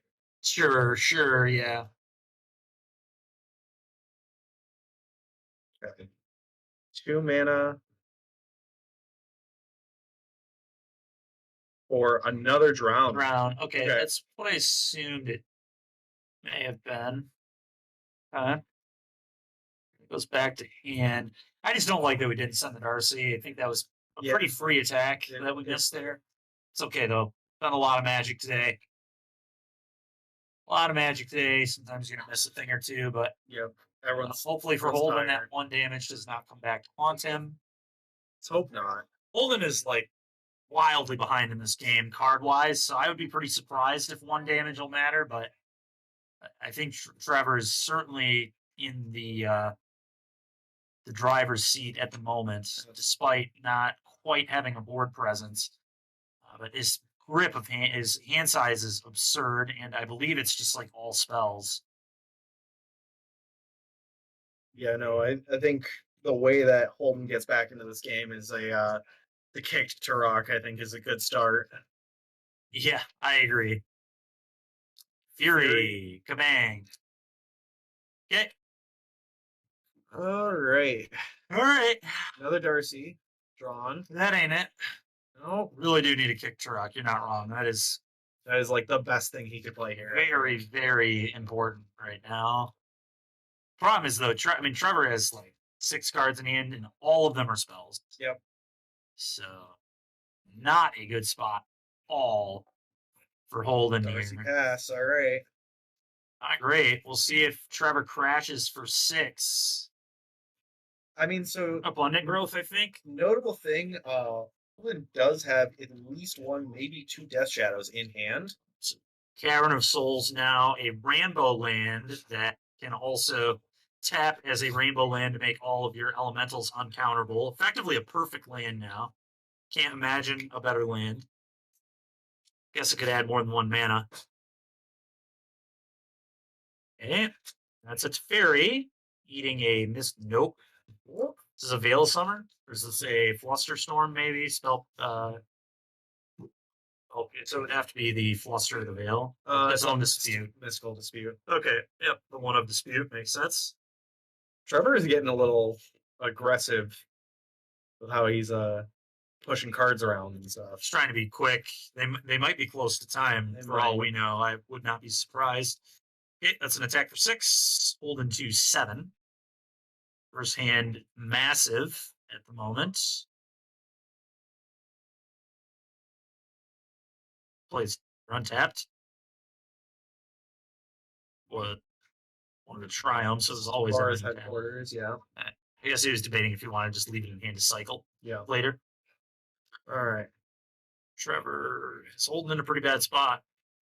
Holden really needs a Death Shadow right now. Removal spell, Death Shadow would be a good start to getting back in this game, but Holden has been just X for 1 just so many times in the game. Just it's hard to imagine that he'll be able to recover, and we really can't tap. Okay, we're going 6, if I'm doing my math right.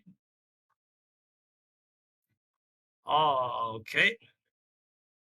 The life totals are a bit flipped. Yeah, I believe Holden is at 6, and Trevor is at more than that. Yeah, okay, I might be a little bit off. It's like 5-12 here. Can Trevor win the game this turn? It seems highly probable, but who knows?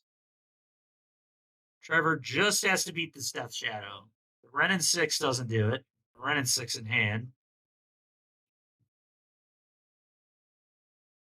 Trevor, we're trying to just check out life total there. Yeah, Check out the graveyard. Renin 6 does very little at the moment. They can rebuy lands. Look at his Ice Fang Coatl in hand too. Trevor's in great shape. He just needs to figure out how to win this game and not let a draw happen with the clock. feel like he is ahead. He just needs to navigate this correctly. Trying to figure it out. Difficult turn. Difficult turn. And this is like the awkward part of 4 colors. You like have turns like this where you like need to think. And your deck, which is the way the deck is, like you don't have time for many of these turns. Exactly. Right. Paint 2. Maybe not. Yeah. It's like he might be casting a red and 6. Man. No? Not sure what he's going to do. He needs to figure it out, though. This is not, you don't want to lose time to things like this. Risen Reef. All right, seems good. Trigger. So we got 3 minutes left. 3 minutes on the clock. So time is a ticking. Okay, Trevor in the tank.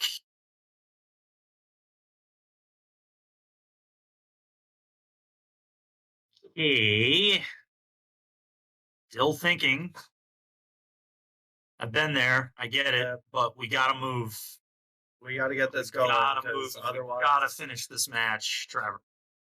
one of you is maybe getting someone. top 8. It's gonna be a very awkward ending. Someone to like scoop to the other person to get the other into top 8. They have to like try and determine who's ahead. Or they just both kill themselves into the top 8, which would be pretty awful way for the tournament to end for both of them. Right.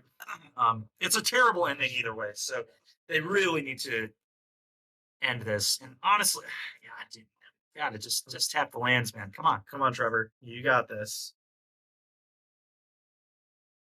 All right. Coatl. Total. Yes. Boom. Trigger. Draw. Land, maybe. Yes. Land. Okay. What else? Swing in. We gotta move. Pass. Okay. Okay. Not sure exactly. Well, okay. Never mind. I do know why we didn't swing it. Oh, no, we can't swing there, but that turn took pretty long time for how deep into the clock they are. It's unfortunate. I really do not want to see this come down to a draw. It'd be a terrible way to end Swiss, especially for these two players specifically. But then again, I guess if they're both 4-1, a draw might get them into top 8 anyway. I'm not sure what their record is. I believe they're both 4-1. Okay, so if they're both 4-1, I guess in theory a draw may just keep them both in top 8 anyway. So who knows? Maybe a draw is actually okay. Yeah. I don't know. Swinging out here. Yeah, the RC had to attack. I think. Yeah. Delirium. Assuming we are delirious. Notable thing. I don't think we actually have the death touch on the Coatl. We should. We have 2 forests in play, so I would hope they're both snow if we're playing Coatl in our deck. We are. Oh, it's 2. It's not 3. Is it? Is it? They do have they have 5 minutes. 5-minute extension. Yeah. Okay, that's big. including the extension. So we'll see what happens. Okay, and okay, did Coatl not have death? Maybe you were right. Maybe Coatl did not have death touch because the shadow did not hit the bin. Yeah, because they just got the 3rd land. It looks like Golden drops to 4. Okay. What's this?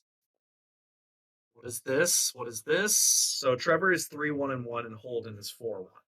Okay. I'll ping you and try to bolt you for game. Yeah. Is that game? Oh, is that a drown? Oh, drown. Oh, drown in the lock. So you have another bolt. If the answer is no. Oh, the fluster. Oh, brutal. That's unfortunate. Oh, man. Holden dying to 2 1-ups in this game. You want to talk about fortunate. You want to talk about tilting. If I knew that I died to 2 1-ups out of the 80-card deck, I think I'd be about ready to flip the table, to be completely honest. Non-tutorable 1-ups, too. Just honestly, just natty drawing a bunch of 1-ups. That's rough. Very rough. Hard loss there for Holden, but honestly, I mean, he got 2-for-1 so many times in that game. I said earlier that I did not think he'd be able to come back, and he actually put up a good fight here.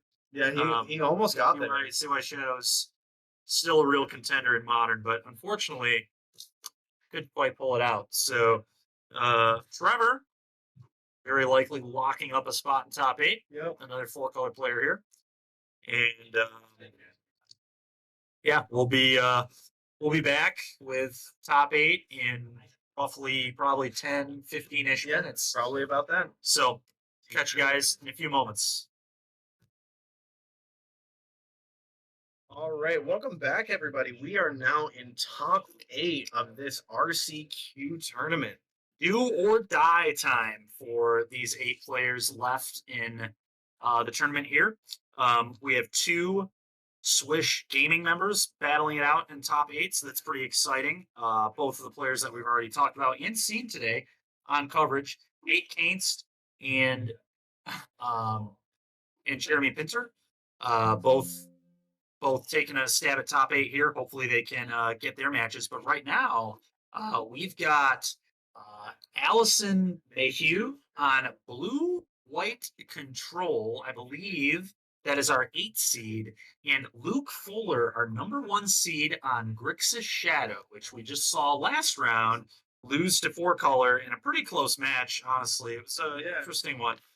Took it to game 3, was tight. But yeah, this is going to be a pretty sick matchup. Blue-White Control actually just took down the 5K at the SCG this past weekend in Syracuse, I believe. So Blue-White Control, somewhat well positioned, I think, in Modern right now, mainly because I think it is a good matchup with both the Cascade decks, especially if they're main decking Chalice, which we'll probably get their deck list in a little while. I know right now the players are using the deck list because we've been streaming the event all day. Yep. Deck lists have been moving around the room. People have been on coverage, so it would be an unfair advantage if nobody got deck lists, because obviously information could travel because we're streaming it. So everybody had open deck lists. Funny enough, we did not split Ash, so they are playing for They're playing for that full spot money right now. Yeah, everything is on the line. So pretty exciting, honestly. This is going to be a heated top 8 here, a lot of good players, and somebody is going to be joining me in that DreamHacks event in November. Absolutely. At the end of this night. And what we'll probably do, I know we've talked about this, we're hoping to get a winner's interview with whoever our winner is tonight too. So that'll be pretty exciting. But this matchup is going to be pretty interesting. Yeah, it's funny seeing this and just thinking back to the days of like 2016, 2017, when the decks that were going around were Blue-White Control, Grixis Shadow, some Eldrazi. Yep, we're getting the deck list now. we are going to check this out real quick.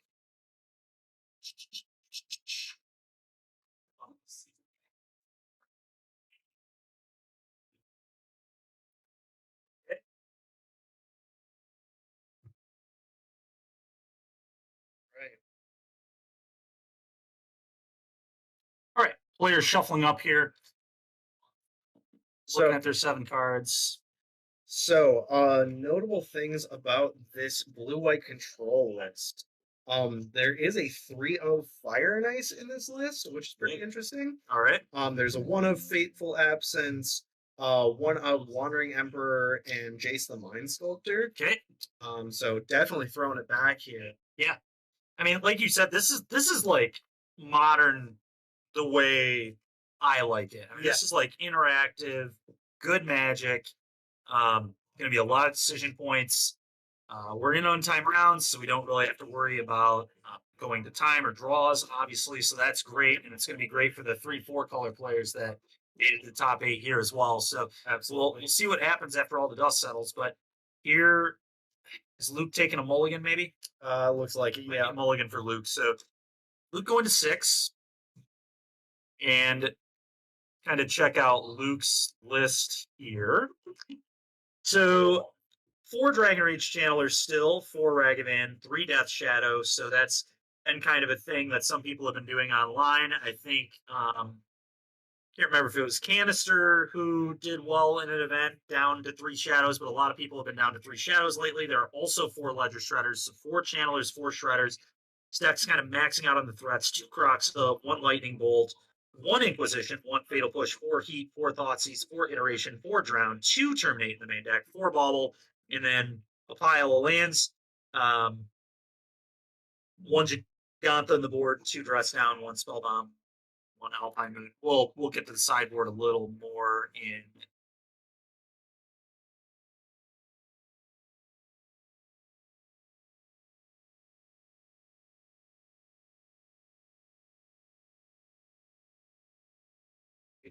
Yep, a little bit of a tech issue here. Unfortunate. There we go. There we go. Yep. Should be good. Right. It's all good. Perfect. So Okay, and resolving mulligans. And it's like we are good to start. Luke has kept a hand. So here we go. It's worth noting too, does Allison not have a companion? No Kahira? No Kahira. Okay. Is there any reason that she would not? Is she playing Snapcaster Mage or anything? She is paying 3 Snapcaster. Okay. Yep. And that's typically when you don't see Kahira, you know that there are Snapcaster Mages because Yep. that's typically the trade-off. You want Kahira, you lose Mage. So, go Dragon Rage Channeler. Good start. Very good start. Very important for Shadow to get on the board with threats early. Yep, that way they cannot be countered. And just getting Nice answer there. immediately using that prismatic ending. I will say, That's a- Basic Plains is kind of an awkward land to lead on, though. That means we're not going to be able to cast Counterspell next turn, nor are we going to be able to cast Archmage's Charm on turn 3. True. So we'll see if that comes up. True. Notable thing here, they are running 3 Mystic Gates as well in their land. Ooh, so never mind. Allison might be totally fine then. Yeah. Plains may not matter. I forgot. I also forgot about Mystic Gate. And 3 I think is a little more normal. I'm not sure though. 2 is pretty standard. Yep. The 3rd, I'm not sure. But it makes sense. The ability to lead off on planes and then also be able to hold up counterspell on turn 2 is a big deal. But again, Luke, another threat. This is what you want to do if you're the shadow deck here. You want to just void. Jam threats. Yep. Void threats. Hopefully we can stick one, and then we can kind of pressure and play around those counterspells much easier. Okay, Luke. Pitching a Croxa into the bin, triggering the Shredder. 1 counter, please. Bauble on the upkeep. Couldn't quite see that one, but that's okay. So Castle Vantress coming down for Allison. Upkeep. Draw. Yep. Yep. Luke. And I would assume our first seed player, probably not going to miss bauble triggers, but you never know. All right, Thoughtseize. It's a good start here. Okay. Okay. So we've got. This is an awkward situation. We don't have a land over here. So it looks like we've got an Opt, a Snapcaster, a Fateful Absence, Dress Down, I believe. Yep. A Supreme Verdict, and I'm not sure what the other I Japanese. believe that's an Archmage's charm, but I can't tell. Yeah. Oh, it's Counterspell. Okay. Man, I am like, he takes the Fateful Absence Yep. Takes Fateful Absence. and writing down the hand. Yep. That's This is a fully Japanese deck as well. That it's is pretty sick. Pretty sick. Somebody really enjoys their. Oh my god! Another Thoughtseize. Thoughtseize again. Let's go ahead and pitch this kind of garbage. Terminate, and now Croxa looming. Allison's like, okay, I'll show the hand again. Yep. Takes the Snapcast. Snapcaster, okay. So Luke saying you can have your op in your land drop. I don't care. I think I respect that for sure. Did Luke shock there? He did. He did. Trying to get some pain for future Death Shadows, probably. Most likely. Another land there off the top for Allison ain't too bad. This is definitely not a matchup where the Death Shadow cares about their life total too much. No. How many colonnades are in the stairs with her? 1. Okay. So One colony. how about Hall the Storm Giants? 1 as well. Okay, so those are things you do have to be aware of and worried about, and Snapcaster Mage is something you have to be a little bit leery of as well. You don't want to put yourself in a spot where Snap can just ambush Viper and steal a game, Yep. which is certainly a thing that could happen. Okay. Fuller puts the Gigantha in hand. The Moose. Press down. Draw a card. Honestly, like, Allison is in an okay spot. There's not a ton of pressure, and if Allison's able to string some land drops, we've still got that verdict. Now, the scary thing, though, is Luke does just have that Croxa in the graveyard, so, you know, we need to, there was a connive trigger there pitching a land. Draw off the op, then we're going to draw for turn. Not sure what Allison's life total is. It certainly is not 20. No, I think it's 15 or less. yeah, I think it's 15. 14. Okay. Probably a fetch that I missed in there. Okay, 2 mana. Is this going to be a prismatic ending? I would imagine. It is indeed. Uh-oh. All right, well, and we know that Allison has counterspell, so if Luke plays either Gigantha or Croxa, likely going to meet a counterspell. Honestly, I think we would counterspell, and then we'll verdict the next one. Yep. Luke likely going to just go for Gigantha for mana efficiency here. I think he'd rather have that one get countered. Luke managing his life total intelligently here. Doesn't need to go any lower. Shocking yourself down to 6 is very risky business. Luke knows that. It's very, very good life management from him. There's no reason to be aggressive and get the shock. Let's just get the basic and play a 5/5. And that's what you've got all the mana you need right now. You're doing fine. You don't need to shock it in. And Luke debating, do I go for the Croxa or the Gigantha? Gigantha, that's going to eat a counterspell unless Allison thinks that verdicting this is right, but then we have to let a Croxa resolve, which seems terrible to me. So I agree. I think we're going to counterspell this.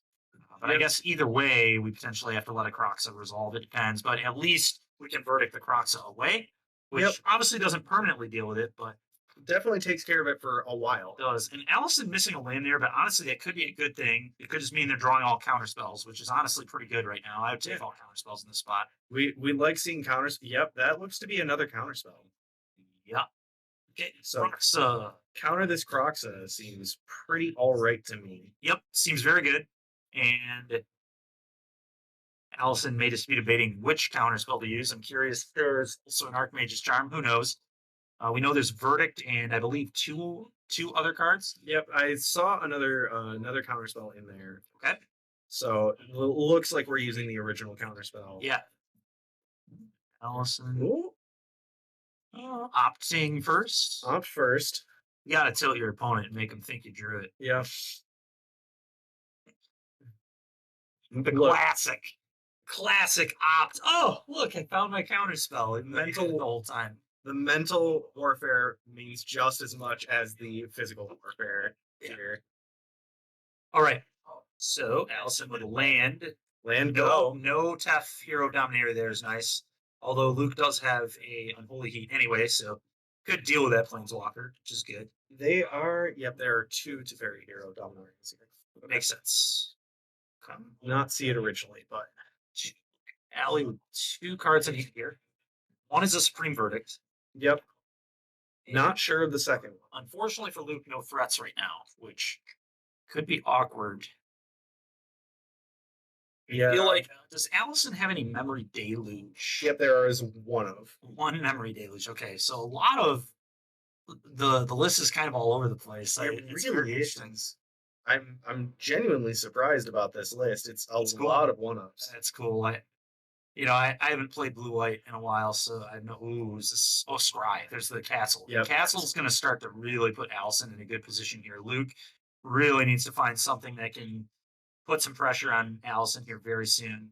Throw me back to the what was the flip card from Ixalan? The flip card from Ixalan. The blue one that turned into a land. It was an enchantment. You could bin something at the beginning. Oh, Search Rescue. Yeah. That card was nuts. Card was insane. I actually was playing that in Pioneer at the Energy in Lansing in my sideboard of Phoenix. It was my post-board plan for Rakdos. I was searching into Shark Typhoon. Yeah, I would hardcast Shark Typhoon and make 8/8s with Treasure Cruise, and it was nice. Very nice. Yeah. I'm not sure that it was quite as good as the Fable Crackling Drake plan that some people have come up with, but I've seen it was a good plan. Yeah. So it looks like an expressive iteration is being resolved by Luke right now. And that was a pretty perfect draw from Luke. We Yeah. really need some action, and the old seems Pretty good. Pretty good, and there is a letter shredder over there. What the card in the middle is there, but Oh, so exiling a Okay, so it's a- Mishra's Bauble. so there's a wobble, and I assume a shredder Yep. got taken. Maybe not. Can't see what Allison revealed, but it's okay. I'm sure we'll see it soon. So maybe Luke is playing for the long game here. Looks like he did not take the shredder. Interesting. It is interesting. I'm curious what the card is. So what he might be doing as well is he might be sandbagging the shredder To get the connive. to get the connive. Yeah. That'd be a good play. You're right. It might be happening. I can't quite tell. But Luke is trying to acquire cards. So there's a fatal push over there. And honestly, fatal push like seems terrible until it just like kills the colonnade or kills Yep. the Hall of the Storm Giants randomly. So Exactly. we'll see if this fatal push actually ends up having text. Better than it may seem. May get connived away too, but either way. Or mana. Or mana for Jace the Mind Sculptor. And it, is, Drown in the lock. it looks like a Drown Lock. Yep. That's a counter spell. Counter spell on that. Okay, Yep. that was really good exchange for Luke because Luke just has the heat anyway. Fair. I feel like Luke may have actually baited this fight. I don't think this was actually a good fight for Allison to. I don't know. I mean- Was it good? Was it bad? It's hard to say, but the odds that Luke has a heat at this point in the game are pretty high. He hasn't seen. There are none in the graveyard yet, and now Croxa can come back. So I will say I get fighting over the Jace just because of the unsummon ability on it, but The problem is now we can't counter this Croxa buyback, right? So like True. Croxa's going to come back in 2-for-1 us, and we probably just have to keep the verdict to verdict it away. so I did see she did draw a Solitude. It's true. Is there a hand hate? There's a bauble. I'm curious if what would be a disaster for Allison is if Luke has a Thought Seize. Thought Seize you into Croxa would be just filthy. Okay, so it doesn't look like he's going to go for the Croxa yet. Says, no Well- thanks. I want to get some triggers, pitching the push, getting the counter, Play land. play a land, pop Bauble. Baubles himself to know if he wants to fetch. Nice play. Very, Luke, so very far, nice. we are seeing why this is a 1 seed in our top 8. He's played this game really well, clearly understanding how he needs to play the deck. And You can tell there- he's gotten a yeah. lot of reps on this deck. Yep, there's a reason this is our 1 seed. Played this game very disciplined. I think is currently in a pretty good position at the moment. Absolutely. Being at 6 life, a little scary, but Yeah, slightly, but the good news is blue-white, not the best deck at pressuring the life total. Yep. So I think Luke will be fine. And it's kind of nice that he's at 6 because 1 shadow is a 2-turn clock being at 6 and your opponent at 13. 7 is 14. So I think Luke would prefer to be at 6 than any other life total. Just want that 2-turn shadow. yep. Here's, oh my God, that's a Thought Seize. That is nice. And an iteration over there. So Thought Seize is going to be deployed. We'll see if we want a Croxa. And Allison is in some deep trouble here. Now, Yes. Luke is going to go to 4, but again, blue-white, not amazing at pressuring the life total. So Is 2 Solitudes. and double solitude verdict. Oh, verdict. Verdict, I think, right? Well, Yep. unless the verdict got shuffled away. No, you're right. It's a Mystic Gate. So the Yep. verdict must have got brainstormed away or something, I guess so. or taken earlier. But I think it probably got brainstormed away. Most likely. Okay. So, yeah, this is it's an interesting spot. So- Knife. Yep. Notably, she still can hard cast the Solitude. Yeah, So Yep. And she was trying to save it, I think, for the Croxa, but Luke is going to put her in a position where she may not be able to do that. yeah. We'll see what happens here. Thoughts? Taking Yep. And another he is going to force this play potentially. Now Luke's going to go to 2 though, Yes. which means like any threat in Allison's deck is now lethal. So going to 2 is like pretty awkward. Yeah. Here's this. Oh, drawn the Down it. Okay. 3. Go to 10. Right. All right, so I think best possible here for Allison is Snapcaster Mage off the top. Yeah. I Yes. guess best possible Snapcaster Mage is pretty good. Either that or Wandering Emperor. Wandering Emperor is very good too. Trying to think of some other nutso draws. Maybe the one of Deluge into Snapcaster or something else. Yeah. Teferi Plus into an answer would be really good. To this Ledger Shredder. We'll see. Looks like she's hard casting a Solitude again. Maybe. Maybe.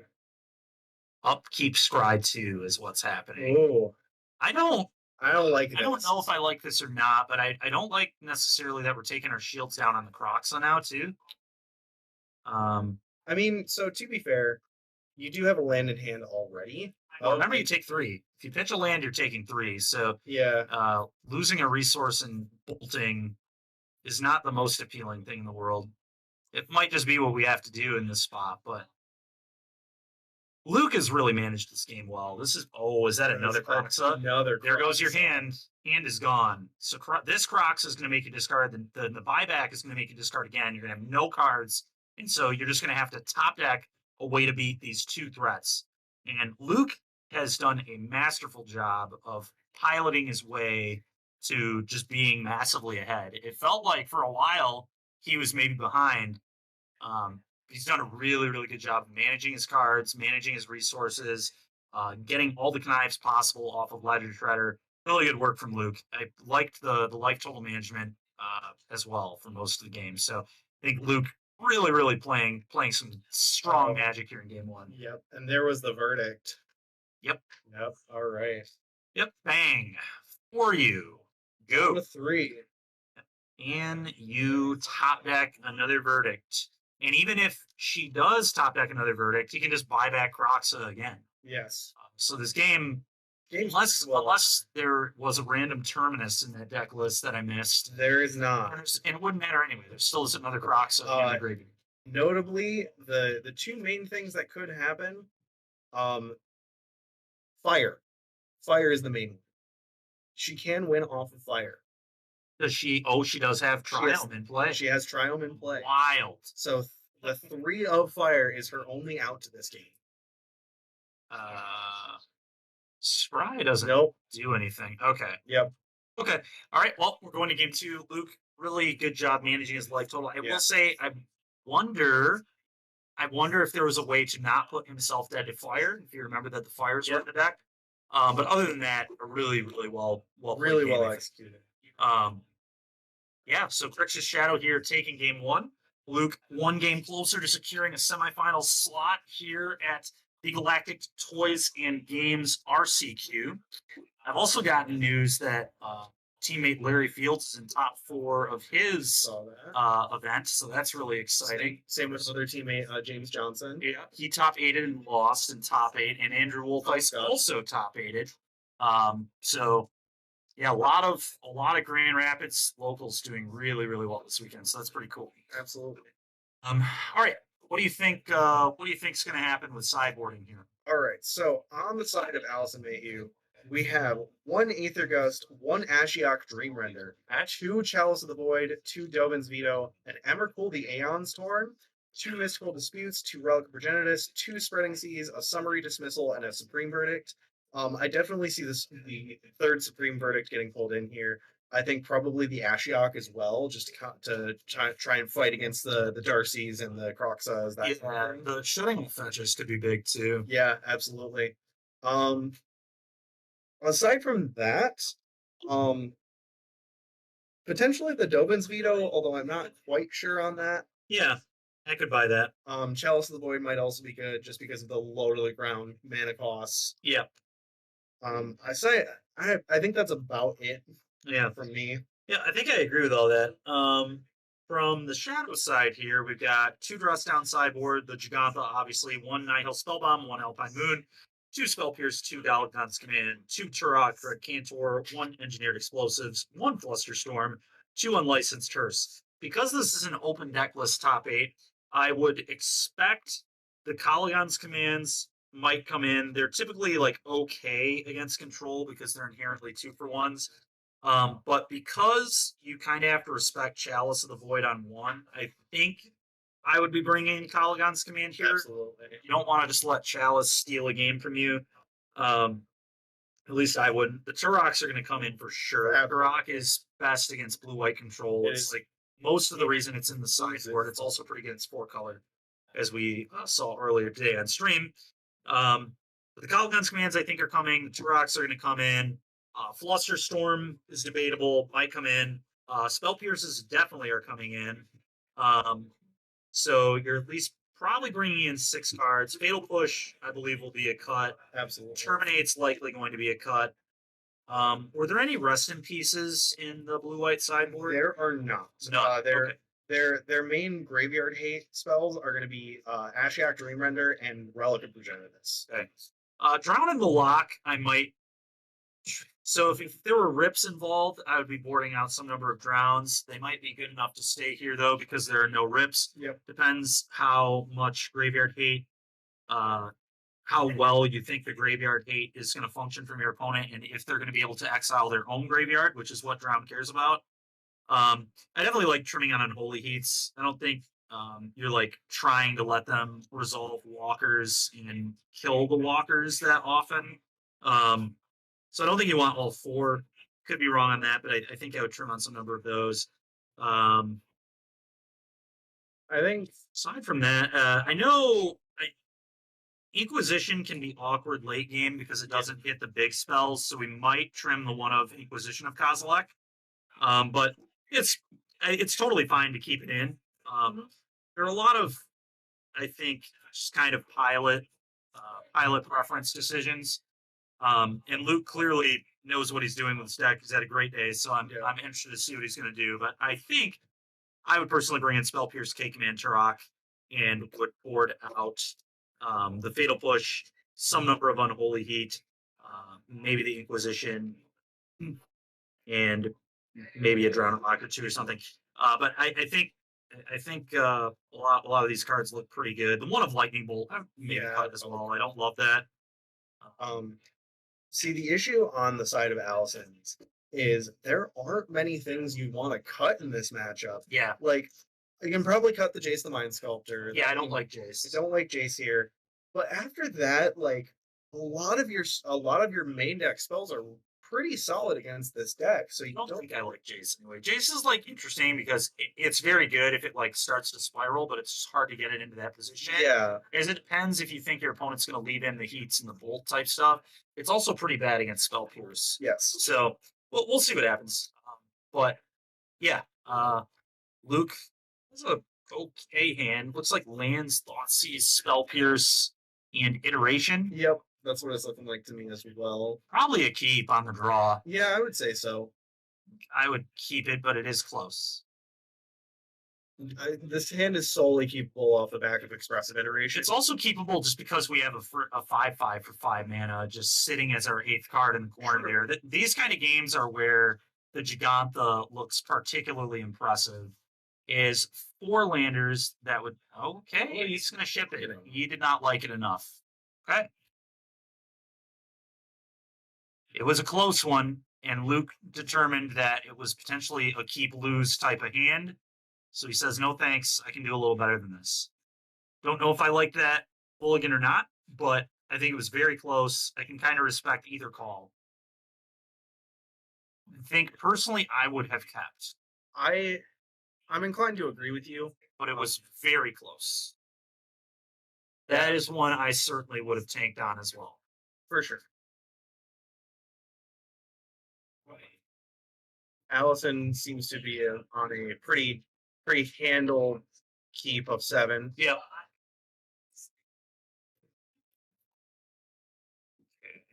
All right, so Spell Pierce, Thoughtseize. Looks like 2 Thoughtseizes and a Holy Heat. So no threats again, but Luke happy enough with his hand. Yeah. Says, okay, I've got 2 Thoughtseizes. We can rock. Okay, Flooded Stream. Draw a card. Looks like another Unholy Heat. This type of hand is why I like trimming Unholy Heats. It's because you just really don't want to draw all like interaction with Planeswalkers and not have other stuff going on. But, I mean, in the mid to late game, they could definitely convert for pretty big value. So let's kind of see how this game plays out. I'm really curious what sideboard was. And who knows? Maybe Luke will get first place in this event, and we'll get to ask him later in Right. the winner's interview, assuming we do one of those. That shot. Let's see. The old 5 myself on turn 1. I'm confused as to why Allison's card is flipped upside down. This is just a shortcut technique, actually. Some players do this sometimes. Basically, she doesn't want the Thoughtseize to have the information of what land she's getting. So she just resolved her fetch to save time, but is not showing what the land she got is yet. Fair enough. Because the Thoughtseize should resolve before that information is known. Fair enough. Makes So sense. it's just, yeah, it's a shortcutting technique that you don't see all that often. And in top 8, it's not the most necessary. But in Swiss, that kind of thing can buy you those precious like 30 seconds or whatever. Yeah. That could be the difference between a draw and not a draw. Okay, Luke at 13. Let's see. Thoughtseize number 2. Oh, Darcy. Okay. Darcy into Thoughtseize most likely. And there's a spell Oh. pierce in Luke's hand here too. So if Allison does go for the 3 minutes of fairy, or no, No, he took the 3 he took minutes. the 3 minute F and left the ending. Interesting. See, I thought with the way things were shaping up there, and it's possible Luke just drew the Darcy off the top, so I he think didn't. so. Yeah. So Another unholy heat. yeah. Oh, okay. Ledger Ledger Shredder. Shredder there's pretty good. Missing the land though is not. No. And 3 unholy heats is also not good. And We- this is I talked about how I like trimming that kind of card in this matchup. This is exactly why. It's just not doing anything right now until you fall behind. Yep. So, hopefully, well, it's going to do something now. Maybe. Oh, the Fate Seal. Fate Seal. I love the Fate Seal there, to be honest. Yeah, as agree. long as Luke doesn't have Delirium, which I don't think he No, does. he does not. So the Fate Seal here protects the Jace from both Bolt and non-delirious Holy. And you notice that Luke is missing land drops here. So you really just kind of want to keep not allowing him to draw lands. Yeah. All right. I will say, though, what Luke can do here is go Thoughtseize you, Thoughtseize. Unholy Heat, Yep. trigger Ledger Shredder, and try to Hail Mary into Delirium, potentially. So getting rid of the Wandering Emperor there. Looks like 2 lands left over. Okay. And then unholy heat the Jace. Definitely pitching another Heat. Oh, and then we have a land to Heat again. So we actually can deal with the Jace. Not the most efficient way to deal with a Jace, but a way to deal with Jace nonetheless. Yeah. Definitely not great that you have to run through basically 3 cards. Oh, here. and there was Delirium. So Okay. we didn't even have to double heat it. And so we talked about how we didn't love Jace in the matchup. That's why. Just 8 an unholy heat. Did not produce any value.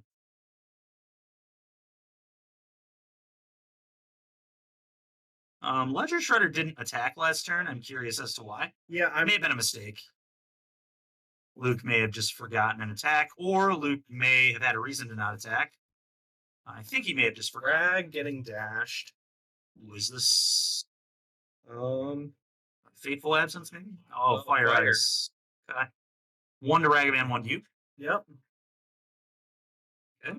I mean, I like that. I like that play, honestly. Yeah, of course. Yeah, good use of that. Luke debating what to do here.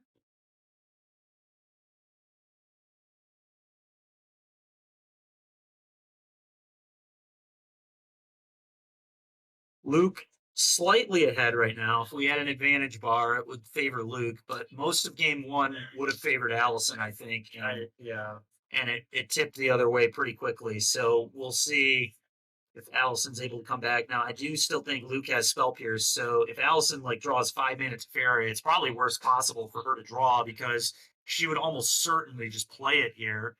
Because otherwise, you're just exposing it to Thoughtseizes later, and it's going to get harder to resolve. So you're kind of tempted and baited into just slamming it and just getting absolutely annihilated by the Spell Pierce. Yes. All right, but it looks like that's not what she drew.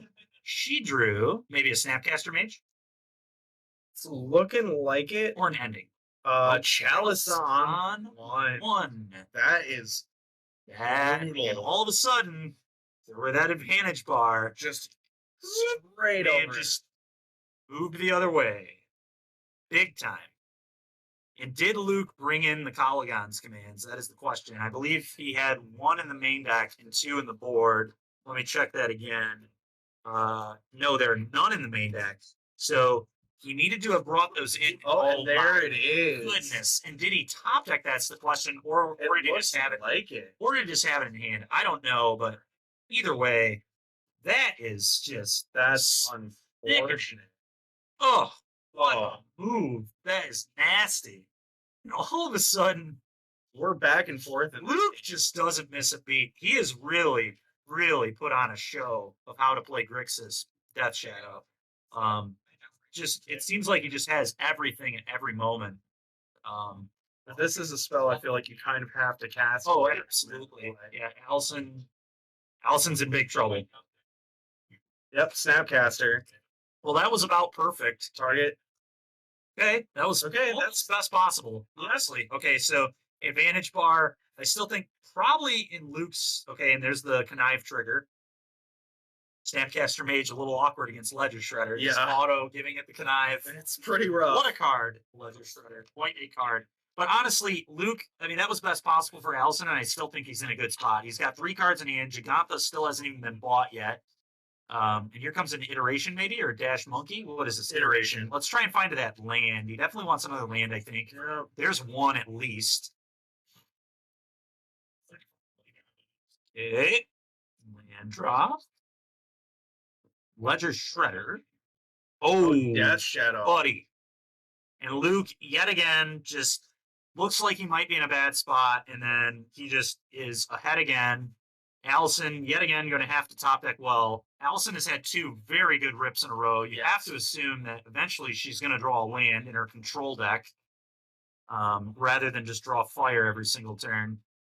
But we'll see. This has been a really, really fun match to watch. Yeah, honestly. it really A has. lot of like big off the top. Oh, is this a fat shock? That's shock. Okay, down to Okay. 5. So Does he just like have another shadow? the shadow is an 8/8 right now. It is. And another. It's Oh, a monkey. Ragavan. Sure. Yep, I dig it. I think Sorry, so Allison like needs a verdict. Like she needs right a now. verdict, or at the very least another prismatic ending. Yep. Solitude would be good too. Solitude. the shadow, and then could block the monkey with snap. Okay. Oh, pass. Oh, Okay. Go is interesting there. Hey, Luke, a lot to think about here. What is that one card she drew? Allison in trouble right now. Clinging to life. Okay. But now, what do we do now? How crazy would it be if we did draw the Solitude to just take Yeah. damage from both these threats and just flash in a 3/2 and try to just 5 Luke? That would honestly. That would be a very incredible. That would be a really interesting way for this game to end. He's not going to let it happen. No, definitely not. Luke's not going to walk into that potential. What does Allison have? Just going to take? No effects. What does Luke do? It's on Luke. I think I like just kind of staying at 5. I think Yeah. 8 damage is pretty real here. Yep, and he agrees. So it's 5-all now. 5-all. Allison, 5 life away from being knocked out of our top 8 here. Yep. In severe danger. Oh, What is this? Gigantha to hand, potentially? it's looking like it, I think. Could be. He's going to leave up the blue source. That spell pierce. Yep, there it is. So, okay. Really didn't have anything impressive there. Big trouble. Technically can chump the shadow. Yeah, we've if got Luke 2 doesn't have a removal turns. spell. But Monkey's going to get hit us now. Start generating mana. Put us to 3. Potentially hit a spell off the top of our deck. Who knows? I would love to see Monkey hit a 3-minute fairy. There's one of those is Solitude, I think. Ooh. Oh, this. So things get interesting now. Yep. Okay, 2 mana.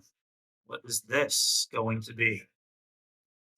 Now, unfortunately for Allison, the whole Solitude kill you play isn't really an option. Draw on the lock. Drown in the lock. Okay. So it's going to kill that. But Solitude here going to make this a game. Yep.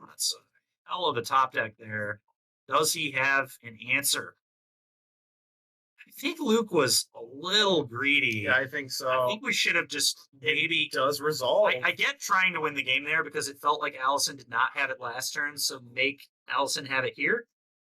But to be honest, Luke still not even in that bad of a spot. Like No. we lost our Shadow and we lost our Ragman, but we still just have this Ledger Shredder now. Safe to assume that Allison probably doesn't have another good card unless she just top decked it again. Archmage draw is two. true. Wow. Allison's draws this game have been unreal. Honestly. Potentially clawing her way back in. It's not looking good, but all of a sudden, starting to look a lot better. There is a 5/5 floating in Luke's hand still. Sister fairy. Jigantha, okay. Down to 7. Second spell, that's Connive trigger. Yep. Oh, did he miss it? He missed it. He missed the Connive trigger. It's the knife. Yep. That That's might cost him. One of the first missteps we've seen from Luke in the entire match, to be honest. Long day, a lot of things going on. Yep. Absolutely. All right. So this Teferi probably going to put in a good amount of work, honestly. I believe it. Okay. Well, yet again, the advantage bar. I think it's now on blue-white side of the board slightly, but it is close. Very, very close. Allison has had a really nice string of draws. 3 or 4 excellent draws. I do think Luke was very slightly greedy on the drown. I do like trying to win the game, though. I respect trying to win. It didn't work out. Playing the Gigantha. The moose. The moose is loose. Elk. Taking up Teferi. Plus Playing land drops. Your turn. Okay. Luke. And about fetching. He's going to do it. 2 cards in Allison's hand. Luke going to... Is this coming in tapped, or is it going to come in shock? Coming in shocked, and then he's Okay. going to tap it for mana. So 6 total mana coming out. Yeah, next turn. Yeah, here this is still on the end step, I believe. And we know the last card in Luke's hand is the Shredder, I believe. The Shredder Yeah. that the Teferi. Yep, and I don't know if he shocked or not. It looks like he did, because he was at 11. Okay. And I think we just rumble and we go at Allison's face. Yeah. I would like to put Allison to 2, I think. It's a tough call, but I think the 5 damage here is really big because that makes like Dash Monkey lethal. Okay, we're going to try and remove the Teferi. I respect that too. Supreme Verdict Verdict. at instant speed. Yep, there it is. It's because the Teferi plus Ledger Shredder, and then is it Kalagan's commands? No. Tap 3 mana, do nothing. What is that last card? We can't do it at instant speed. Nope, it is called. Whoa. Doing it. Did that happen main phase? It must have. It must have happened legally otherwise. Okay, that. Yep. It got countered. It did. Top deck city here again for Allison. Now it's just a game of top decks. Yeah. This is good old magic right here. It Just really top is. deck all game long. Who's gonna draw better? Who's gonna play their cards slightly better? But this is like, I think I would just attack Fairy for. Oh, I see. Dash the monkey. I see. Okay, I like this. Monkey can crash at Allison. Shredder can kill that Teferi. And if Allison doesn't have anything impressive here, okay, what is Is this an Archmage's Charm, maybe? I'm curious. Archmage's Charm is interesting here. It is. Allison needs to be careful to not use it to steal a dashed monkey because that will not work the way that she wants. Okay, draw a card. Ice. Ice draw. Monkey probably needs to hit the Teferi now and not. Yeah. Oh, Hitting all Alice. right. I don't hate it. Oh, that's Hitting a cool. refill. That's a redraw too. Love it. That is great. I'm not sure that wants to bump it though, just because. I would certainly cast it at least. Yeah, He's going to cast it. I think we will probably be. Second spell gives us another counter. Man, these blind connives, spinning thought seizes has been really fortunate for Luke because honestly, the relic's kind of gas because it makes Snapcaster a pretty bad draw. yeah. So I think Luke might just hold the relic in play to protect himself from a top deck snap. We'll see if Teferi just bounces Ledger Shredder here. I think you might have to do that. Depends what your card is, though. Okay, they both have relics. Wonderful. Okay. This is where you really pop. Yep, that's a pop. Yep. Gotta find some action. Gotta decide if we want to -3 Teferi or not. It's a big decision here. I think we're gonna have to, though. I think we're gonna have to. We will see, though.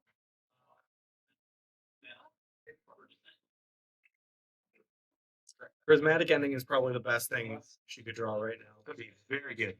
Solitude. Solitude also very Notably would be excellent because we could go Solitude. We could unsummon the Solitude, put it back in our hand with a Teferi. Yep. But not what happened. Okay. This top deck war is This is something. This is good, honest magic right here. Top deck war initiated by the Jund-esque deck. Grixis Death Shadow. Okay. 2 mana. Dashing a monkey again. Tap slightly differently, thinking about what to do. The basic swamp, tapping, ledger. Another ledger Gets a shredder. connive trigger this way. We do still have that monkey. I would imagine we dash it and get a connive trigger. Most likely. Yep, and there it is. Yep. Rigger. I don't know that I love tapping out a red, but must be a reason. Okay, pitching a wind.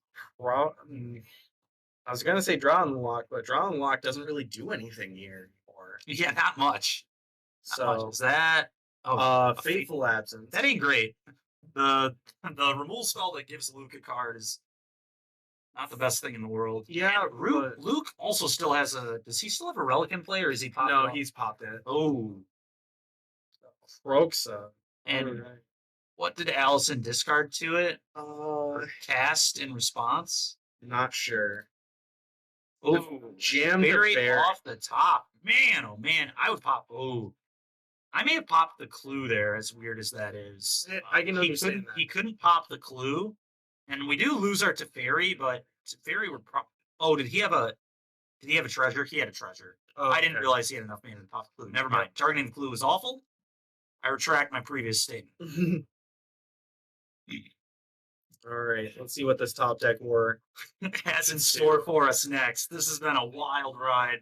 This game 2 has been so back and forth since like turn 6. I do feel like Allie's behind though. 1 card in hand to Luke's 3, 6 life only. It's definitely He does have a Delta in hand though. That's not good. Yep. There is a Croxa in the yard now though, so that's interesting.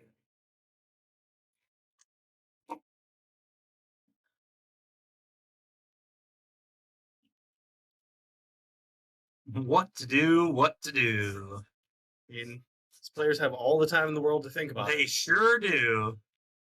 They sure do. I'd imagine Ledger Shredder's coming back. Looks like he has Drown in the Lock too in hand, which doesn't do much with a 3-mana tap in play, unfortunately. Yeah. Let's That see. spot. If those are the 2 cards, I think Luke is in an awkward position, assuming Allison has something that matters in her hand, but Luke just needs to hope that's not the case. Ledger Shredder. Okay.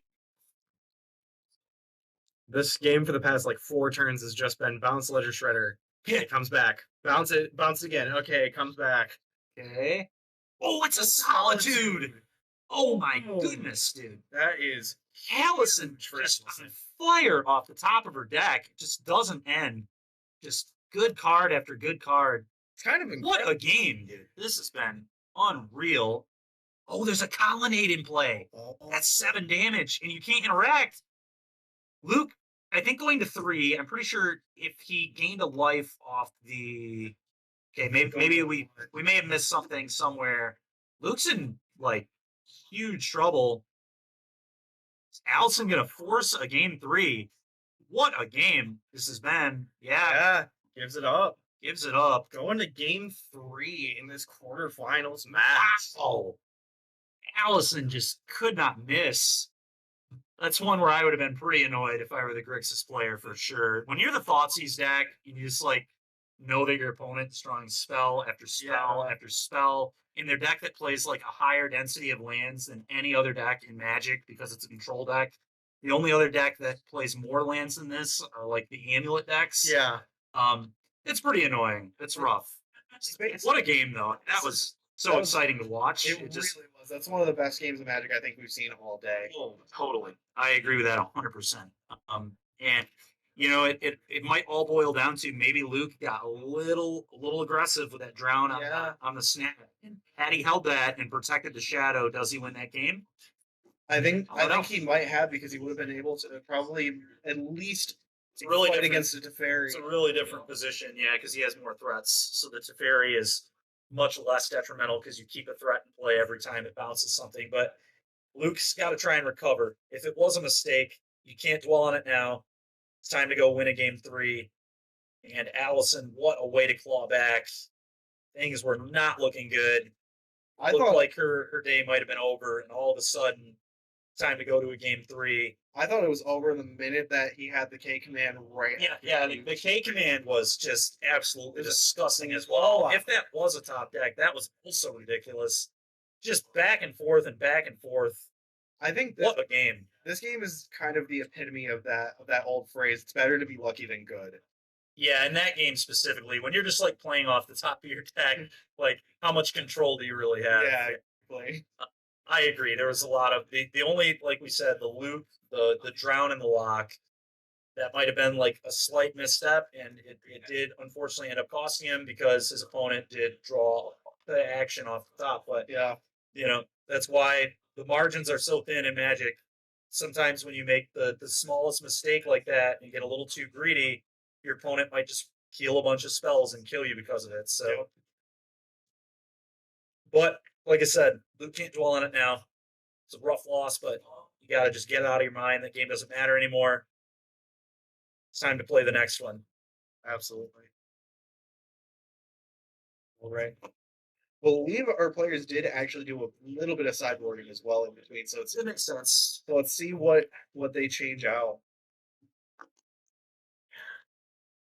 I'm not gonna lie, I was pretty surprised to see that Jace the Mind Sculptor in game 2. But And the way it just got unholy heated too, it was not very good. But who cares? yeah, We'll see. We'll see what happens in game 3. If this game is anything like game 2, we are in for a wild ride. absolutely.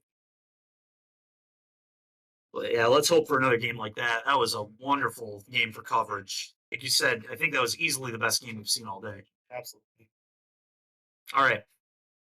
So here we go. One of these players going to win this game and advance. One of them, unfortunately, going to lose and be ousted from this tournament. Luke going to ship it back. I'll say Luke has been pretty disciplined with these mulligans. It's clear that he does not think keeping a hand with no threat is acceptable, which I can get behind that. I Threats are respect important for sure. But he's not gonna keep like Thoughtseize counterspell effect in this matchup. He doesn't think that's good enough. Oh, and I definitely kind of agree with him because you definitely need like a turn 1 or turn 2 threat in this matchup to even have a shot at it. Just because Now Allison also going to 6, so they're both on a roll to 6. this is interesting. I definitely think it's a bit worse for the control player to be on 6 than it is for the Grixis player. It might be. It's kind of made up for by the fact that she is on the draw, though. The draw, having the extra card here will be nice. Makes the mulligan a little less painful. But yeah, mulliganing against the hand hate spell deck too can be rough. So we'll see what happens. Okay, Luke taking a gander. Taking a gander here. Allison peeling her cards off the top. Ready. What a match this has been. And looks like there's some pretty good ones in there for Luke. We've got a Thoughtseize, a Spell Pierce, and a Ledger Shredder, and a K Command. What a hand. That's a nice hand. I think 3 lands as well, so you really can't draw it up better than that. Threat, Honestly. hand hate, counterspell, and answer to the chalice, and 2 for 1 inherently. So see what happens. Shock Thoughtseize is going to be turn 1. So we're all going to get to see Allison's hand here, which is nice because we're just going to get to know how she draws for the entire game. Yep. Which is, oh, here we go.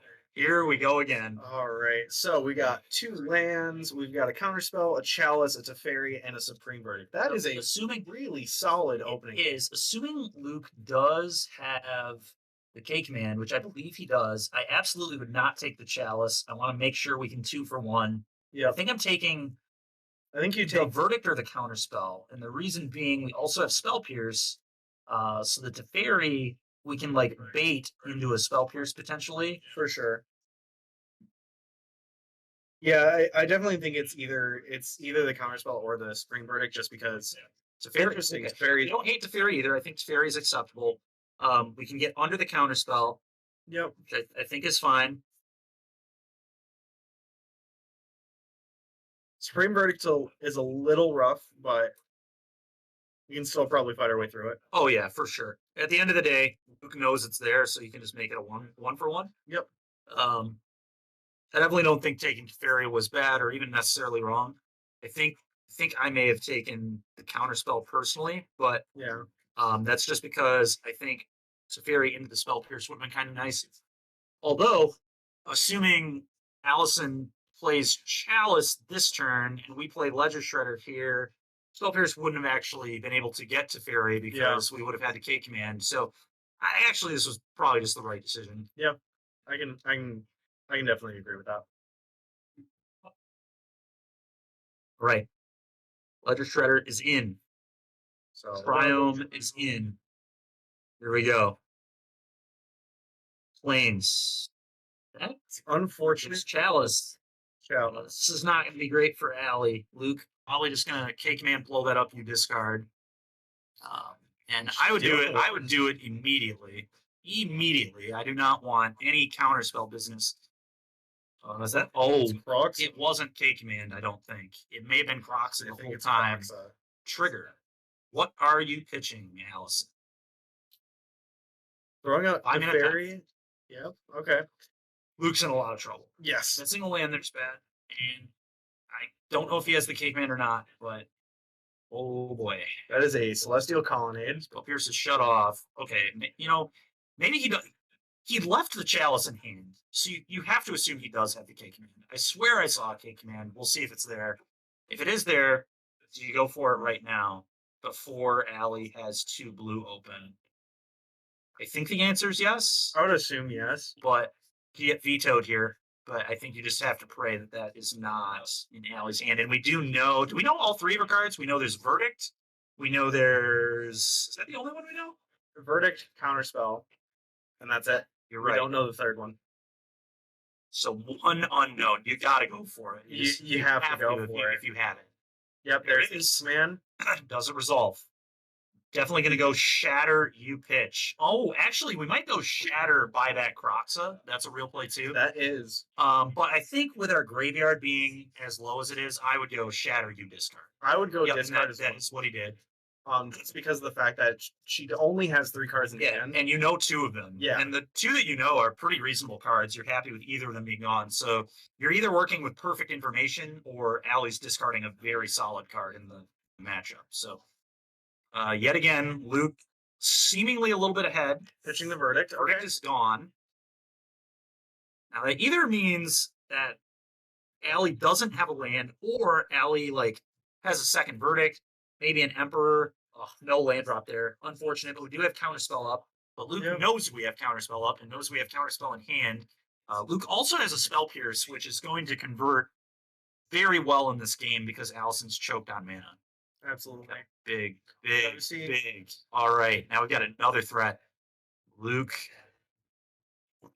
has Allie in a rough spot. Passing over. It's a Casting the Counter spell pierce. No. I I mean, want my threat, please.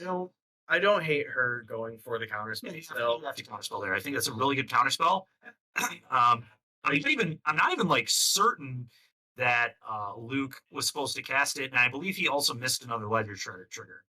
Yeah. Because that was the That was the the second second spell. So Luke, we were talking him up so much in game 1 and towards the beginning of game 2, and now I think he's starting to maybe play a little too quick.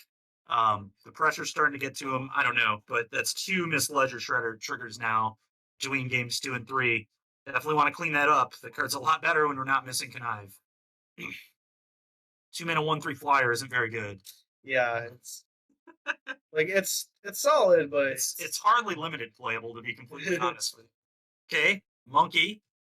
Ooh, ah. It's an attack for 6. we're going. All right, that's a whole Storm Giants right there.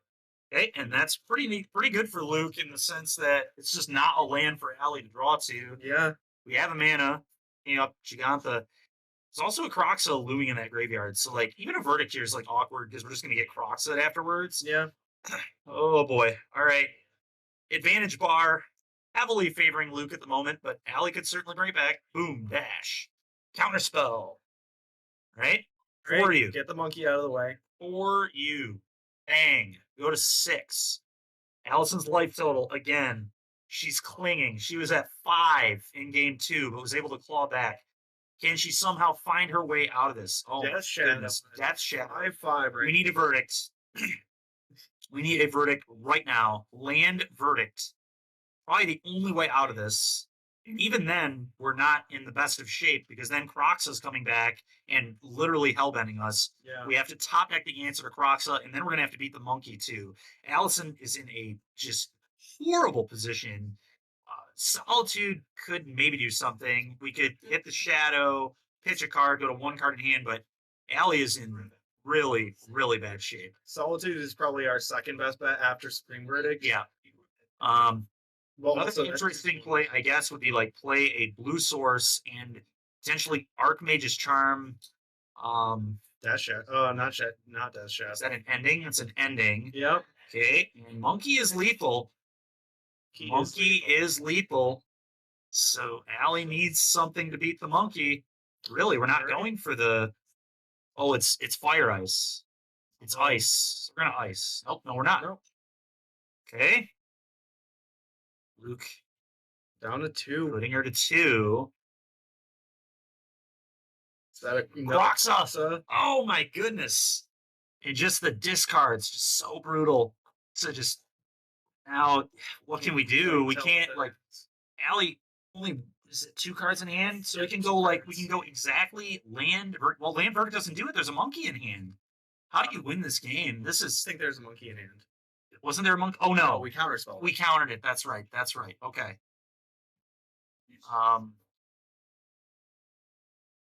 Okay. Yeah, it's Gigantha in hand, isn't it? Yep. Looks like he pulled it. Okay. So like land verdict, yeah, all right. Maybe not dead quite yet, at least.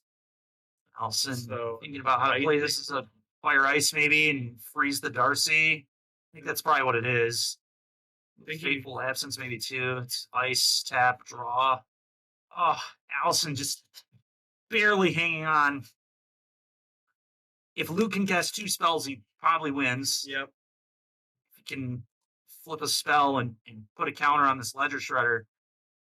Luke getting in the red zone. Allie to 1 life. 1 life away from being knocked out of the event. Luke 1 life away from going to the semifinals, being that much closer to qualifying for the regionals coming up in Atlanta. So close. So close. Right. So what's going on here? Luke debating buying back Croxa. I don't think I would buy back Croxa yet if I'm Luke, to be honest. Verdict's like the only way we can possibly lose. Oh, man. No, All right. he's buying it back. All right. I just don't like this because, like, it's obvious that Allison does not have a land in hand, so they're not going to die to this. She's not going to die. And if Allie just goes land off the top and has the verdict, Yeah. we're kind of at parity, even though Allie's at 1. Yeah. So what's interesting though is no fetches now are live. Any fetch is just a dead Yeah. draw for Allison. We can't fetch anymore. Being at 1 is super awkward. All right, Allison, off the top. It's got to be an untapped land, non-fetch, and we need a verdict. That is a Jace the Mind Sculptor. That is not it. No way. There's So a Solitude. That's not a white card, nor are we at enough life total for that to be relevant at all. Allison, going to be bounced. It was a really, really good match here. But Luke, the 1 seed, advances on. So Shadow, going to the semifinals. Looks like we're going to get more Grixis Death Shadow in this tournament. 2 rounds ago, we've seen it. We'll see if we watch it again next round or if we maybe end up putting a different deck on. We'll see. But a great match. A really good match. A lot of back and forth. That game fun one to commentate for sure. Game 2 was one of the best games of Magic I've seen in quite a while. Yeah, it was a really good game for sure. Very interesting. A lot of back and forth. A lot of decisions going on. All right, Luke Fuller, the 1 seed, continues on. What a game. What a game. What a match. Probably going to take a quick break again, I assume. Go walk around, see what's going on. We will be back in 15, 20-ish minutes, I assume. Maybe a little less, depending on. Yeah, it just really depends. We don't know where the other matches are yet, so we'll kind of go find that out and see what's going on. But thanks, everybody, for hanging out with us, and we will be back in a little while. Hello, everybody, and welcome back for the semifinals here at Galactic Toys and Games in Kentwood, Michigan. It's our RCQ. It's a 2K. We're on to the semis. Did we hear if they split the prize yet? They did not yet. Oh my God, they're still going. Somebody out here is really trying to have a payday, apparently. So we got Jason Reed, 4-color Traverse. We saw him in round 1 earlier today against fellow team Swish member, Jeremy Pinter. Unfortunately, Pinter just lost to 4-color Elementals. So 4-color Elementals advances, and that is going to be in the other semifinal. Is this another blue-white control player? I believe so. Wow. So we had 2 blue-white controls in top 8. That's pretty awesome. So here we go again. Blue-white control this time, trying to take on one of the boogeymen of the format here in 4-color. Unfortunately for blue-white, this is supposed to be a pretty bad matchup, I think. They did prize split. They did prize split. All right, good. Glad that they're still not battling out for cash. That'd be pretty absurd. Yeah. But unfortunately, both Team Switch members are down. Jason Reed took out Nathan Kainste, and Jeremy Pinter was taken down by Trevor Dalton. Yep. So, and unfortunately, Larry Fields lost in top 4 of his as well. So, Team Swish has been ousted for the day. A lot of good finishes, but not quite crossing the finish line. Unfortunately, that's all right. There'll be plenty more chances. It was fun watching them, hanging out with them today. But here we go. It's time. We got blue-white. We've got 4-color. If today has taught us anything, is that 4-color, if you didn't already know, is really dumb. Yeah. Really dumb deck. Really good deck. Takes forever. Yep. We're going to be here till quite late this evening, I think. We have some deck lists here. I was telling Steven beforehand, before we actually unmuted, I started off this day feeling like, no, 4-color is not too bad, and by the end of the day, I kind of hate this deck. I'm not going to lie. Yeah, it's a lot more egregious when you are on commentary, for sure. Having to watch it all day long is not the best. Yeah. And honestly, if they do ever decide to ban something from the stack, it might be for viewership reasons, time reasons, right? Because that's like ultimately why eggs doesn't exist in modern anymore, right? It wasn't necessarily that deck was so OP as much as it made rounds go 20 minutes over every single round. Absolutely. And so events were just taking ridiculous amounts of time. And you know, that wears on a lot of just everybody in the event. That wears on people. That's a ton of time to just be out playing Magic, right? It's just people like anyone who finished their round early just has to sit and wait and they're kind of held hostage by whoever's playing these kind of decks, and it just gets annoying. Yeah, it's unfortunate, but I will say, the 4-color decks obviously very, very good. You know, props to these pilots for getting where they are. Absolutely. I would not be surprised at all if one of these decks takes it down. Yeah, here we go. Yeah. Jason gonna look at his 7 cards. Like I said earlier, very, very solid pilot. Wouldn't be surprised at all to see him take an event down. Trevor Dalton, very strong player, former pro tour player. Yep. Asher here, I don't know a ton about, but blue-white control, no easy deck to pilot to a top 4 of an event. So I assume a strong player as well. But I do know that this matchup is supposed to be pretty favorable for 4-color. Yes. Jason probably knows that as well. So he's going to know what kind of, and the fact that these are open deck lists is just huge. Knowing what your opponent is on is a big, big deal. Jason, what is Asher's seeding? So Asher, I'm gonna. Okay, Asher's on the play, so Asher is the 2 seed. Then. Yes. Must be the 2. Must be the 2 seed. So interesting. I wonder, did all our top seeds advance? Pinter lost, so I think the 5 is Trevor Dalton. Yep. Which means we have 1, 2, 3, 5. Absolutely. Notable thing I'm noticing about Jason's deck list that I didn't know, that I did not notice before. Sure. There is an Emrakul the Promised End in the main deck. Interesting. In this kind of matchup, it's going to be really good for Jason. Absolutely. Starting off with a Chalice on 1. That's pretty huge. Main deck Chalice, I dig it. If I were playing blue-white, that's what I'd be doing. I'll tell you what, though, pretty medium in this matchup. It has like some use, but Jason has the big payoff in hand right now, a Ren and 6, and not being able to counterspell on turn 2 is unfortunate here. So Ren already going to come down 2 for 1, the blue-white player. Yep. And here it starts. Okay, just first 2 for 1. Dang, if you could deal with it, great. But a land is still effectively a 2 for 1. So. This is where the train starts to get rolling, and will the blue-white player be able to kind of get out of this 2 for 1 cycle and find a way to win this match? It's going to be tough. This is a tough one for blue-white. I will say, like, this Chalice on 1 may not seem like it does much, but it hits 2 cards in this deck.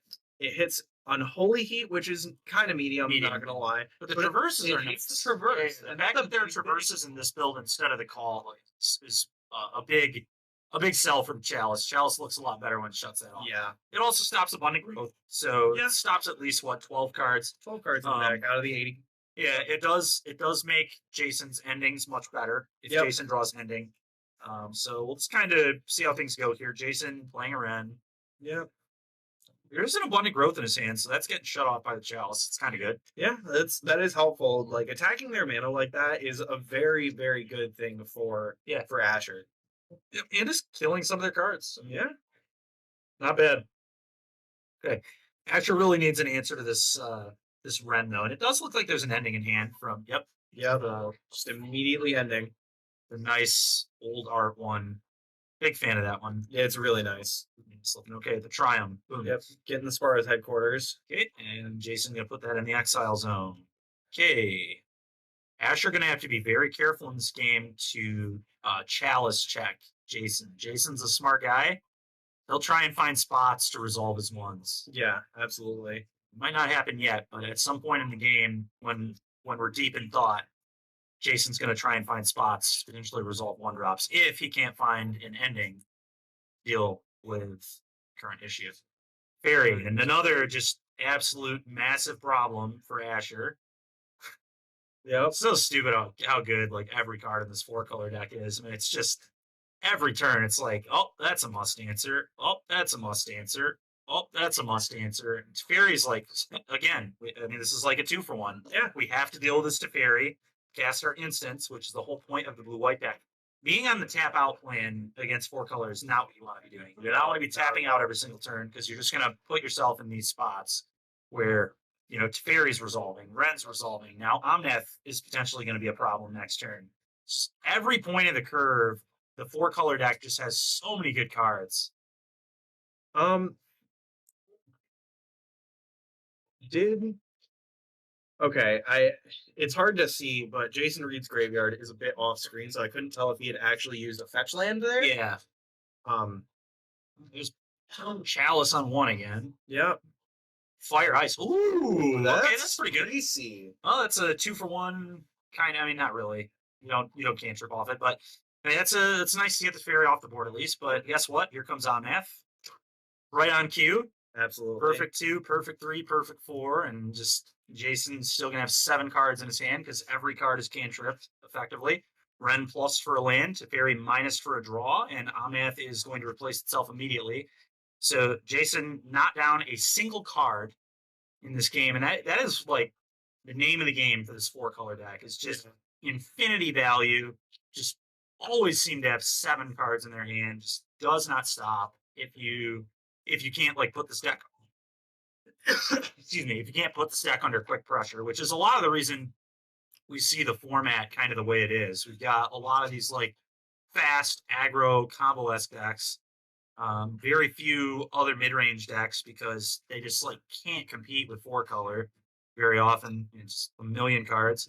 Jason taking a look, iterating Iteration. before Omnath. Okay, I thought he had an Omnath in hand. A little surprised he didn't choose to resolve it here, but maybe he just thinks the iteration is more important. He may not have had a land. I don't know. I think he had a land. I'm not sure if he did or not. Be very surprised if he did not, but I can't quite tell. Seeing Unholy Heat. You know what? Maybe he didn't have a. I think that card at the end is a land, but I really can't tell. That's got to be. I think it's a Wooded Foothills, but what's going on here? Move to discard. I don't know if he did have a land, I think should have played Omnath, but I guess maybe he just didn't have a land. Because I don't think you ever make that play. Like moving to discard there is really bad too. Yeah. You don't want to just lose out on pretty much any of your spells. Yeah. In this matchup. Okay. Yeah. Maybe there's just not a land in hand then. All of a sudden, Asher's like in okay shape because now Jason doesn't have a threat in play, and we can like play this like counter your spell every turn game.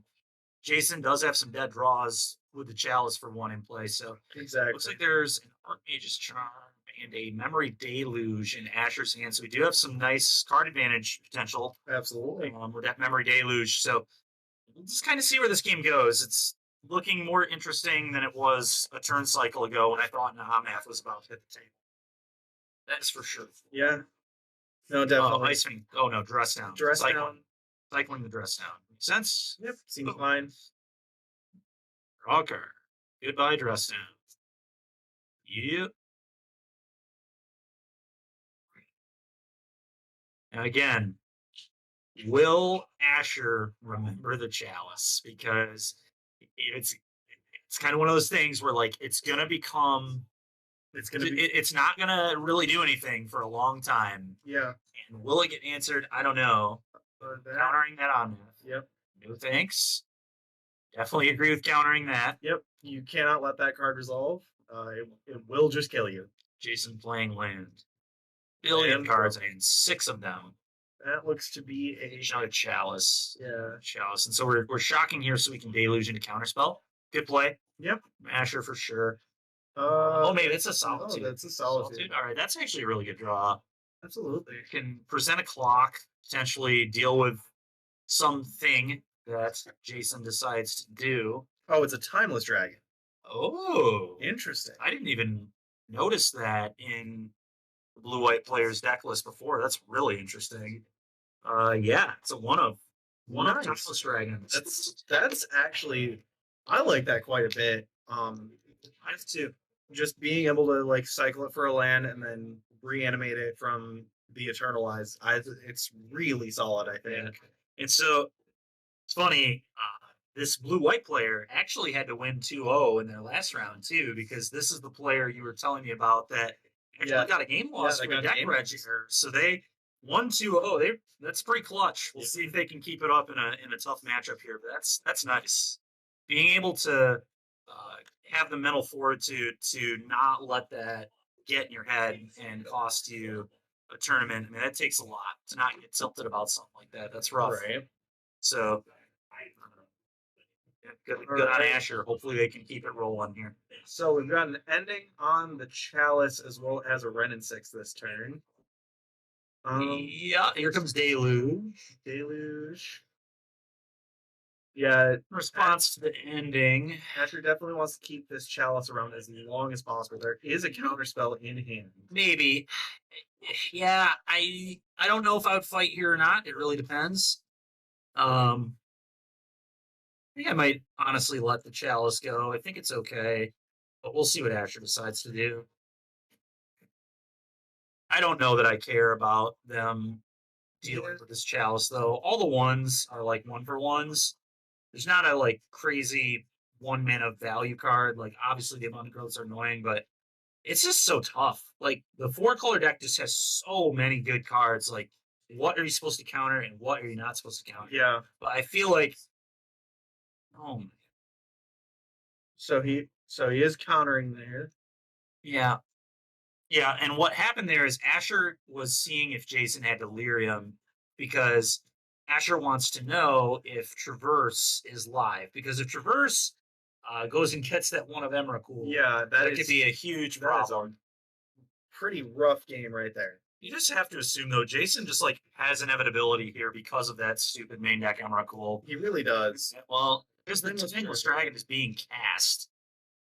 Jeez, oh Pete, this is not where you want to be. We're down to 1 card. Look at this. I mean, the 4-color deck just has 6 cards. 6 cards. Just hasn't missed a single beat. It's about to be 7 when we plus this Ren.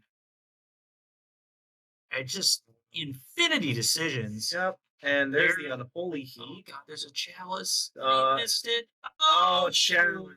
God, dude, and I told you that would Yep, happen. it was gonna happen. I felt it. Even Oh my countered. god, we countered to protect it and then forgot all about it. Yep. That is unfortunate. Oh, God. Dang it, man. What a just filthy play there from Jason. I knew it was coming. I felt it. Felt it coming. And he's even looking at the Chalice now. Yep. Yep.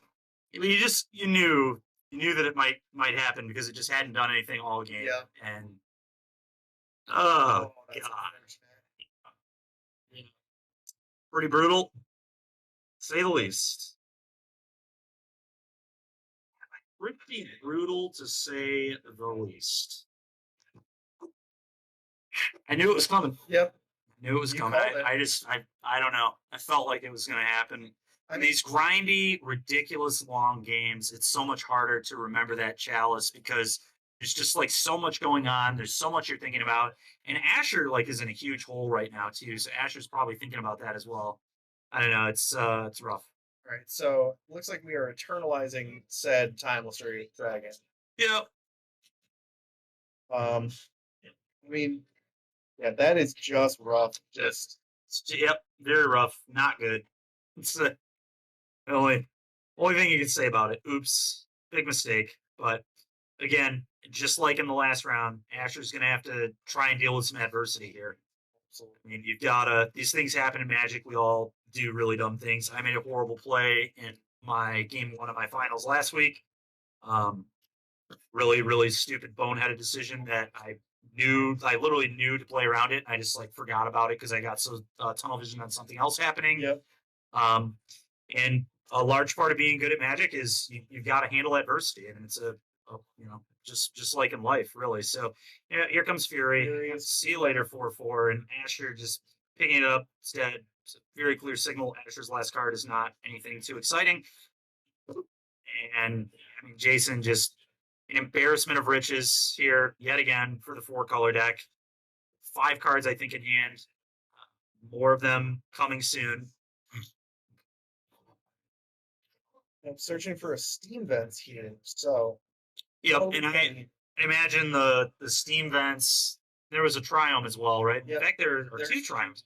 So yeah, it looks like Asher wanted the potential to, I guess, prismatic ending for more. yeah, I don't blame him for that. No, I don't either. And this is also a nod to the Fire and Ice. I assume the extra red source with the steam vents. So fine deck building, I think. Yeah, I think so. I think like you don't really have to worry about those slots for the lands. Like you're only running basically 2 utility lands, so well, 3. Because you have the Hall of the Storm Giants, the maybe the Celestial Colonnade, and then you have the Castle Bantros. Yeah. So Whoa. another chalice. How much is this for? 4? Looks like 4. Wow.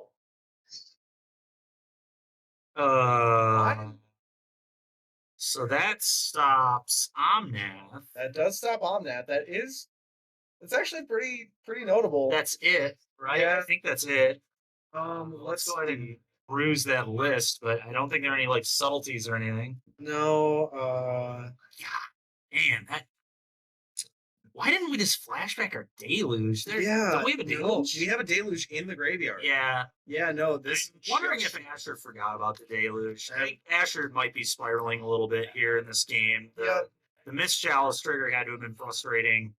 I don't know though. Maybe does Asher know that Jason has an Omnath in hand or something? I don't think there'd be any way to have that information. I don't think he has an Omnath anyway.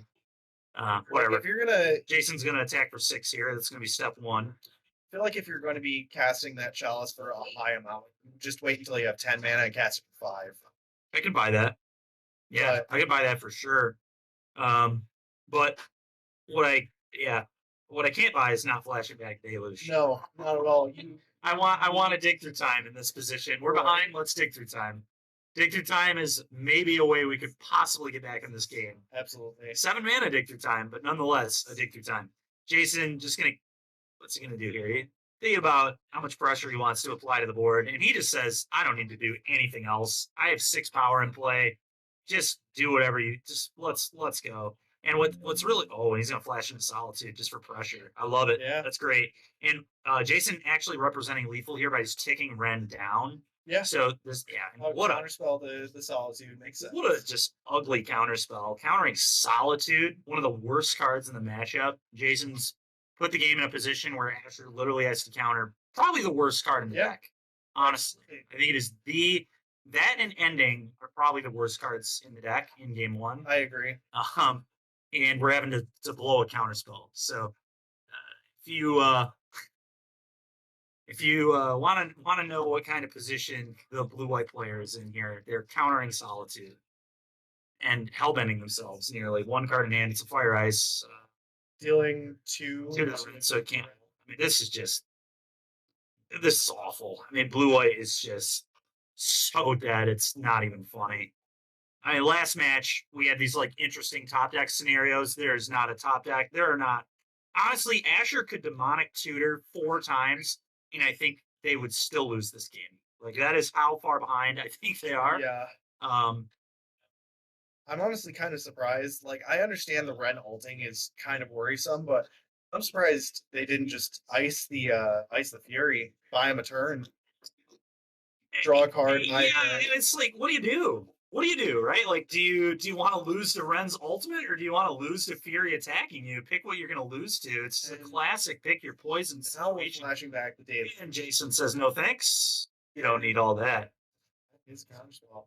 That was fun. That was embarrassing. That was a really embarrassing game, if I'm being completely honest. That game was not even kind of close. And it felt like Jason had a slight misstep by not being able to play Omnath on turn 2. Imagine had Omnath at the board on turn 4 of that game. It could have been even worse. Yeah. The game could have been even more of a blowout. Asher definitely going to need to try to put that one behind him here and figure out how to approach games 2 and 3. Because that was rough. It was very rough. That was rough. That was about what I expected, though, because like I said at the beginning, I think this is a pretty bad matchup for blue-white control. I've talked a lot with Zach Allen and Raja Suleiman about the blue-white deck and the 4-color matchup specifically, because Allen played 4-color at the NRG, obviously to really good success, a finals appearance, and then Raja was on blue-white control, and they actually played on camera, and Allen beat him pretty badly in that match too. And it's so tough. Like the blue-white deck is like a lot of 1-for-1s, and the 4-color deck is just a bunch of 2-for-1s. So it's like every card is a card you kind of need to counter. Even like Ice Fang Kotal's good because it's just a redraw that pressures. It's a redraw that pressures. So eventually you have to kill them. It's like the Augur of Bolas thing, right? Where like Augur of Bolas in Standard people would just like play augurs in the Jeskai Restoration Angel deck from way long ago that Yeah. Jerry Thompson had like huge success with on the SCG tour. Absolutely. And eventually you just die to 1-power creatures. Like Yeah. if you don't do anything to them, it adds up. Like progressive damage does matter. Look, you're talking to someone who has killed people with Sakura Tribe Elders before in their state. Yeah. deck. Oh, yeah. Like that. These 1-mana beaters or one power beaters can just kill you. Yep. So talking about sideboards here. Yeah. So on the side of Jason does have another Beseiju, 2 Flusterstorm, 3 Veil of Summers, 3 Chalice of the Voids, 2 hit Tail's End, an Endurance, 2 Spring Verdicts, and then Eorian, obviously. Yeah. Definitely bringing in the Veil of Summers, obviously. Yeah, of course. Why not? Let's bring in our 1-mana Cryptic Command against the blue deck. While we're at it, let's just have more 2-for-1s in our deck. Right. And that one's like even better than a 2-for-1. That one's almost like a 3. It's so mana efficient. The card is just so dumb. I cannot express my hatred for Veil of Summer enough. But Fair. I'm typically a black hand hate spell type guy. I get you. And it's just such a blowout every time. It's so hard to win games where you get Veil of Summer. It's tempo. Yeah. It's like tempo positive every time for the Veil of Summer player. It's at minimum a 2-for-1 every time. Yep. It's just so good. It's just so good. Card is crazy good. Yeah. But yeah, those are certainly going to come. Those are coming in. Flusterstorms might come in. Tail's End might come in. And I think that's probably about it. We might bring in Dispute. We're almost certainly going to bring in another Emrakul Promised End to just have more. Or I'm sorry, I'm looking at the wrong deck. Oh. I'm looking at the blue-white deck. Like, Yeah. oh, another Emrakul. Anyway, let's talk about how the blue-white players play the sideboard, shall we? We've got 2 Relic of Progenitus, 1 Spell Pierce, 2 Summary Dismissal, 1 Engineered Explosives, 1 Emrakul Promised End, 2 Mystical Dispute, 2 Dovin's Veto, 4 Spreading Seas. I definitely think the Dovin's Vetoes are probably going to come in. Veto has to come in. We just need more counter spells to Yep. try and get through this massive pile of 2-for-1s we got to beat. Disputes, I think both come in. I think Dismissal's a little too expensive. Can you Fair. imagine Dismissal getting Veil of Summer? Oh god. What a joke. I don't think there's any way you can bring that card in unless you just think you need it to beat the impending Emrakul that they're going to play. Maybe. I actually expect the Emrakul to come in this matchup Yeah, too. You also want that random inevitability of just like, oops, 13-13. Let me see your hand. Let me waste all your resources. Yep. It's actually a pretty legitimate way to maybe steal the game for Absolutely. blue-white. And blue-white is a smaller deck with a lot of draw power as well. So you could definitely find it. Maybe a little easier. It depends. Obviously, the Traverse deck can tutor for it. So it really depends. I think Spell Pierce will come in here too. Spell Pierce definitely will, I think. And yeah, that's probably about it. Maybe you bring in 1 Summary Dismissal to just have the check Yeah. to the Emrakul. I don't know. It'll be close. It's so rough to bring that card in against a deck that's playing a bunch of like counter spells, some number of Veil of Summers. Just very mana inefficient. We'll see what Asher decides to do here, but this is definitely an uphill battle for Asher. I'm honestly rooting for Asher. I'm sick of seeing this 4-color deck Yeah. have so much success, and Jason's one of my friends too. But God, I'm sick of this deck today, and I know that the finals is very likely just going to be a mirror match. Yeah. We're going to be here for a while, folks. So buckle your seatbelts. We're in for a ride. Yep.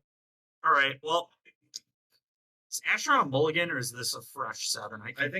I believe this is fresh 7. All right. Asher's hand looking pretty all right, honestly, Yeah, from what I'm seeing. I think so. Nice pixel land, like couple lands. There's a Teferi Time Raveler. There was a counter spell. Like, Oh, Jason's on a mole, so that's okay. That's helpful. That's That's a helpful very start to Asher's game here. Jason being down a few resources. Yes, please. Yeah, I assume the chalices probably came out in this matchup. I know that they can shut off the 1s, but it's just like so awkward. It's so easy for Jason to just like play a Teferi and bounce it. You don't want to be tapping out in the matchup very often at all. If you're going to miss your chalice triggers, it's not going to do anything anyway. But it doesn't seem particularly good. Yeah, no, I think the Chalice was like it was a nice like ha gotcha in game one, but overall it's But then it didn't even get him. yeah no because we just missed the because we counter. missed the trigger. Yeah, so it was a oops, I got myself, and I feel like an idiot now. And now Asher's got to recover from that. And Let's honestly, see how Asher can play this game. I feel like if Asher had caught that, might have actually like It would have been helpful. it would have been very helpful. Would have Just been at because least you had nothing helpful. to pressure. It would have been a 4-4 that Jason would have had to deal with twice at least. Yep. But that's unfortunately not how it went for Asher. And Jason debating what to put on the bottom here. There goes. Boom. Off to the races. 4-color, blue-white control, semifinals. Jason Reed 1 game away from the finals. A little winky face guy there. The Jason special. Okay. Starting off with the Ralgren Trio Ryan. on the blue-white control side. See if Jason has the Jason- one base Jason button. does have the Veil of Summer in hand, so I can't wait for this, folks. Buckle your seatbelts. 1 mana Cryptic Command coming soon. All right, so we're gonna fetch. One man Let's see if he decides to shock or just put in a basic, but he's gonna Abundant Growth. It's a basic. basic. All right. And the only reason to like keep basics in your deck would be exactly Field of Ruin. And I guess letting the Abundant Growth fall off would be bad. So yeah, you just want to get the basic there every time, I think. Yeah. But there are doesn't look like there are any Field of Ruins to play around here anyway. So Fair enough. brownie face. Brownie face. What is Jason sad about? Up a game, drawing 1,000,000 cards. Boo-hoo, I had to mulligan, I guess. Boo-hoo, I'm playing 4-color. Yeah, boo-hoo. Sorry I have to keep you all here longer. Honestly, maybe it's a blessing in disguise if one of these 4-color players wins because we don't have to watch them play Modern again this season. They can just go on and do their thing, go to the regionals. We don't have to deal with But that. the funny thing is, there aren't even like that many Modern. Most of them are Pioneer. Yeah. This isn't like an issue we'll have to deal with very much. There's apparently a sealed one coming up next weekend. There is, yeah. I have a buddy going to that actually. It's somewhat up north, I think. It's in Fremont, which I did not know Fremont even had a game store there. Yeah, me either. Okay, Jason trying to is that a traverse? Yeah, it looks like a traverse. Counterspelling and traverse? I'm not sure how I feel about this one this early. Like, Yeah. you let him get the land and you counter whatever's coming up. I think that would be correct. Yeah, it felt like a bait from Jason, Yeah, probably, but it's hard to tell. But I mean, I just looking at Jason's hand here, it's Teferi, Ren, Emrakul. The Emrakul isn't great yet, but No, it but will slowly get better and better as this game goes.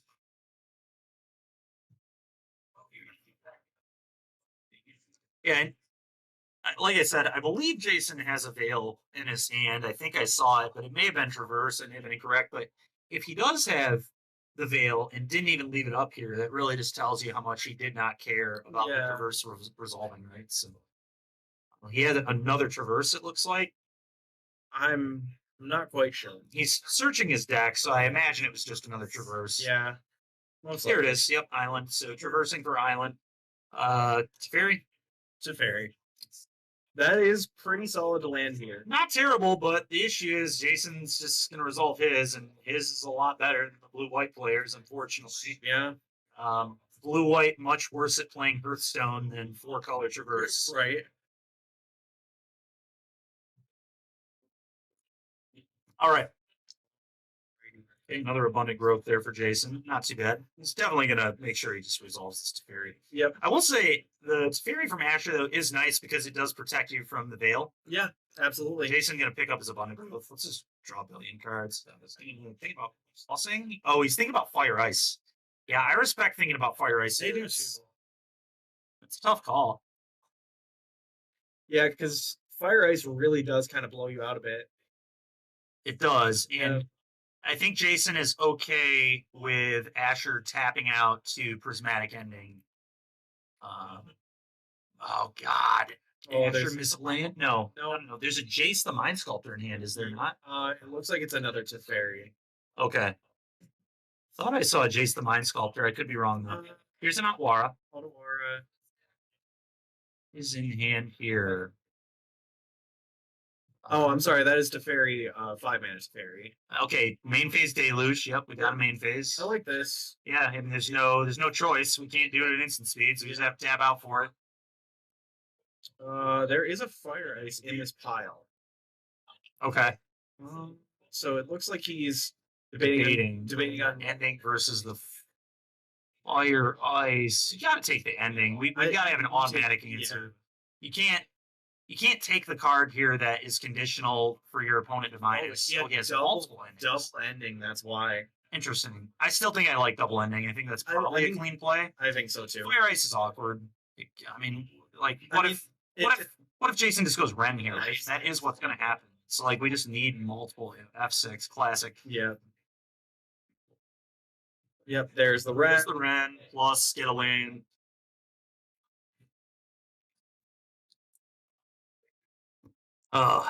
Yep. There it is. Foothills. Barry's just rolling up. So smart plays from Jason here, just refusing to give any value to Fire Ice, and very good on Asher for not falling for taking it, Yeah. because it would have been pretty embarrassing against this board. And really good patience from Jason to not minus last turn, Absolutely. because now if Jason minuses on the following turn, it will not die to a Fire Ice. It would go to 1. So I will say, this is actually a pretty solid spot for Asher to be in, just because he has the double ending, and if he draws a single land, he can get both of these planeswalkers in. Yep, as long it needs to be, I think, a white source, because we need to be able to double cast. Yep. But as long as Asher has a way to produce another white mana, that is something that can happen, and that will actually be excellent, because this Teferi never converted for a card. Yeah. Because Jason played around the Fire Ice, which I think was good piloting from Jason, but he's just going to end up getting burned, unfortunately. Yeah, so it looks like Asher does have a Scalding Tarn in hand, so we might see that double ending this turn. Oh yeah, we're definitely going to see that. Yeah. These planeswalkers do need to be answered right. Jason decided to minus. Okay. So he decided to not care about Fire Ice, and it's going to end up working out really well for him. Yeah. It's weird. I thought he rolled it up. I thought so he rolled it up, but apparently not the case. And just a pile of lands in Jason's hand, and Looks like they are playing tic-tac-toe while they are playing this game of Magic. What on earth? Scheherazade. I have never in my life seen people play tic-tac-toe simultaneously while playing Magic the Gathering. Nonetheless, in a matchup where time is of the essence, it's a very slow, dirtily matchup. And these Jason pointing out the tic-tac-toe board. You need to put down an X, sir. The real question is Asher going to be able to win this game at tic-tac-toe? Oh, 5 mana Teferi. 5 mana tough down. All right. Hey, I'm not too mad about this one. No, we got to start getting card advantage. I respect this for sure. Yeah. Might not end up working out, but I think Asher, the best way to like pull ahead is make sure we resolve 5 mana tough and just start drawing cards. We need cards. And honestly, this does fit pretty well in the current board, because it doesn't die to anything. It doesn't die to Fury. It doesn't die to Omnath. It would die to Ren minus Fury. True. So, but we need to hope that's not something that Jason has. That's also quite a bit of resources from Jason, I feel. Well, he would just hardcast the Fury, right? So he's not down anything. That's the problem. Well, but also you want to start getting closer to that Ren ultimate. I know. But I don't think Jason has that, is the good news for Asher. So Asher might actually be able to start to pull away here. And Asher is threatening lethal on the tic-tac-toe board there. Diagonal. And I just popped Kyle. So Kyle's dying over here. I hope chat enjoyed that as much as Kyle did. But anyway, Jason's gonna play this bauble. He's gonna bauble. I think Asher already has this tic-tac-toe game one. Let's see if he has this Magic game one as well. Yeah, well, if Jason goes mid here with his circle, It's gonna be very interesting. We might be well on our way to a draw on the tic-tac-toe Yeah. board, much like we were on our way to draws watching 4-color mirrors in the Swiss. Anyway. All right.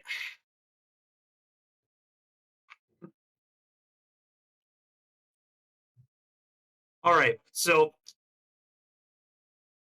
yeah, 1 mana. What do we got? It's like a probably another abundant growth. Oh, a Veil of Summer. Okay, so he's casting that to cantrip. Yeah. Maybe give himself delirium. He may have just given himself delirium. Delirium, Yep. I think. And this could be huge. Huge.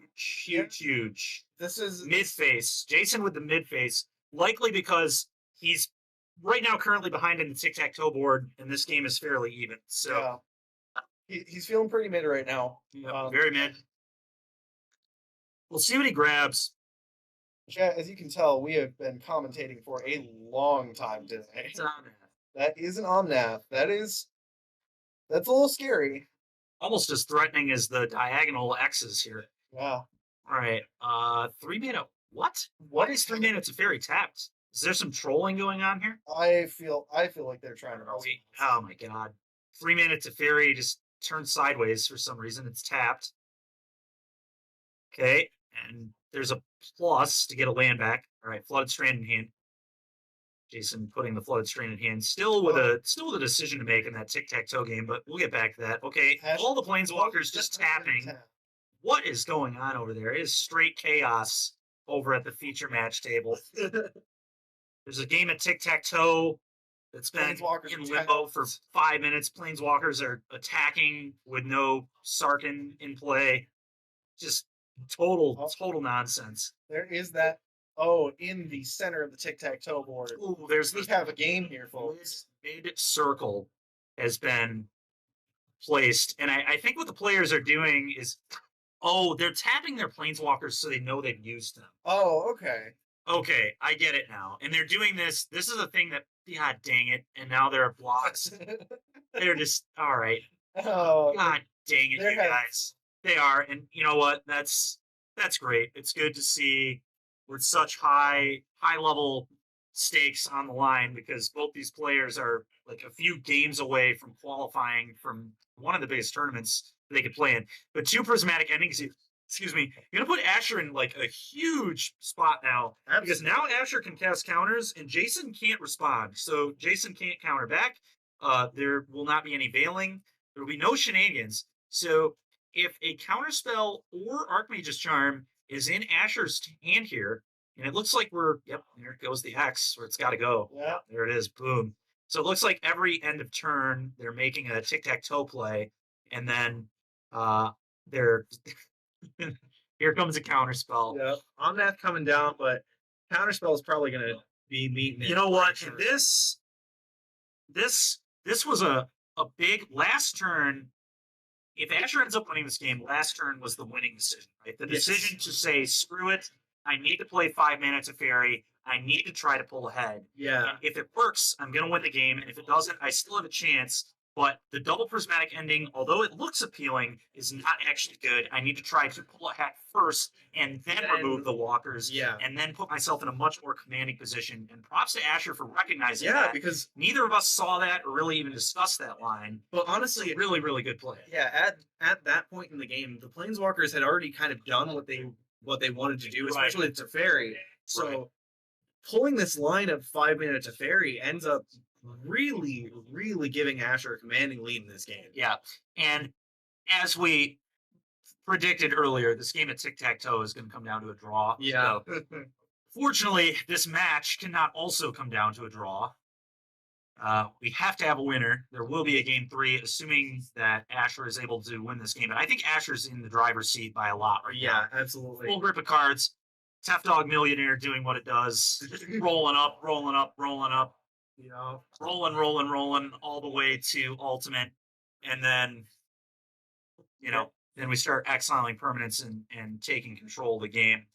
But again, huge props to Asher here. And especially after game 1 was a frustrating loss. A missed Chalice trigger, got honestly completely dominated. It was not a close game at all.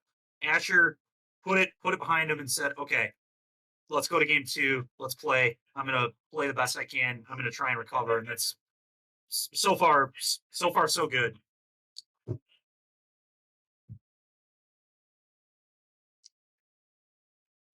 Sounds like Kyle's having a fun time over at the tech desk, Oh yeah. right behind where these players are playing this feature match. And big props to obviously you, Mason, for helping us out today. But Kyle was initially going to play in this event, and oh god, Emrakul. Oh no! Okay, so here's what we can do though. We can still counter the Emrakul. Oh, we got the summary dismissal. Oh, it's Solitude. Oh, Solitude. It's Solitude. Okay. Okay, all right, that's still very good. And so Oh, it's Solitude pitching, and then Solitude killing the Solitude. Okay. no, Okay. no, it was just hard cast Solitude. Yeah, no, Now- that's what. Sorry, that's what I. You're good. You're good. Okay, well, here we go. Yeah. What is Jason gonna do with this turn? What? Was that not an Emrakul? What was No, that? it was a Solitude. That's what I'm saying. Oh, I see. Okay. It was For some reason I Solitude thought- killing Solitude. I see. Oh, okay. I got you. Yeah, Jason, I guess a few lands off of the Emrakul still, I think. Looks like only 1, 2, 3, 4, 5, 6, 7, 8. Probably only has 4 types in the yard. So Yeah. next turn might be the Emrakul turn. Maybe. And Let- what would happen, assuming that it doesn't get summary dismissal, is Jason will likely tuck to Fairy to itself to get it out of there. And then from there, I'm not sure what will exactly happen. Yeah. So the issue with the Emrakul is you can. Colonnade. Oh, Colonnade's coming into play. Nice, nice of them to. Okay, what is? Oh, Jason just wants to read it. Yeah. Sure. So what's going to be kind of disgusting is if there's no summary dismissal here, Yeah. Asher has a verdict. So what will happen is Jason will take Asher's turn, will likely play a land, will Teferi tuck itself to get it off the board and potentially pull ahead. Will probably animate Colonnade to itself and then verdict away the Colonnade and the Solitude. Yeah. And then I'm not sure what loyalty Teferi, 3-mana Teferi is at. It's a little bit. 6. Oh, is it 6? Yeah. My goodness. Okay.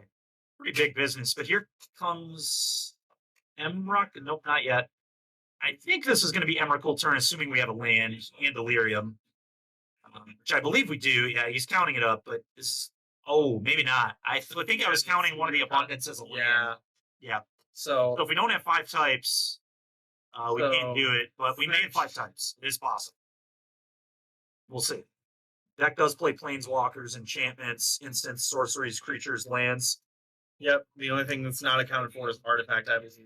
But he plays Bauble, right? I think Reed is on Bauble. I think we've seen a Bauble. Have we? I Let's think let's so. Go ahead and check it again. I might be out of my mind. There is Bauble. Yeah, You're Bauble. correct. Yeah. You're correct. It's hard keeping track. Oh, it is. How With all many the colors we've lists we've seen, all sorts of variants. There it is. Boom. Yep. So they're currently Summary. 5 Summary, please. Please, God, summary dismissal one time. Oh no. Oh no. Oh no. And now blue-white players. Oh, so we still have a deluge. Yeah, we could deluge into summary dismissal. It's like kind of awkward to deluge when there's an impending Emrakul trigger, but Yeah. I think we have to do it here. It's- Assuming the dismissal came into the deck. It's our best choice. Like, oh, there's a fire and ice. This doesn't do really anything. And it's awkward. If Asher would have really gone deep here, Asher could have deluged for the Fire Ice to tap a land and not allow Emrakul to be castable. Had they thought of the So okay, we're just gonna counter it. Yeah. And that's a good play. We just gotta get it out of there. Although Verdict is likely being cast next turn anyway, but you still gotta do it this way. yeah, absolutely. Like you Okay. can't let that creature stay on the field. Well, White looked like it was in a firm commanding position. I think it is still in a great position. Jason only has 2 cards, and I believe the blue-white player has like 7. Yeah. So even if Jason tucks the fairy to itself, jeez, oh Pete. All right. So Right. we currently see there's a Hall of the Storm Giants. Oh, that's rough with that glare. It is. There's a Verdict. There's another Tap. There's a There's Snap. Snapcaster. Probably gonna be very interesting. There's Cancel Vantress. Yeah, so Cancel Vantress, Hall of the Storm Giants, Snapcaster, another Teferi. Fire and Ice, and Screen Verdict. Yes, good, nice, good work getting all those. Yeah, this is Jason has a ton of decisions to make here. Surprise, surprise. Yeah. But we kind of want a legend rule Teferi Yeah, with like the other Teferi. This is a really tough spot. Blue white players has so many resources. It's gonna be hard for Jason to completely wreck what's going on here. yeah, that second Teferi really throws a wrench into It's rough. It's rough. We just wish that Asher had a lot more mana if we're in Jason's position here, because we can't like play the Tef and we can't play the Tef and the and- verdict. Yeah, I don't think with we this can't. mana. and It's just bad. yeah, like we're Jason- picking one or the other. Jason doing what? Still thinking. So I will say one thing he can do is He's going to play the land. play the land. Okay, and now he can Teferi Verdict if he chooses. Going to Legend Rule. Going to probably tuck 3 mana Teferi, I assume. Yeah. Maybe. I don't know. Might tuck itself. No, he's Yep. going to tuck 3 mana Tuck Teferi. Probably gonna fire the Solitude. Yeah. Pretty good. Yep. That way you're hit. Oh no, he's casting the snap. Oh no, he still has enough mana to also fire. Is there another Firing kill the them both? Teferi? Yeah, okay. Jeez. So leaving him with just a Solitude and a Supreme Verdict in hand. Oh my And a Hall of Stars. God. All right. Well, Jason did a great job of finding the line there. Yeah, Yikes. that definitely was. It was rough. I still think Asher's in a pretty solid. Okay position. Things went from being good to okay, Okay. at best. I mean, we do We do still have a hall. we do Decent colonnade and and the solitude. a deluge in the graveyard. Deluge in the yard. Hopefully Asher remembers that this game. Yeah. They may have forgotten about it in game 1. The question is, how aggressive do we get? Do we fire up the colonnade? I don't think so. But what's interesting about firing up the colonnade is we can play a hall, and the next turn we force the Yorion to chump. And that is what Asher's going to do. Asher says, enough's enough. Let's try and win this game. Yeah. And I kind of respect it. But Jason does have an impending Yorion. I will say there is nothing honestly scarier than when the control deck starts beating you down. Yeah, it is scary for sure. But the good news is Asher going to get Jason to 2, which potentially puts Jason to dead to a Fire Ice later. There's a Solitude. Jason has some lands in hand. So, Jason, I think, okay. See, I would have thought that Jason might put the Yorion in hand there. Yeah. So, here's the thing. Asher needs to read that, what upheal. That's going to win the game. Yeah. I think it's going to win the game. Yep, and there's Colonnade. So I was going to say it was a very obvious signal there that Jason drew the Solitude, because with him not doing the Yorion play, why would he not do that? Yeah. And the only reason you would not do that is if you drew pretty much exactly Solitude or an Ice Fang Total, I think. Or Fury as well. But Yep, but Fury doesn't have Flash. oh, so, true, yeah. yeah. It is Archmage's Charm. Boom. Archmage's Charm. Get it? Get it? Yeah, blue white. Blue white, get a game. We're going to game 3. We're going to game 3. Can we play another game of tic-tac-toe? Please. Oh man, that was a very solid game from Asher. That was so Now, well. are you referring to the game of tic-tac-toe, or you're referring to the game of Madden? Yes. Okay, nice. I appreciate that. That's a good answer there. Yeah, well played game from both players, honestly. The draw in the game of tic-tac-toe was nice. A lot of frowny facing back and forth. Yeah. These dice. But no, in all seriousness, very good game there. Jason did a great job on that Emrakul. Really, really did a great job of depleting Asher's resources. Good work. We didn't quite see all that. Yeah, here we go. Game 3. Game White 3. control, 4-color, Yorion. I definitely think 4-color is favored on the play. Yeah. See what happens. Asher did a great job maneuvering that game. Asher also had a pretty nutso hand for Yep. his opener. Yep. And Asher's going to need it again. Definitely. This is a hard fought battle for him. So if he manages to pull it out, then good on him. Yep. All right. Revealing companion. Companion revealed. You have 60 people watching the stream. Yeah, pretty awesome. We appreciate everybody for checking. Yeah. Thanks so much, guys. All right. Especially watching these grindy Jeez. 4-color matches. Yeah, just the fact that we've had what four color matches Yeah, today? round 1, 3, round 6. This round, last last round was Shadow. Shadow Blue Light. Yep. So we did get a break from it last round. But yeah, there's been just a ton of 4-color having really good success today, which is it's not a surprise. This deck's just great. You know, if this is your jam, if you like playing this kind of Magic, it's just an awesome deck. But you know, the one thing, if you're gonna make it through Swiss rounds with this deck, you need to be quick, pick up your pace, and apparently play tic-tac-toe between your turns. I guess that helps progress the speed along a little bit. But anyway, try them here, Jason. I believe they both kept 7. I don't think Yeah. there was any mulliganing here. I'm gonna assume the same thing is gonna come out of Asher. Potentially, yeah. Potentially. I would love to see Asher just like have Bell Pierce. On turn 1 here to just tag Ren.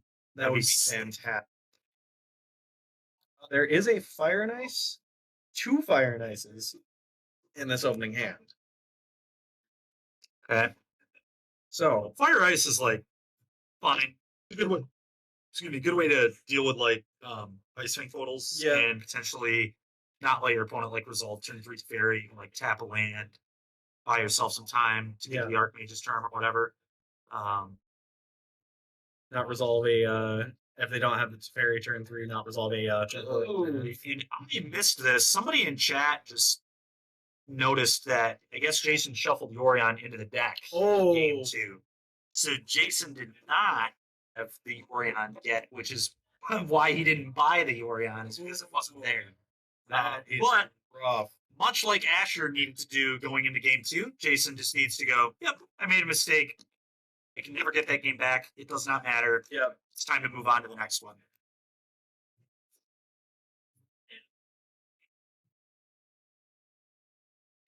All right. Ren coming down as we expected. Asher really needs an ending to answer this. Yep. Really needs an ending.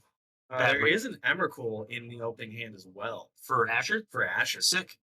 So there's Nothing. the Oh, end. baby. Oh, We didn't have it either. That was just a top deck. that is Oh, yeah. amazing rip off the top. All right.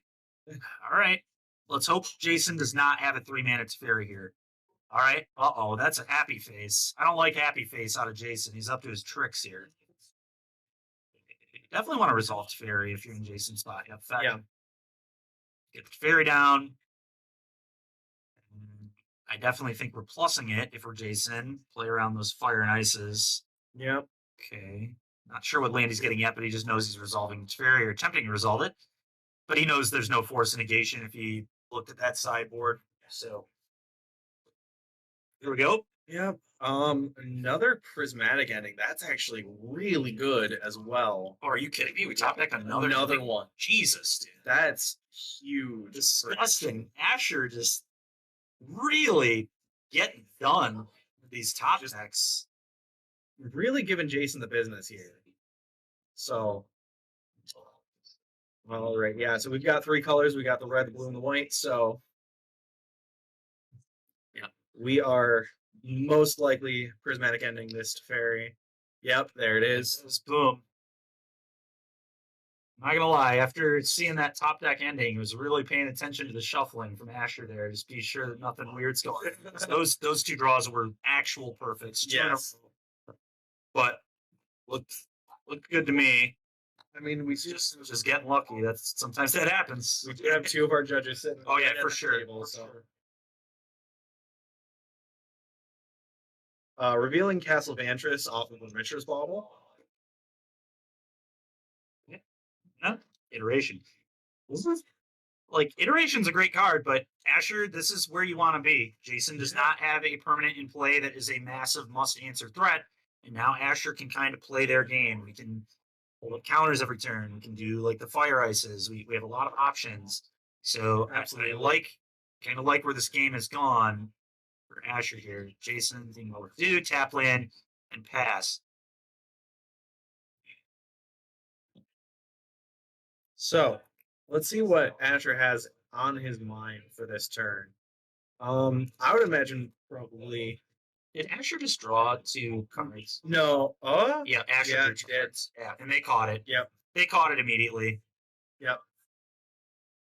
So Yep, and it was those 2 cards. That is correct. So that's more than likely going to be a GRB. yeah, Which- most likely. Assuming for hopefully for Asher, he doesn't have another one, Yeah, because if there is another one, if Asher picks up a third, I believe it's a game loss at Comp REL. Yep, it is. Which would be the end of the tournament for Asher. So hopefully that is Asher's first GRV, and that would give him room for one more. Hopefully there will be no more, but yeah, a little unfortunate. Just probably moving a little too quick. Slow down. Yeah. There's no time constraints here. Just no reason for something like that to happen. All right, so Let's cool it a little bit. grabbing the Vantress. And that. Yeah. Siphon, I agree. The smiley dice to rep the mood is pretty nice for sure. Classic Jason Reed. Icing on the upkeep. Okay. I like this. Let's just slow things down a little bit. Get some draws. We need some cards. I actually wonder if Asher's going to do it. Oh my god, Oh, dude! the- I Wait, hate that card. so Come on, man. something Asher can do here that might be interesting is double icing. Icing down the Roundburn trial. Yeah, and nope. Nope. And now there's not an option to do that no. because the veil is resolved. Ash thrown up that angry face. I mean, what a stupid card, man. I'm gonna talk about a card that makes me just want to vomit. It is Veil of Summer. I will say, Asher is still holding up fire now, which is notable, but I don't think it's gonna matter. It just doesn't this make the best function of that card in this matchup is definitely ice. Yeah. I think typically there would be spots where maybe you'd like nuke an Ice Fang Coatl or whatever. But Yeah, like Teferi bounce and then an Ice Fang. Yeah, yeah. You get to kill both. it can but- definitely get some good tag action going on. But right, there's a traverse. We could ice our own land to draw a card.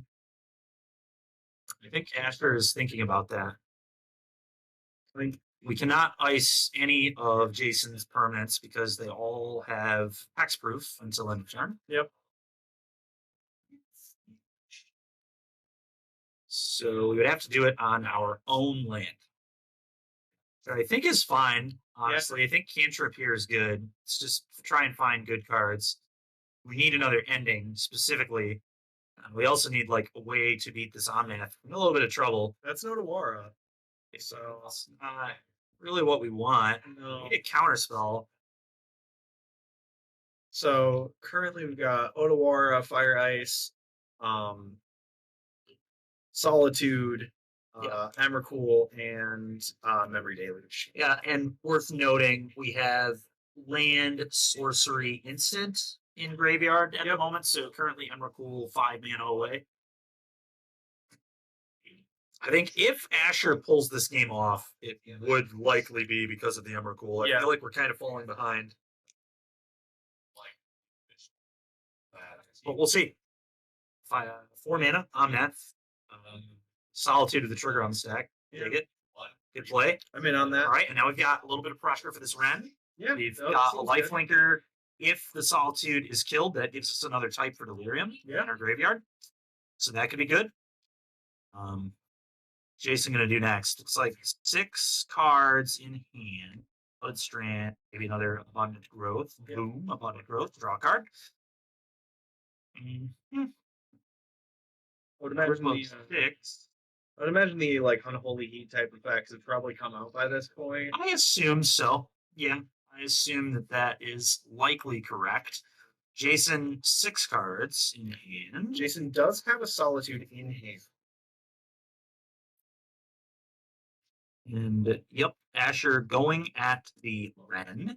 That put Yeah. Ren to 2 or 3. Looks like 2. That could be huge with Fire and Ice. Yeah. There is still a Fire and Ice in the hand.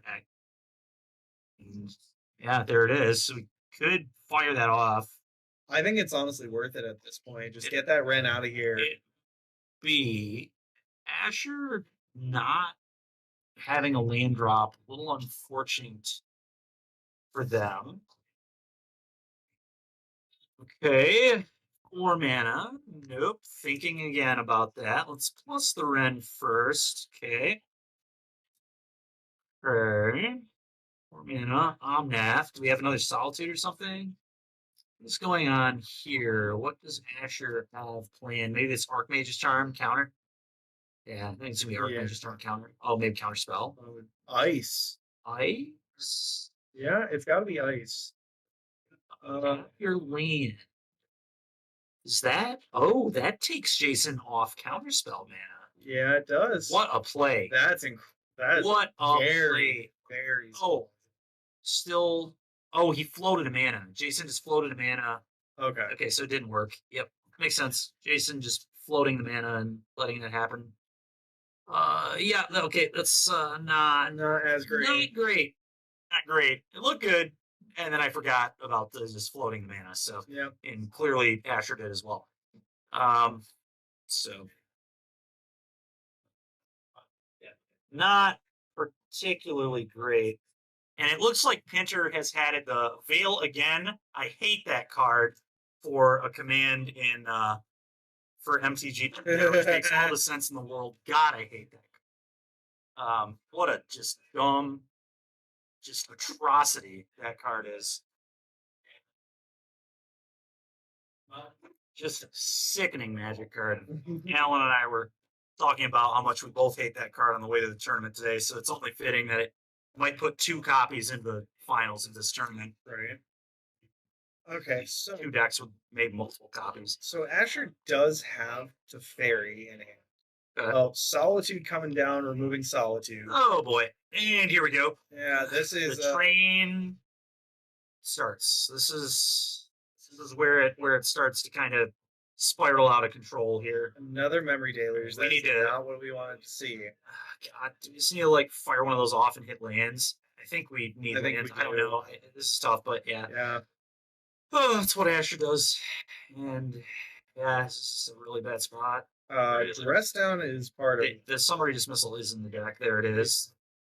But I think we got to bottom it here. Yeah, There's no we'll way have we to. can play around Emrakul right now. We can't even beat the board. So Yep, play another land, say go. Jason threatening Yorion at the moment too. Now thank God we have dress down so we can like stop that. But bad situation all around here.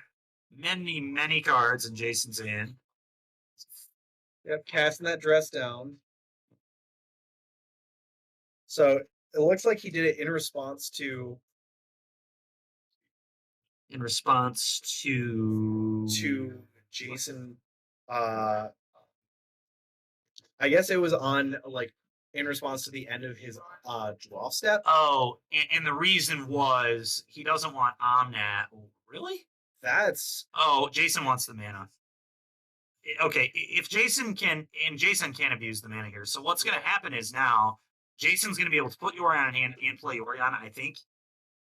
And that's going to be just filthy if he does have enough mana, which I believe he does. 4, 5, 6, 7, 8 exactly. So he can go fetch land. So what he might do is attack all first. I guess he can gain the 4 first. It doesn't really matter. And then we can go push for 7. We can use our Ren, probably ticking down. We might tick up. I don't really know. Maybe we just don't reset the Ren. We might just not reset the Ren, tick up the Yeah. Ren, and then we get to Yorion, flicker out Omnath. We could flicker out Solitude. Yep. Could flicker out Solitude if we wanted. Can flicker out Teferi. Not sure if Teferi's It's very bounced to the dress down, so it's just free to reset that. Yeah. And this is going from really bad to absolutely horrendous for Asher. Jason gonna draw just a ton of cards. Fortunately, I think there are 2 abundant growths. So this is gonna be guy's gonna draw 3 cards. Yeah, this is just absolutely disgusting. Yeah. And I mean, Here's- Jason even had 1 more mana than I thought he did. So here we go. Let's just draw a trillion cards. The 4-color deck just imposing its will yet again. yeah, I think with this Yorion coming down, I think this pretty much marks the end of Asher's run. We need something cool now, and we're just a little too far off it. Yep. Draw 3. Yep. And Jason gonna have to move to discard. He's gonna have to pitch 2 cards. Goes to 7 in hand. 7 good ones. Yay, modern. Boy, if that just doesn't exemplify our attitude towards this day, I don't know what does. Right. It's one of the only formats where Veil is still legal, so All right. So it's pretty sick. Solitude getting picked up. That is pretty helpful. Let's see. So dress down coming down. Just for the cantrip, it seems. Well, now we can't Solitude. Yeah, we can. We didn't play the land drop. Well, I know, but it doesn't do anything. Oh yeah, you're There's a right. dress down in play. Oh, that was what it was. That was his way of going out. All right. So Well, congratulations to Jason Reed. Good work. Well done. Everybody made a mistake or here or there, but how are you not going to make mistakes when you're playing these decks? Yeah. Just grindy. Very difficult to be perfect. Overall, a good match from both players. Yeah, that Unfortunate for Asher, and ultimately unfortunate for all of us because we're probably going to get a 4-color mirror now. I'm just feeling the Trevor Dalton Jason Reed mirror match, the Risen Reef versus non-Risen Reef 4-color matchup. But we'll see if Shadow took the day in the other round, but I'm not sure. for sure. Well, I think we're probably gonna have a bit before final round starts. Yep. So Absolutely. we'll take a quick break and we will be back once. See you guys shortly.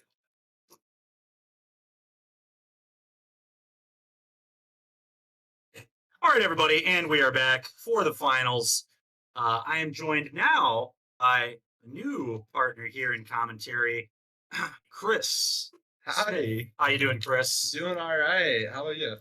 Good, pretty good. A little bummed that this is what the day has come to, the 4-color elementals versus 4-color Traverse Yorion mirror. But I will say, both these players, very, very good players. I know Jason Reed quite well, and I've actually played Trevor Dalton like 3 or 4 times in the last few Galactic events, and he's a really solid player. I've gotten the better of him every time, but they were all close. One of them came down to me playing 4 prismatic endings in my elementals list at the time, and nobody else was playing 4, and I drew all 60 cards in my deck because I was also on one of these stupid Risen Reef files.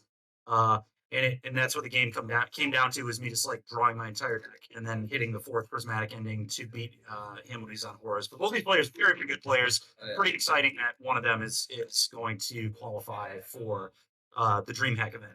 Yeah, and as much as people like to dunk on 4-color and everything like that, I also want to say how it's not like your normal stock 4-color. Like, there are 2 different variations that kind of attack on different axes. Yep. One's just on the elementals plan, so they're playing Cavernous Souls. Yep. Which, I mean, at the base root, it's boring because it's just a 4-color versus 4-color. But in a more deep detail of it, you're having a Cavernous Souls deck that's playing against the Traverse deck, where I think Jason Reed playing the Emrakul That is going to be pretty. You're right. That's going to be huge. I will say, though, too, Risen Reef if it can't get answered, could spiral. So that is one slight advantage Trevor could have. If he's able to stick a reef and keep it in play for even a turn cycle, it can really start to spiral into some nonsense. I watched Trevor beat Pinter in the top 8, and he just had Trip Risen Reef in play, and every pitch elemental is just draw 3, basically 0 mana Ancestral Recall for every single pitch elemental. Obviously, you have to pitch a card, but I mean, it just gets so out of control. It's just ridiculous. And then Trevor Gorion with Trip Risen Reef on that. So basically, just drew 13 cards at minimum. It was a 21 that turn. It was 21 walked away. and after He walked away. I knew what was coming. Yeah. It made me sick, and I didn't want to see. Plus, it's was a gonna new happen on with that, Jeremy there. So which when all those lands enter after too. Yep. Just more triggers, gain 4 more Yep. life, 4 more mana. Yep. Deal 4 more damage. Jeremy probably felt like he was playing Vintage again or something with just all the million triggers that were on the stack. It looked like a Displacer kitten was in play. But anyway, here we are. Trevor Dalton, Jason Reed. I think Jason Reed is on a mulligan to 6, but I I can't. think both of them are. Okay, they're both on a mull. That makes sense. And it looks like both players revealed a Yorion. I don't know. I don't know if Who you could were have here guessed? last round. Yeah, But can't Jason believe just shuffled his Yorion into his deck. So I didn't notice that in game 2, obviously, because I kept talking about the Orion and was wondering why Jason didn't pick it up, and then was like, oh, Asher should read this because Jason didn't pick it up. But fortunately, Asher drew the counterspell, so Asher didn't need to read anything. He was just able to win game 2, but wasn't able to get game 3. Looks like, right, is Jason bought him 2 cards? He is. You can't tell for sure, but I think there were 2 cards that he got shipped. I can't see a whole lot. I know there's Unholy Heat on that. Looks like Misty and a Prismatic Ending. Not a super impressive hand, but not a bad one either.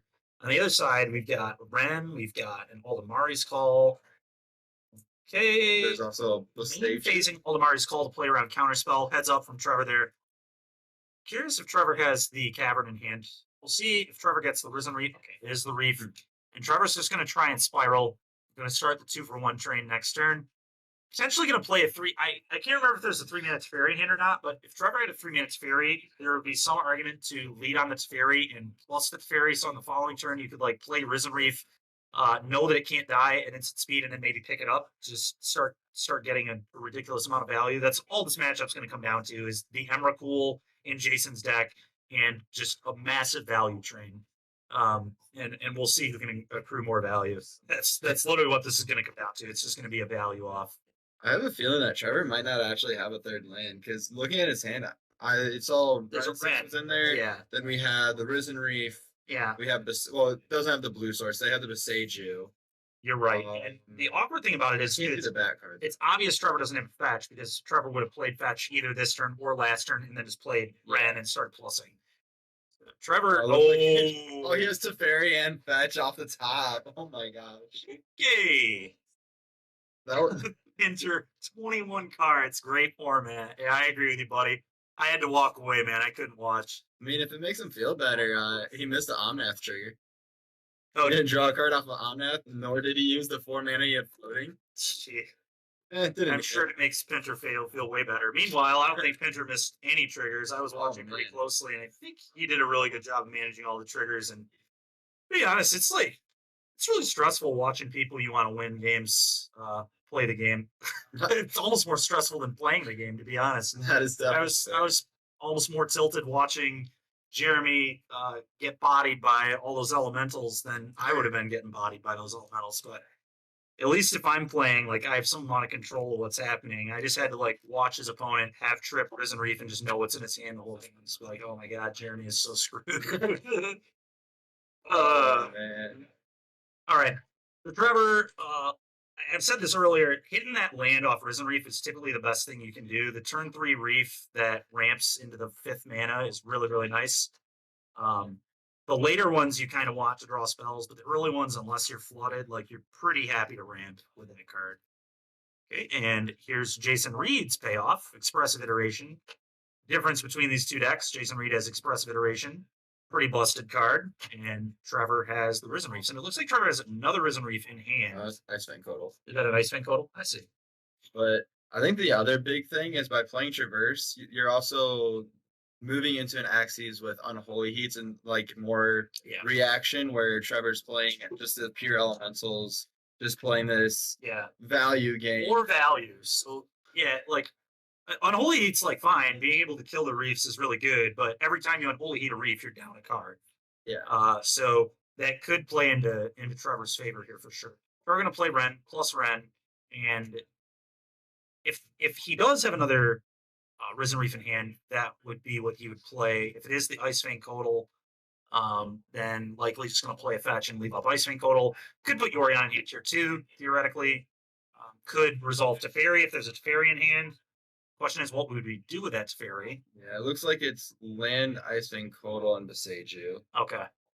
So he's fetching the main, probably to buy the At what Yorion. point, how many basics does the 4-color Traverse build play? Do you know? I guess Trevor should know. He probably should have looked at the If deck I remember list. correctly, it's going to be 2 basic forests, 2 basic plains, and a basic island. So It's interesting to think that Trevor. Well, I guess you can go get Triumphs and Shocks off of Seiju, so it doesn't really matter. Yeah, never mind. well, I was thinking about, is there a point where we just start looping the Seiju on the mana at all? But probably not. so there is a point because of the fact that you can lock them off of specific colors of mana. That's true. So making their mana tight, especially because they don't have basic mountain in their deck. Yeah. I don't know if it's something that Trevor looked at, but I know when I was doing a deck check for Jason earlier, because I was one of the judges, I noticed that there wasn't that basic mountain in there. Okay. Because if I remember correctly, there's also Magus, so there's no reason to have basic mountain. Makes sense. But if Trevor noticed it, he can start Beseiju looping, taking off of red sources. Okay. Okay. Nice. Thunder Growth. That's a good one here. Start to make our mana a little better. Cantrip makes the Yorion better.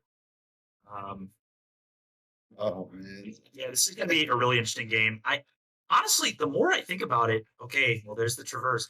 The more I think about it, though, I almost feel like Trevor's deck might be favored in the matchup, just because like Trevor's deck has much fewer 1-for-1s than Jason's deck has. So if we're just talking about like the value train, Trevor's deck is better at accruing just more value, but Jason does have the inevitability of the main deck Emrakul. But Trevor has the Solitude to answer the Emrakul. Like if you have the Solitude when they play the Emrakul, you can still the Solitude it off, and even though they'll get to like kind of mess up your hand, you're not like going to lose to 13-13. So it's going to kind of reset things, I guess. Really interesting game. Getting Fury. Interesting. It doesn't seem particularly good, but I mean, Jason probably trying to respect more Risen Reefs. The thing that Trevor has too is 4 Ephemerates. 4 Ephemerates, if your opponent doesn't have Teferi, super busted. Yeah. Um, Trust me, I know. oh yeah, the Yawg player knows how good Ephemerate is. Shocking. All right, Beseiju coming into play. And Abundant Growth thing. Yeah, I was about to say I like it on the plains a little more in this specific spot, I think. Just having better mana. Okay. Just a draw one. Draw one. Okay. Okay. Well, he doesn't want it to get counterspelled, so I guess I respect it. And this like starts putting Jason under pressure. Like 4 or 5. We know it doesn't die to Fury. We know Jason is turn. Ooh. Okay. I'm halftime. I don't actually. There's no fetch. There's no fetch. That's big. Trevor's deck doesn't play counterspell, does it? No. So, So Jason has like more 1-for-1s with like counterspell, unholy heat, stuff like that. Trevor's is just like all dudes. yeah. All dudes. Dudes, ephemerates, to blink my dudes. This Solitude's gonna be pretty darn good. And I think I saw either another Solitude or a There is an ephemerate in the hand, I believe, which with a Yorion, that's why Trevor tapped out for the Yorion, was to set up for this exact scenario where now we have Yorion to flicker with the ephemerate, which is then going to bounce the Abundant Growth and the Solitude again, potentially.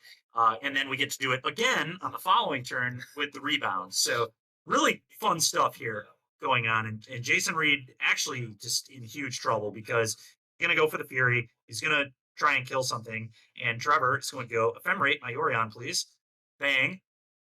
Oh, here it comes. You just ephemerate the Solitude? No, I think I want to draw a card twice. I'm definitely blinking Yorion twice here and blinking that Abundant Growth twice. Yeah, for sure. Let's just, this is either going to come down to Jason's Emrakul or card advantage. There's like no no in between. That's just how this is going to go. Whoever draws more cards and gets more value is going to win the game. And I think Trevor's deck is better built to do that.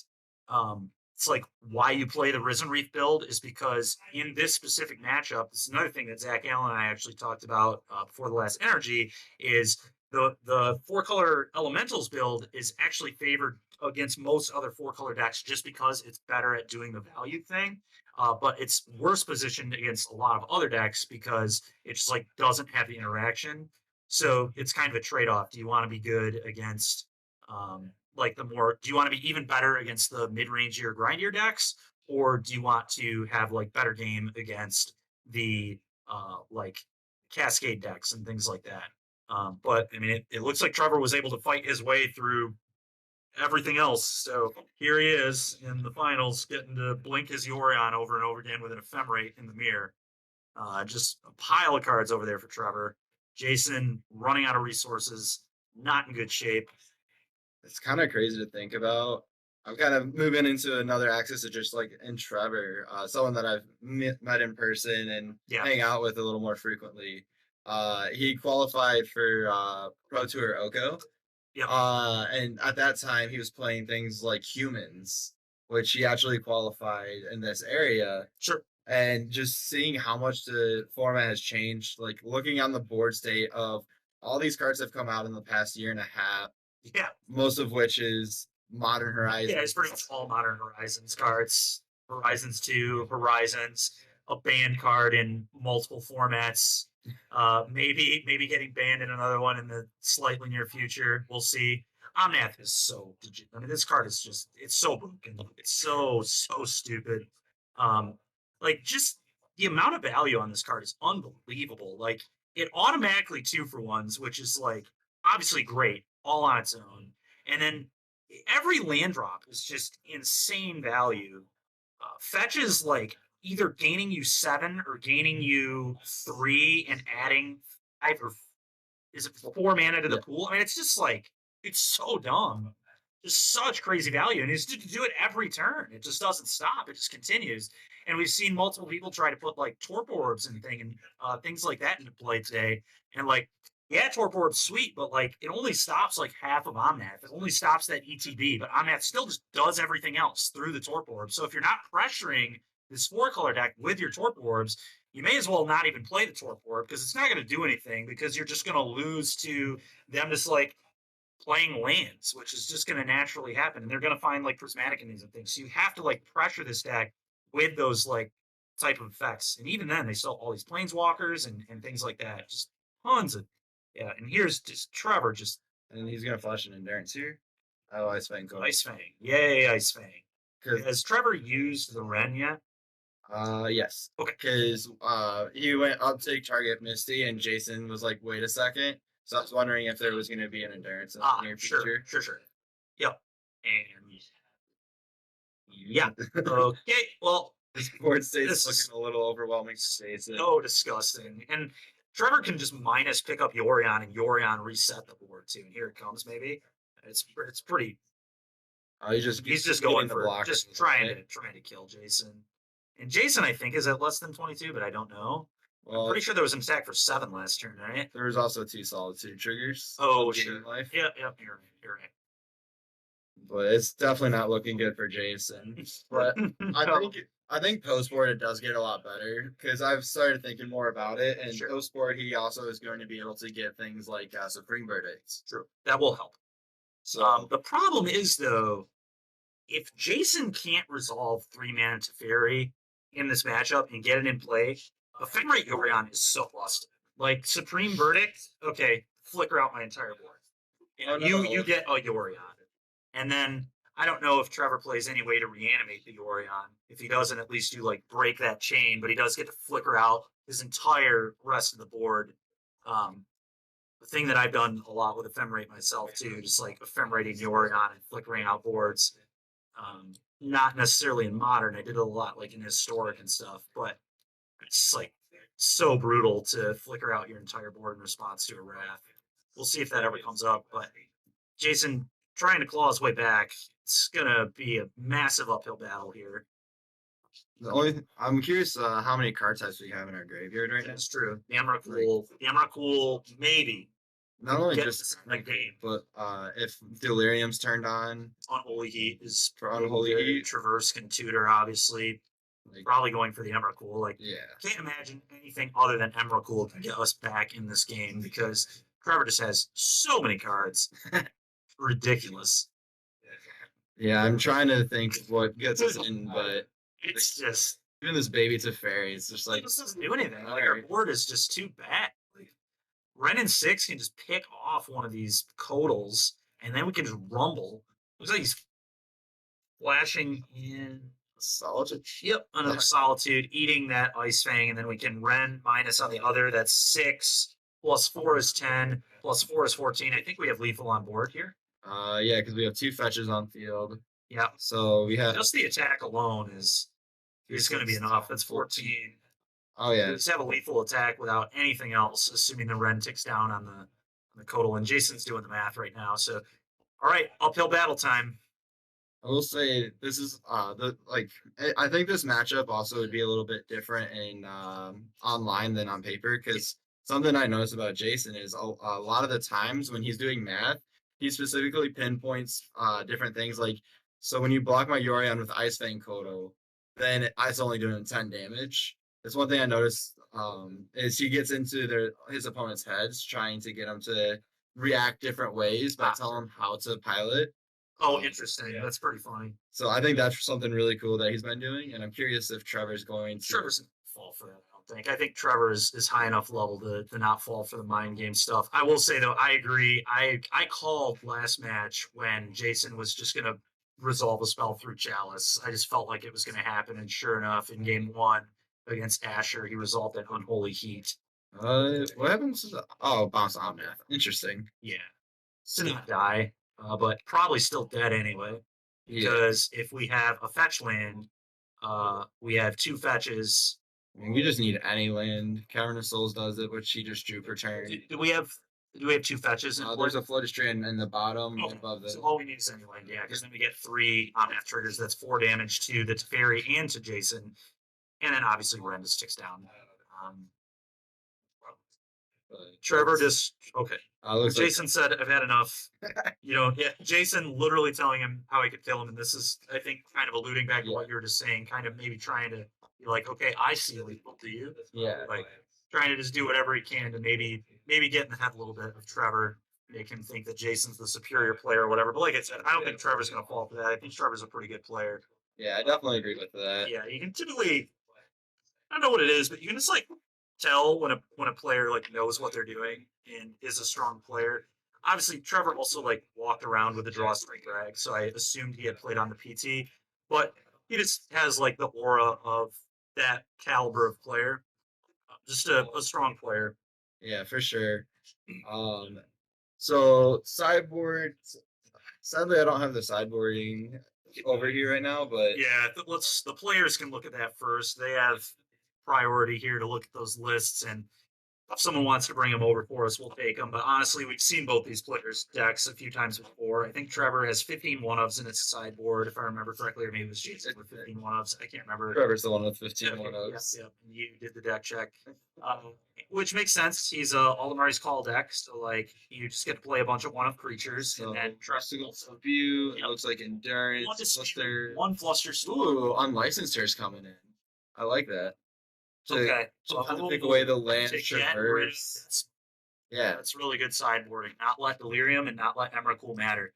That's actually a great decision, I think, from Trevor. We'll see if it pays off. I definitely can see that. I think. Fair enough, Jake. Fair enough.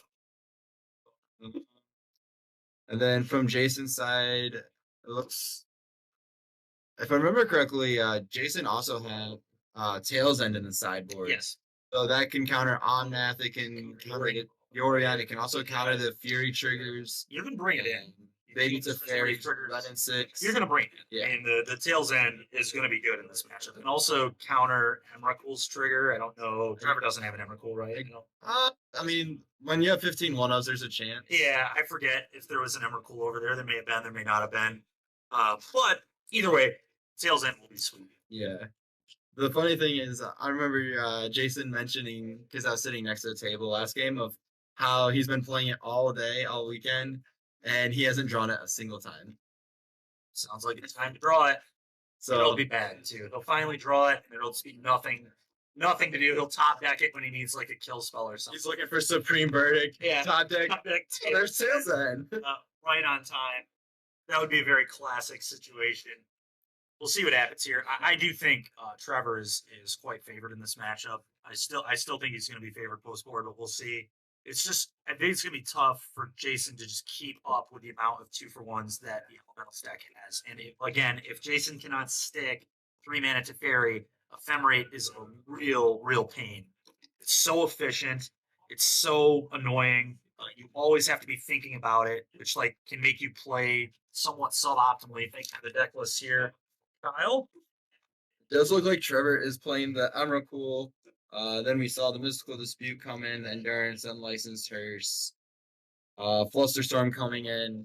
God, Jason, 3 Veil of Summers in the sideboard. Are you kidding me? I didn't even notice this earlier. 3 of that card. Get out of here. I don't want this deck list anymore. Someone take this back.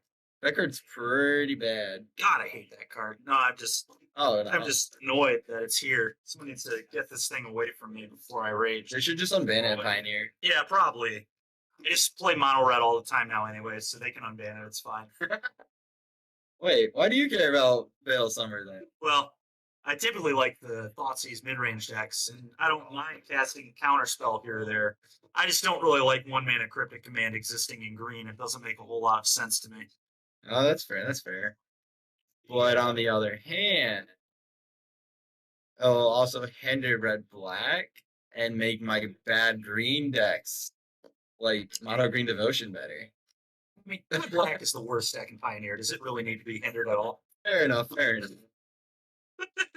I don't know. The red black sacrifice deck. That deck. Now that like You they have notches doubles. up. Oh, It's what Larry Fields was on today to get top 4 of the one he went to. Unfortunately, he died to live in the semis. But it is what it is. Okay.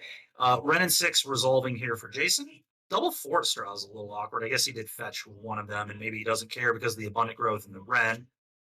Let's see what Trevor's up to here. Beseiju, Abundant Growth. and then in hand I did see a Flusterstorm Okay. drawing the one of. So very clear. Well, yeah, when you play this many one-ups, I guess you're bound to draw some of them.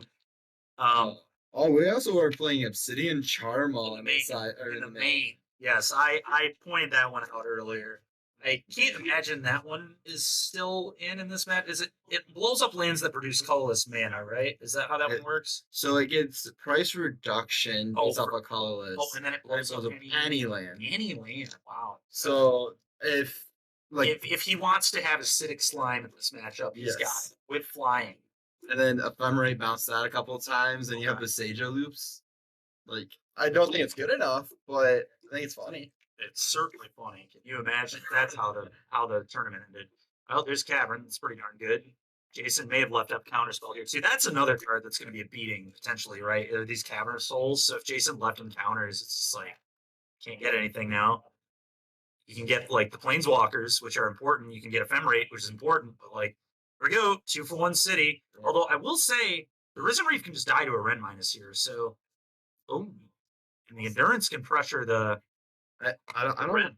don't think it's only just that, but the fact that it's also able to shuffle away the fetch lands to kind of stop, not only pressure the Ren, but also like stop it from gaining the value. Yeah, this is a pretty good board for Jason right now. Jason in the lead for sure. But I think I did see a Prismatic ending in Trevor's hand, which can deal with the opponent's run in 6 and then hold up counter magic after. Well, except Cavern of Souls is awkward. Cavern of Souls, making that a little awkward, but at the same time, you do want to be able to counter things like 3 minutes fairy. 3 minutes fairy, huge deal in the matchup. There's Jason paying off the reef like we said was going to happen. Okay, here we go. Oh man, Cavern's naming Elemental. Abundant Growth, draw a card. Huh. I'm a little surprised it didn't go on maybe the Forest, but I mean, now we're not even repping Counterspell, but maybe that doesn't matter. I mean, we're still holding Mystical Dispute up? Question mark. Flusterstorm? Nope, none in this list. Flusterstorm then? 2 of. But that's probably not. I that don't good think. for Yeah, I also just like Jason's not going to bring in Flusterstorm, is he? Because you're not going to bring. You're going to bring in Flusterstorm against the iterations and against the like traverses maybe and things like that. Jason has a lot more instants and sorceries than Trevor does. Trevor's like got what ephemera. All his instant sorceries are like 1 mana basically, and then a 1 mana X spell. So, yeah, we'll see. We'll see how that plays out. But I would be surprised if Jason has the Flusterstorms in. We'll see though. So Renin 6 is at 2. He's tapping 3 mana. Looks like maybe for a baby to fairy. Yeah, I like that here. Right, we can just bounce the. And it's the tails in. The 1 of tails in. 2 of. Oh, it is a 2 of. Right. Okay. But- Well, there it is. Very good. It feels pretty good that we called it early. Oh, they got Flusterstorm though. Oh, We missed the Flusterstorm. the value. God, don't get flustered, Jason. Can't get flustered at that. All right, and Trevor now, this is a real decision. Do we bounce this Endurance? I mean, like, Ren can now kill our Fairy, but maybe we're fine with that. What an interesting game. Oh, we're just bounce. Yeah, that's a good value play. Trevor knows what's up. I just want to draw 1 billion cards. I just want all the cards. How can I lose if I have more cards than my opponent? That's pretty interesting. I definitely would have misplayed there, Sure. trying to make it so I could keep at least one of my planeswalkers. Yep. If Trevor's just giving it up, right? He just says, whatever, I'll draw Mort's Fairies. I'm just going to draw 1 billion cards. And eventually, I'm going to stick it to Fairy. And honestly, Trevor's Teferi's, I think, are a little less important than Jason's Teferi's, especially with the Cavern of Souls in play. Because the thing here is, like, the reason Jason's are so big is Ephemerate, specifically. But Trevor doesn't have to worry about that from Jason. Ooh, okay, that's nice. That's nice. Trigger. Okay. Big And boy on I that. think he already has a fetch in hand, right? And he is able to still play a land, I think. Just seeing 4 lands in play, so a land drop incoming, and yeah, it does look like there's a fetch. And Jason in the driver's seat at the moment. correct. Just I think one thing I also wanted to mention is how earlier you were talking about how each deck is going to perform on a different spectrum. Trevor just letting the planeswalkers go because he knows how his deck is going to function, how he's going to be able to win this game. Yep, he knows how he needs to win, and it's just draw cards, get deep into the deck, and then like start just kind of going off with stuff. And honestly, like this Omnath is pretty beatable here. We just need a Solitude, a Fury, whatever. Ephemerate is like a real thing here for sure. Jason going in the tank here, thinking about what to do. Yeah, Put Yorion in hand. Now just has a white up. like Risen Reef, Fury, And Ephemerate. a white represents nothing out of Jason's deck at instant speed. He doesn't play Ephemerate. So the only thing that Jason can do to interact right now is exactly Solitude Pitch, which Trevor would be super okay with that. Yep, and Trevor, here we go. Omnath. Now he's going to get 5 mana, and I assume we're either going to see a Fury or Solitude, or maybe like a Risen Reef plus an ending on the Ren. Okay. Yep, and there's the only possible interaction that I said Jason could have. He did have it. So that's pretty good. And now Trevor doesn't get that mana. And I think Trevor was kind of banking on that mana. So Oh yeah. Jason really making a nice heads-up play there. I don't blame Trevor here at all, though. I would not have played around that, I don't think, either. Yeah, especially because I would have been thinking that they would evoke in the Solitude in response to the draw trigger. Yeah. Which I think is pretty interesting that he waited till the fetch trigger. Yeah. But the interesting thing is, I think in the long term, Trevor is very okay with that exchange because Jason is 2-for-1 himself. Actually, like 3-for-1 himself because Omnath drew a card, and you could even argue it's getting close to a 4-for-1 because it also gained 4 life. So the Omnath generating still absurd amounts of value, and Jason down a card. And if the game goes long, that exchange is going to go very well for Trevor. Trevor's up more cards, and I think that is ultimately his game plan. Now, he does have an ending in his hand, which he can't. Looks like we also have 2 abundant growths, but we also have the Ephemerate plus Solitude in the play card. So that's what's going to happen now, right? Is he's probably going to go Solitude, Ephemerate, eat both your idiots, and all of a sudden Ren is staring at a Solitude pretty low. Yep, and here it is. And I think it's pretty telling when your opponent exiles a prismatic ending when there's a Renin 6 there. Like, I would be scared. Trevor knows what's going on. He knows how he needs to win. It's been very clear. He's playing super well. He knows how this matchup goes, and you're not gonna bring the 4-color elementals deck to a tournament if you don't think it can beat the other 4-color decks, because ultimately you're gonna have to beat the other 4-color decks. So it's clear that he has a game plan here, and it seems like he's executing it pretty well so far. And everything that I've kind of said I think would happen so far has kind of been happening. We're just kind of seeing Trevor just like get like up on value over and over again. And I think that in the long term here, this is going to benefit Trevor, but we'll see. There's a lot of game left, a lot of things to happen. Jason still has a big grip of cards here.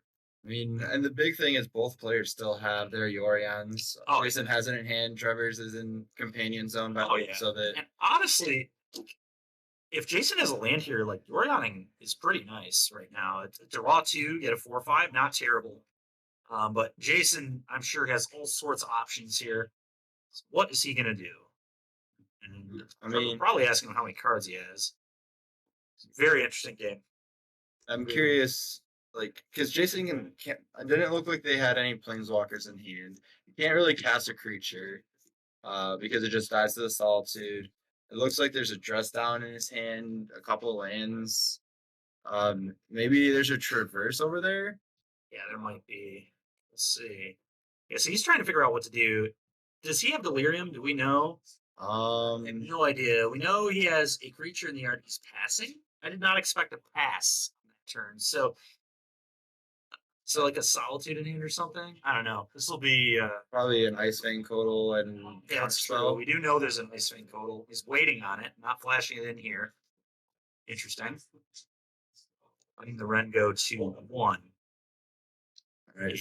And then now Trevor just starts to get the value from Abundant Growth. Yes. And Trevor just setting up for the impending Yorion plus Ephemerate, which will eventually likely happen in this game. So we got 1, 2, 3, 4, 5 lands that are untapped. And I did see a Solitude in his hand with Eladamri's Call. Yep. I'm curious where we're gonna move from here though. Yeah, Trevor's got a lot of choices for sure. I wonder if it's gonna end up being a couple more card draws. It's so funny that we have the piece of paper on the cavern. Is this really necessary? We all know it's on Elemental. Give me a break. What's the point? Might as well just write on Sharpie on the cavern and just put it on Elemental, because we know it's going to be Elemental 99% of the time. We might randomly name Serpent occasionally to force through our Yorion, but typically it's going to be on Elemental. It could be on Snake for the Ice Fang Call. You're right. Oh man. Ooh. Or Dragon for the Obsidian Charmaw, I suppose. Did Trevor pass? He may have. Interesting. He's holding up mana so he can go both Eladamri's Call plus Ice Fang Codal. Yep, makes sense. Good Okay. play. Good Because play. I was wondering why he didn't just buy Yorion. Yep, he's just getting more value. Oh, He'll yeah. buy Yorion later. We'll buy Yorion and draw 12 cards off it. Whatever we need to do. We watched him draw 21 off of Yorion earlier, so he is well versed in getting full value, full retail price on these Yorions. So the question here is, what is Trevor going to get off of the Eladamri's Call? Very likely Omnath. Yeah. I was looking to see if there was There is an Emrakul, the Promised End, but I don't think we're to that point of the game yet. no. I think it's time to just keep getting more value. I imagine Omnath, maybe Risen Reef, depending on what he's trying to set up right now. But Omnath seems real good. It's very fair. And it doesn't look like there's the 5-drop double green 3 colorless creature in here that makes elementals. Oh yeah, the land one. Is it the one where you play lands? Yeah. Yeah. Okay. Or when lands enter the graveyard, you make 5 Maybe 3. 5/3s. Yeah, Like that would be a really good mirror breaker. it would. I think Trevor just again, already just the way the deck is constructed, I think is just a mirror breaker in itself, to be honest. Well, okay. That's just gonna happen, I imagine. I think we'd really do anything about it. I'm curious if we're hitting the point where he's going He- to start fetching the Emerald Cool. Maybe. And what Trevor could do too is he can just go tutor that endurance to make sure that he can reset that yard and make that Emrakul way too much mana again. So Trevor's got a lot of options on the Aldemary's call for sure. Kind of see what happens, and we'll see what Jason decides to do too. A lot of decisions to be made here when you're playing a bunch of tutors. So games are pretty intricate for sure when both players can just tutor stuff. I guess Jason is at a disadvantage with his deck too because his tutors are always sorcery speeds, where Trevor's are always instant speed. So Trevor always gets to interact. He gets to see what Jason is tutoring and then figure out what he wants to tutor based upon what Jason is tutoring. So that might be another advantage that Trevor has in this match over Jason is all of his tutors. He gets to react to whatever Jason is doing, which is kind of, I think, his game plan in this matchup anyway. You just want to bury with card advantage.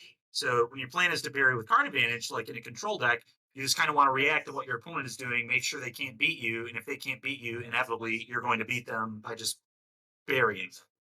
And it doesn't look like Trevor played the Ice Fang Kotal first. So I'm curious if we're grabbing something like Endurance to pitch. We'll see. There's an Omnath. It is the Omnath, so the first thing that we said might get tutored. Okay. So have a fetch in hand, I assume. It looks like it's just the Temple Garden. Just Temple Garden, okay.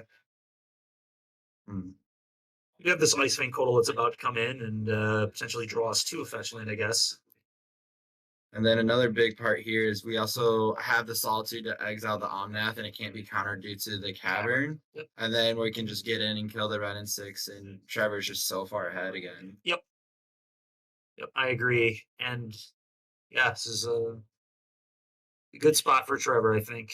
I think what Jason really needs right now is to have that dress down. And honestly, if Jason doesn't have the dress down, it's gonna get tough real fast. Yep. Because that's what Jason really has going on Trevor right now is that Red and 6 being able to just keep the card advantage with the lands going. And when that goes away, I think it's going to be very, very tough for Jason to keep going. I wonder if we're gonna expressive iteration here. Possible. I don't know when that Eldamary's call was cast. Yeah, where are we on the turn? It's hard to tell. Ice Fang Kotal. Excuse me. Sure. Okay. All right, so we end step, or I feel like we're in the end step. Yeah, I'm curious. I am curious what Trevor's reasoning was to not play the Ice Fang first. I guess maybe he's playing around like Flusterstorm. Yeah, So then he can still pay 2. Doesn't want his tutor to get countered. That must be why. Yeah, Just especially inherently, I would think that Kotal first just makes the most sense. It gives you the most information. But I'm almost certain, playing around Flusterstorm because he sees that it is in Jason's deck. He doesn't know that it came in, but if he's bringing it in the mirror, he might assume other players might try the same thing. Ooh, so it looks like land Eldamary's call where the 2 draws. That's pretty dang good. Was it a fetch land too? It looks like a Flooded Strand. Oh, buddy. So it looks like we might just be seeing an Omnath enter the battlefield. Oh yeah, uncounterable. uncounterable. I wonder if Jason did the fetch shock on his own turn to kind of represent counterspell because It is the dress down. his dress. All right, well, you called that. That's pretty darn good. The question here is Trevor going to pitch cast Solitude in response? Well, I think Trevor's let it resolve. I'm pretty Okay. sure Jason just drew the card, so I think we might be past that point. Interesting. So at this point, it's probably just play Flooded Strand, and well, we only have 2 mana, so it really depends if Trevor's going to value getting the Yorion or have your Temple Garden produce mana next turn. Yeah. But it looks like we're just buying the bird here. Buying the bird. Okay, and our Kotal Yeah, it doesn't have flying anymore, so I guess we're not attacking with it, huh? No rumbling. All right, well, okay, that put Jason in a nice spot now because he can minus the Ren to kill the Codal, get some stuff off the board. He's just gonna plus, maybe. Yep, plussing. Okay, I don't know if it's gonna make a big difference, but it does look like Jason's Ice Fang Total has Death Touch right now, where Sure. Trevor's doesn't. okay. I can't imagine that makes a massive difference at the moment, Yeah, at the moment it probably doesn't. but it could later for sure. We'll see if that ever comes off. Ooh. Okay, traverse. We have 1, 2, 3, 4, 5, 6. There's the Emrakul. So Trevor's in a spot now where I don't think Jason can cast the Emrakul this turn. Oh, he has an Omnath. Yes, he certainly can. Uh-oh. And, That's really bad. I mean, I'm trying to think of what the most destruction that Emrakul is gonna do, and I honestly don't know what all is gonna happen here. This is going to be pretty wild, yeah. Well, I mean, what Jason can do is just like play the Orion for almost no value. He can play the Orion, just flicker the Solitude alone, and then Solitude out the Omnath, maybe. And just not blink anything else. So you just like you make the Yorion pretty horrible. You might actually exile the Yorion to be sure that Trevor cannot top deck Ephemerate. Yeah. You probably have to get rid of the Yorion in fear of Ephemerate.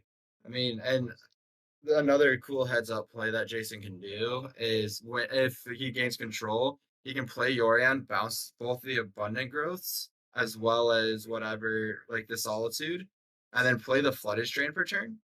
And then when you move to end step, declare both the abundant growth Targeting the flooded and then fetch to fizzle the trigger. Yeah, it's real good. targets. That's good. We'll see if Jason sees that. That's disgusting.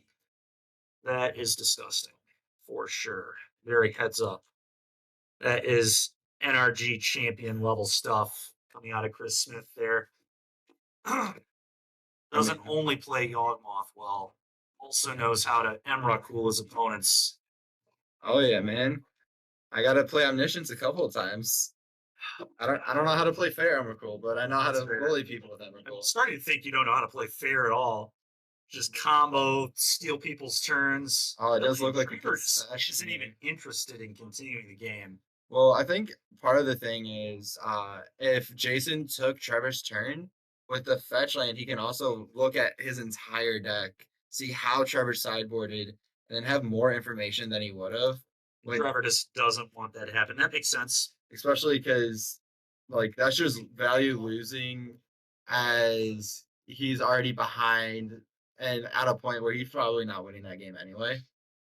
Yeah, and like you said, I mean, we don't necessarily know how Trevor boarded either. So maybe the Ephemerate's got cut for all we know. Who knows? Maybe he's like playing around with Teferi's being played. I highly doubt that's the case. But I feel like, I mean, if Jason like didn't do the right thing on Emrakul there, if he doesn't like make the play that you were suggesting, if he doesn't exile the Orion, I think Trevor still had a very real chance to win. I think, I don't know. I probably wouldn't have conceded there, but I definitely play games longer than I should some of the time. But I just like, I don't know. I have a like very never say die attitude when I'm playing the game. You know, I win some number of matches that you would never imagine I would win because I play that way. Obviously, you lose like 95% of the time anyway, but you know, you can get like 5% of those games. It's still nice. And then like it really comes down to, does the information matter so much? Like, is it worth going for that small percentage to give up the information? And Trevor decided he did not want to give up the information. I don't know that I would have had the intelligence to concede there if it is the right thing to do, whether it's being too bullheaded or not. But I mean, there's also the fact that Trevor and Jason have been playing Magic for the past 11 hours. it's fair. Like, that's a long day of Magic. Oh, it to really end is. with a 4-color mirror. It really is. These RCQs are brutal, dude. They are. This is like as hard as like in like 11 hours. Like that's as long as like a freaking GP, and you know, and longer than an NRG. It's like really tough, and we have really high level players in Michigan too. So this was a really tough event today. Oh, yeah. For sure. And we had like really good players not even here because there were 3 events in the state today. So we were pretty sparsed out throughout the state. There were like three events with like upwards of 50 players each. you know, we had tons of great players. Zach didn't even play any of them because he's working today. It's like insane the level of players we have in the state. It's going to be really exciting to see who makes it out this year to the event in Atlanta. There are going to be a lot of really good players from Michigan. I am so excited for that. Yep. I'm hoping that I can qualify tomorrow. I was about to ask, you're playing the one tomorrow, right? Yes, sir. To be honest, I think I might just come out just to hang out and watch people play again. I enjoy watching Magic all day long. So usually what we do in Discords anyway when we're all hanging out is just play Magic. So it's not really that much different. Ooh, oh, sick! I see Larry Larry Fields has entered the building. the semifinalists Top that four. can't finish. Well, there's a common theme of not finishing in this building, except for Ooh. you and I, Chris. Oh yeah, We finish our events when we top 8. There are a few other individuals in this room who do not finish their events when we top 8. but we don't name it We're not like that. gonna name drop who might be working behind the counter Oh and- no, we would we never wouldn't say do how, or Mr. Larry Fields. or we would definitely not mention how Nemo got second place twice. That was rough. That's That would that's be rough. rough. Yeah, Nemo, I don't believe is in the building anymore. Although I don't know, he might be playing, or they might be playing the Store Champs, because that's also going on right now. Oh, that already Still- finished up. Oh, did it finish? Yeah. Oh, of course it did. Yeah, Of it course. was only No 5 four- rounds. No 4-color mirrors in that thing. You know what the best part is? That's where you saw the pure fun Magic. It doesn't sound like it because it was a side event for this RCQ, but the person who took it down was playing Asper Mentor. That's sick. That's sick. I walk over and I see I'm going to unearth this Monastery Mentor. And Jason just blew out that Risen Reef with a dress down. We'll kind of start paying a little more attention to the match here. We got on a tangent, but Jason, a really good start. Dress down to blow out that Risen Reef trigger. Trevor been trying to recover here, but Jason, it's a good spot so far. Okay. Do it there, so we can cast Counterspell now, potentially. God, Trevor hands in head already. Trevor, yeah, you can kind of sense a little bit of frustration. Maybe getting this close, you gotta have that. You gotta have that. I can win this mentality. Well, it looks Think like Trevor's- we have 2 lands, Aladownri's Call, and probably Prismatic Ending. It's awkward though. Interesting. I think just It's so awkward for Trevor here because he's got to be very afraid of a counterspell. He's attacking for 1. Yeah, gotta get. they get in there with authority. I don't honestly. Do you think that this would be the line? Because what happens if Jason just slams an Ice Fang Codal? Tails and Oh, my no. God, twice. So he said he hadn't drawn it all day, and now he's literally had 2 great tails ends there. I'm gonna be honest though, Trevor, I don't think should jam the on net there. That was like a very obvious. I have a counterspell situation, Yeah. and we have an Aldemari's Call already. Let's just we can cast Aldemari's Call. So I just would have waited and Aldemari's Call on Jason's turn.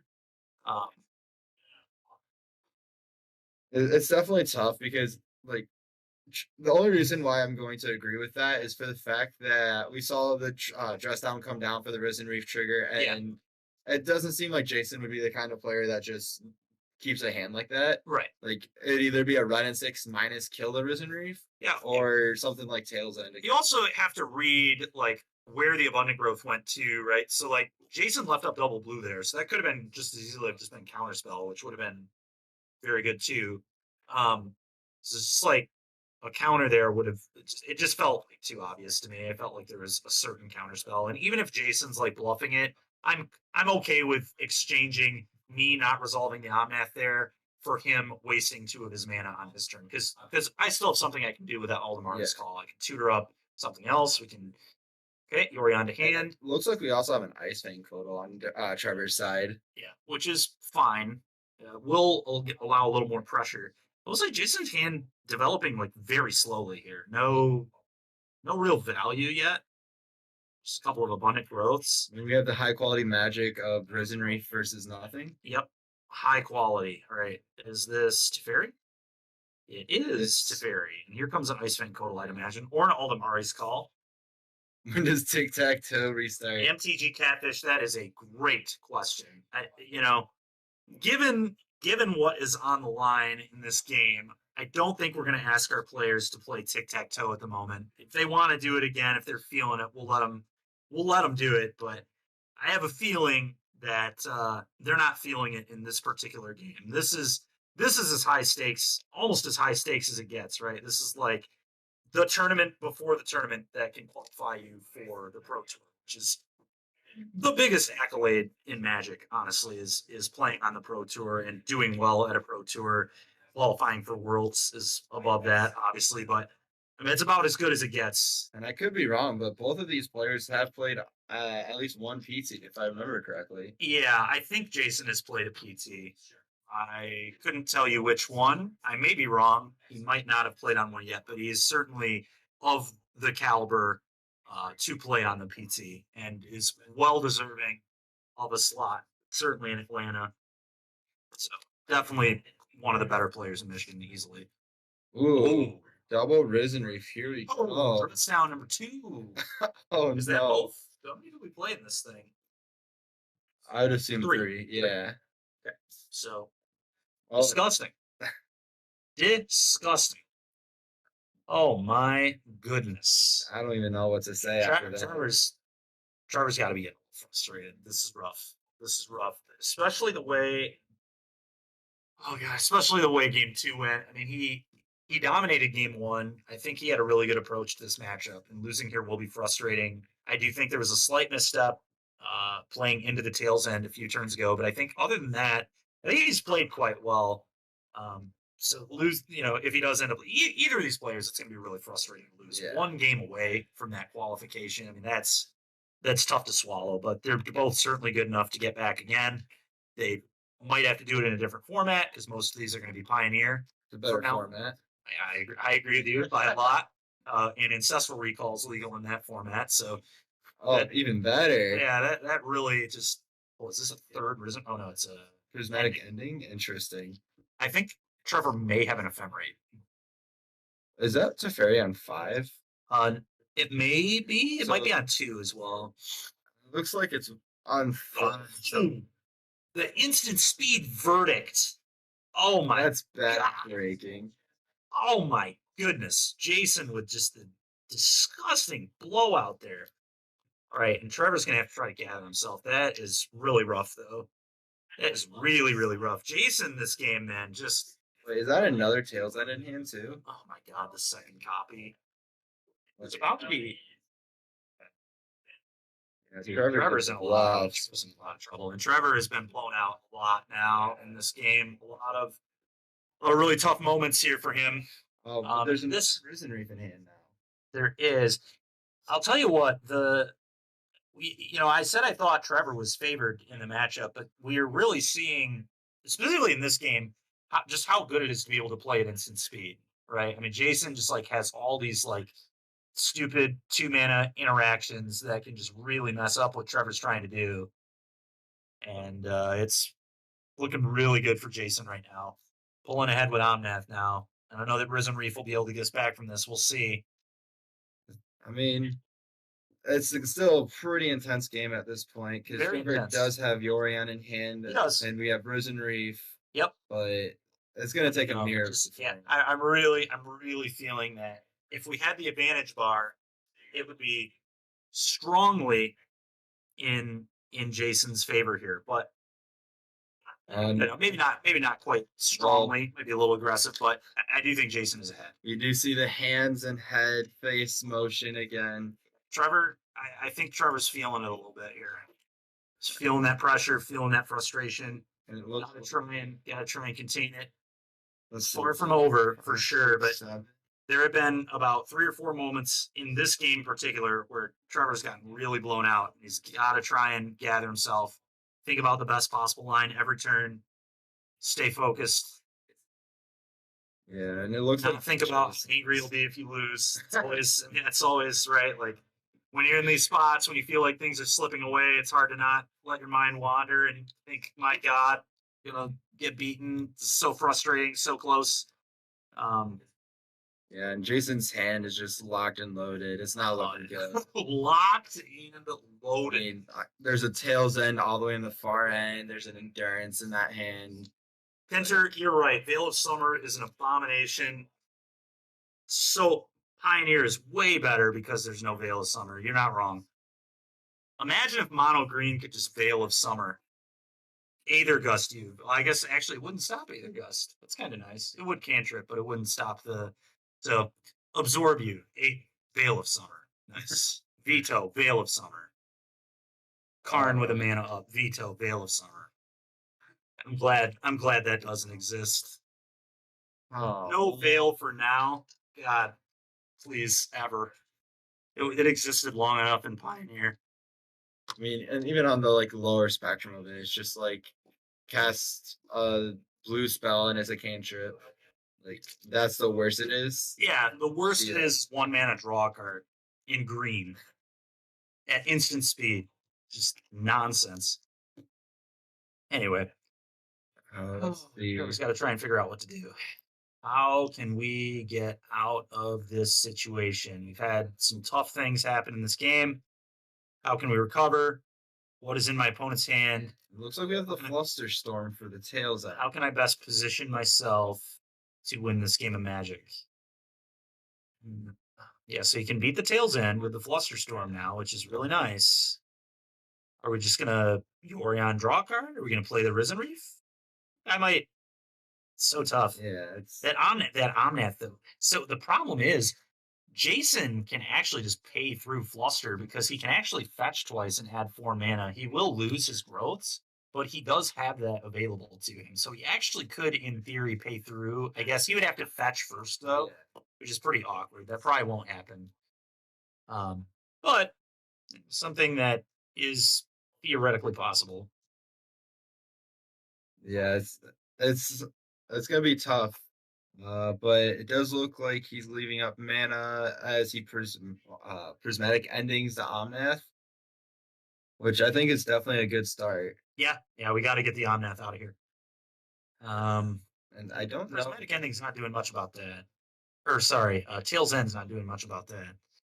Yeah, Well, he's jeez. counting. Is that him counting for Emrakul mana? It might be him bluffing Emrakul too, That's fair. which would be Billy heads up. It's good magic. Something you can't do on Magic Online is start counting your lands to see how close you are to an Emrakul that isn't in your hand. Good paper magic from Jason there. Draw a card. Okay. Jason would draw. Looks like running 6 per turn. That's very good. Pretty good at least. Yeah, especially with Trevor being on 3 cards. Like Yeah. this is where the 4-color players start to fall apart. Is when Yeah. one has 6 or 7 cards, Yeah, the other has 3. We saw the same thing happen in game 1. Jason's down to 2 cards. Trevor's just vomiting cardboard all over the table uncontrollably. And now, Jason just vomiting great interactive spells the entire game. And now we've got like 6 cards in hand, a million decisions. Trevor definitely on the back foot. Could come back, but Trevor's certainly on the back foot here. And it's Just one, King. Just one. One gets in, the other one, they get frustrated, I guess, and have to prepare for tomorrow. they also got a second place prizing for the 1K, whatever that was. If they were really heads up, like Nemo and I were last week, they would have said, Lifter gets the foil Nykthos, which is what we did, because whenever I make it to the finals of an event like this, like losing really is frustrating and hurts, and it at least stems the bleeding a little bit when you get like the $100 card, whatever that's the promo. Ooh, and you see Jason starting to attack, and that's really a big showing of I know I'm really far ahead. Oh, Is that that's it is an Oracle. Oh my god. It's not good at all. Like, Jeez. I mean, I guess like the worst thing that he can do is like cast Risen Reef and that is prismatic doing it? ending it. Like, I guess that's fine. Are there 2 snow permanents in play? Nope. So just attack, eat your Codal, play the Reef, trigger. So have to trigger it. Miss. The illegal play. Just tap differently. Sure. Just give Jason the most options. What is it? Another Risen Reef. Okay, well, I mean, if Trevor had any chance, that was probably it. Because I would imagine the way out of this game probably involves a Solitude off the top in the next 2 cards. So we can go like Risen Reef into Solitude, like pitch Yorion, Solitude, maybe hit Ephemerate off that, Ephemerate the Solitude, trigger the Risen Reef again, and all of a sudden, we've got a game again. So, but Trevor needs that Solitude. We need a Solitude, please. Solitude is where we start from here, I think. Let's hit tap. So does he have another land?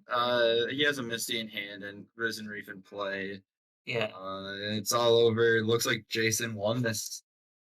All right. Well, we talked earlier about maybe doing a winner's interview, so it'd be cool if we could get Jason over here to maybe talk about his deck, talk about why he played it. We can congratulate him, obviously, on the win. We can kind of talk about his approach to that match. Really, really well done from Jason. Congratulations to him. So I'd imagine quite possible Jason might even travel with our group when we go. Who knows? But either way, really, really cool to see Jason qualify. A very good player. Cool dude. And hopefully we can get him over here for a winner's interview. I don't know if we're gonna do a I winner's believe Jason is coming over for a pretty quick winner's interview here. So Jake, you're getting your buddy Jason here. Well, Jason, congratulations. Thanks. Exciting day here. Why don't you tell us a little bit about why you played the deck, so your approach to this matchup specifically. Just kind of tell us what was going on today for you. I played with the Traverse version because I thought it was a little favored in the mirror, and I Okay. noticed there's been a lot of Michigan players playing 4-color recently. Yep.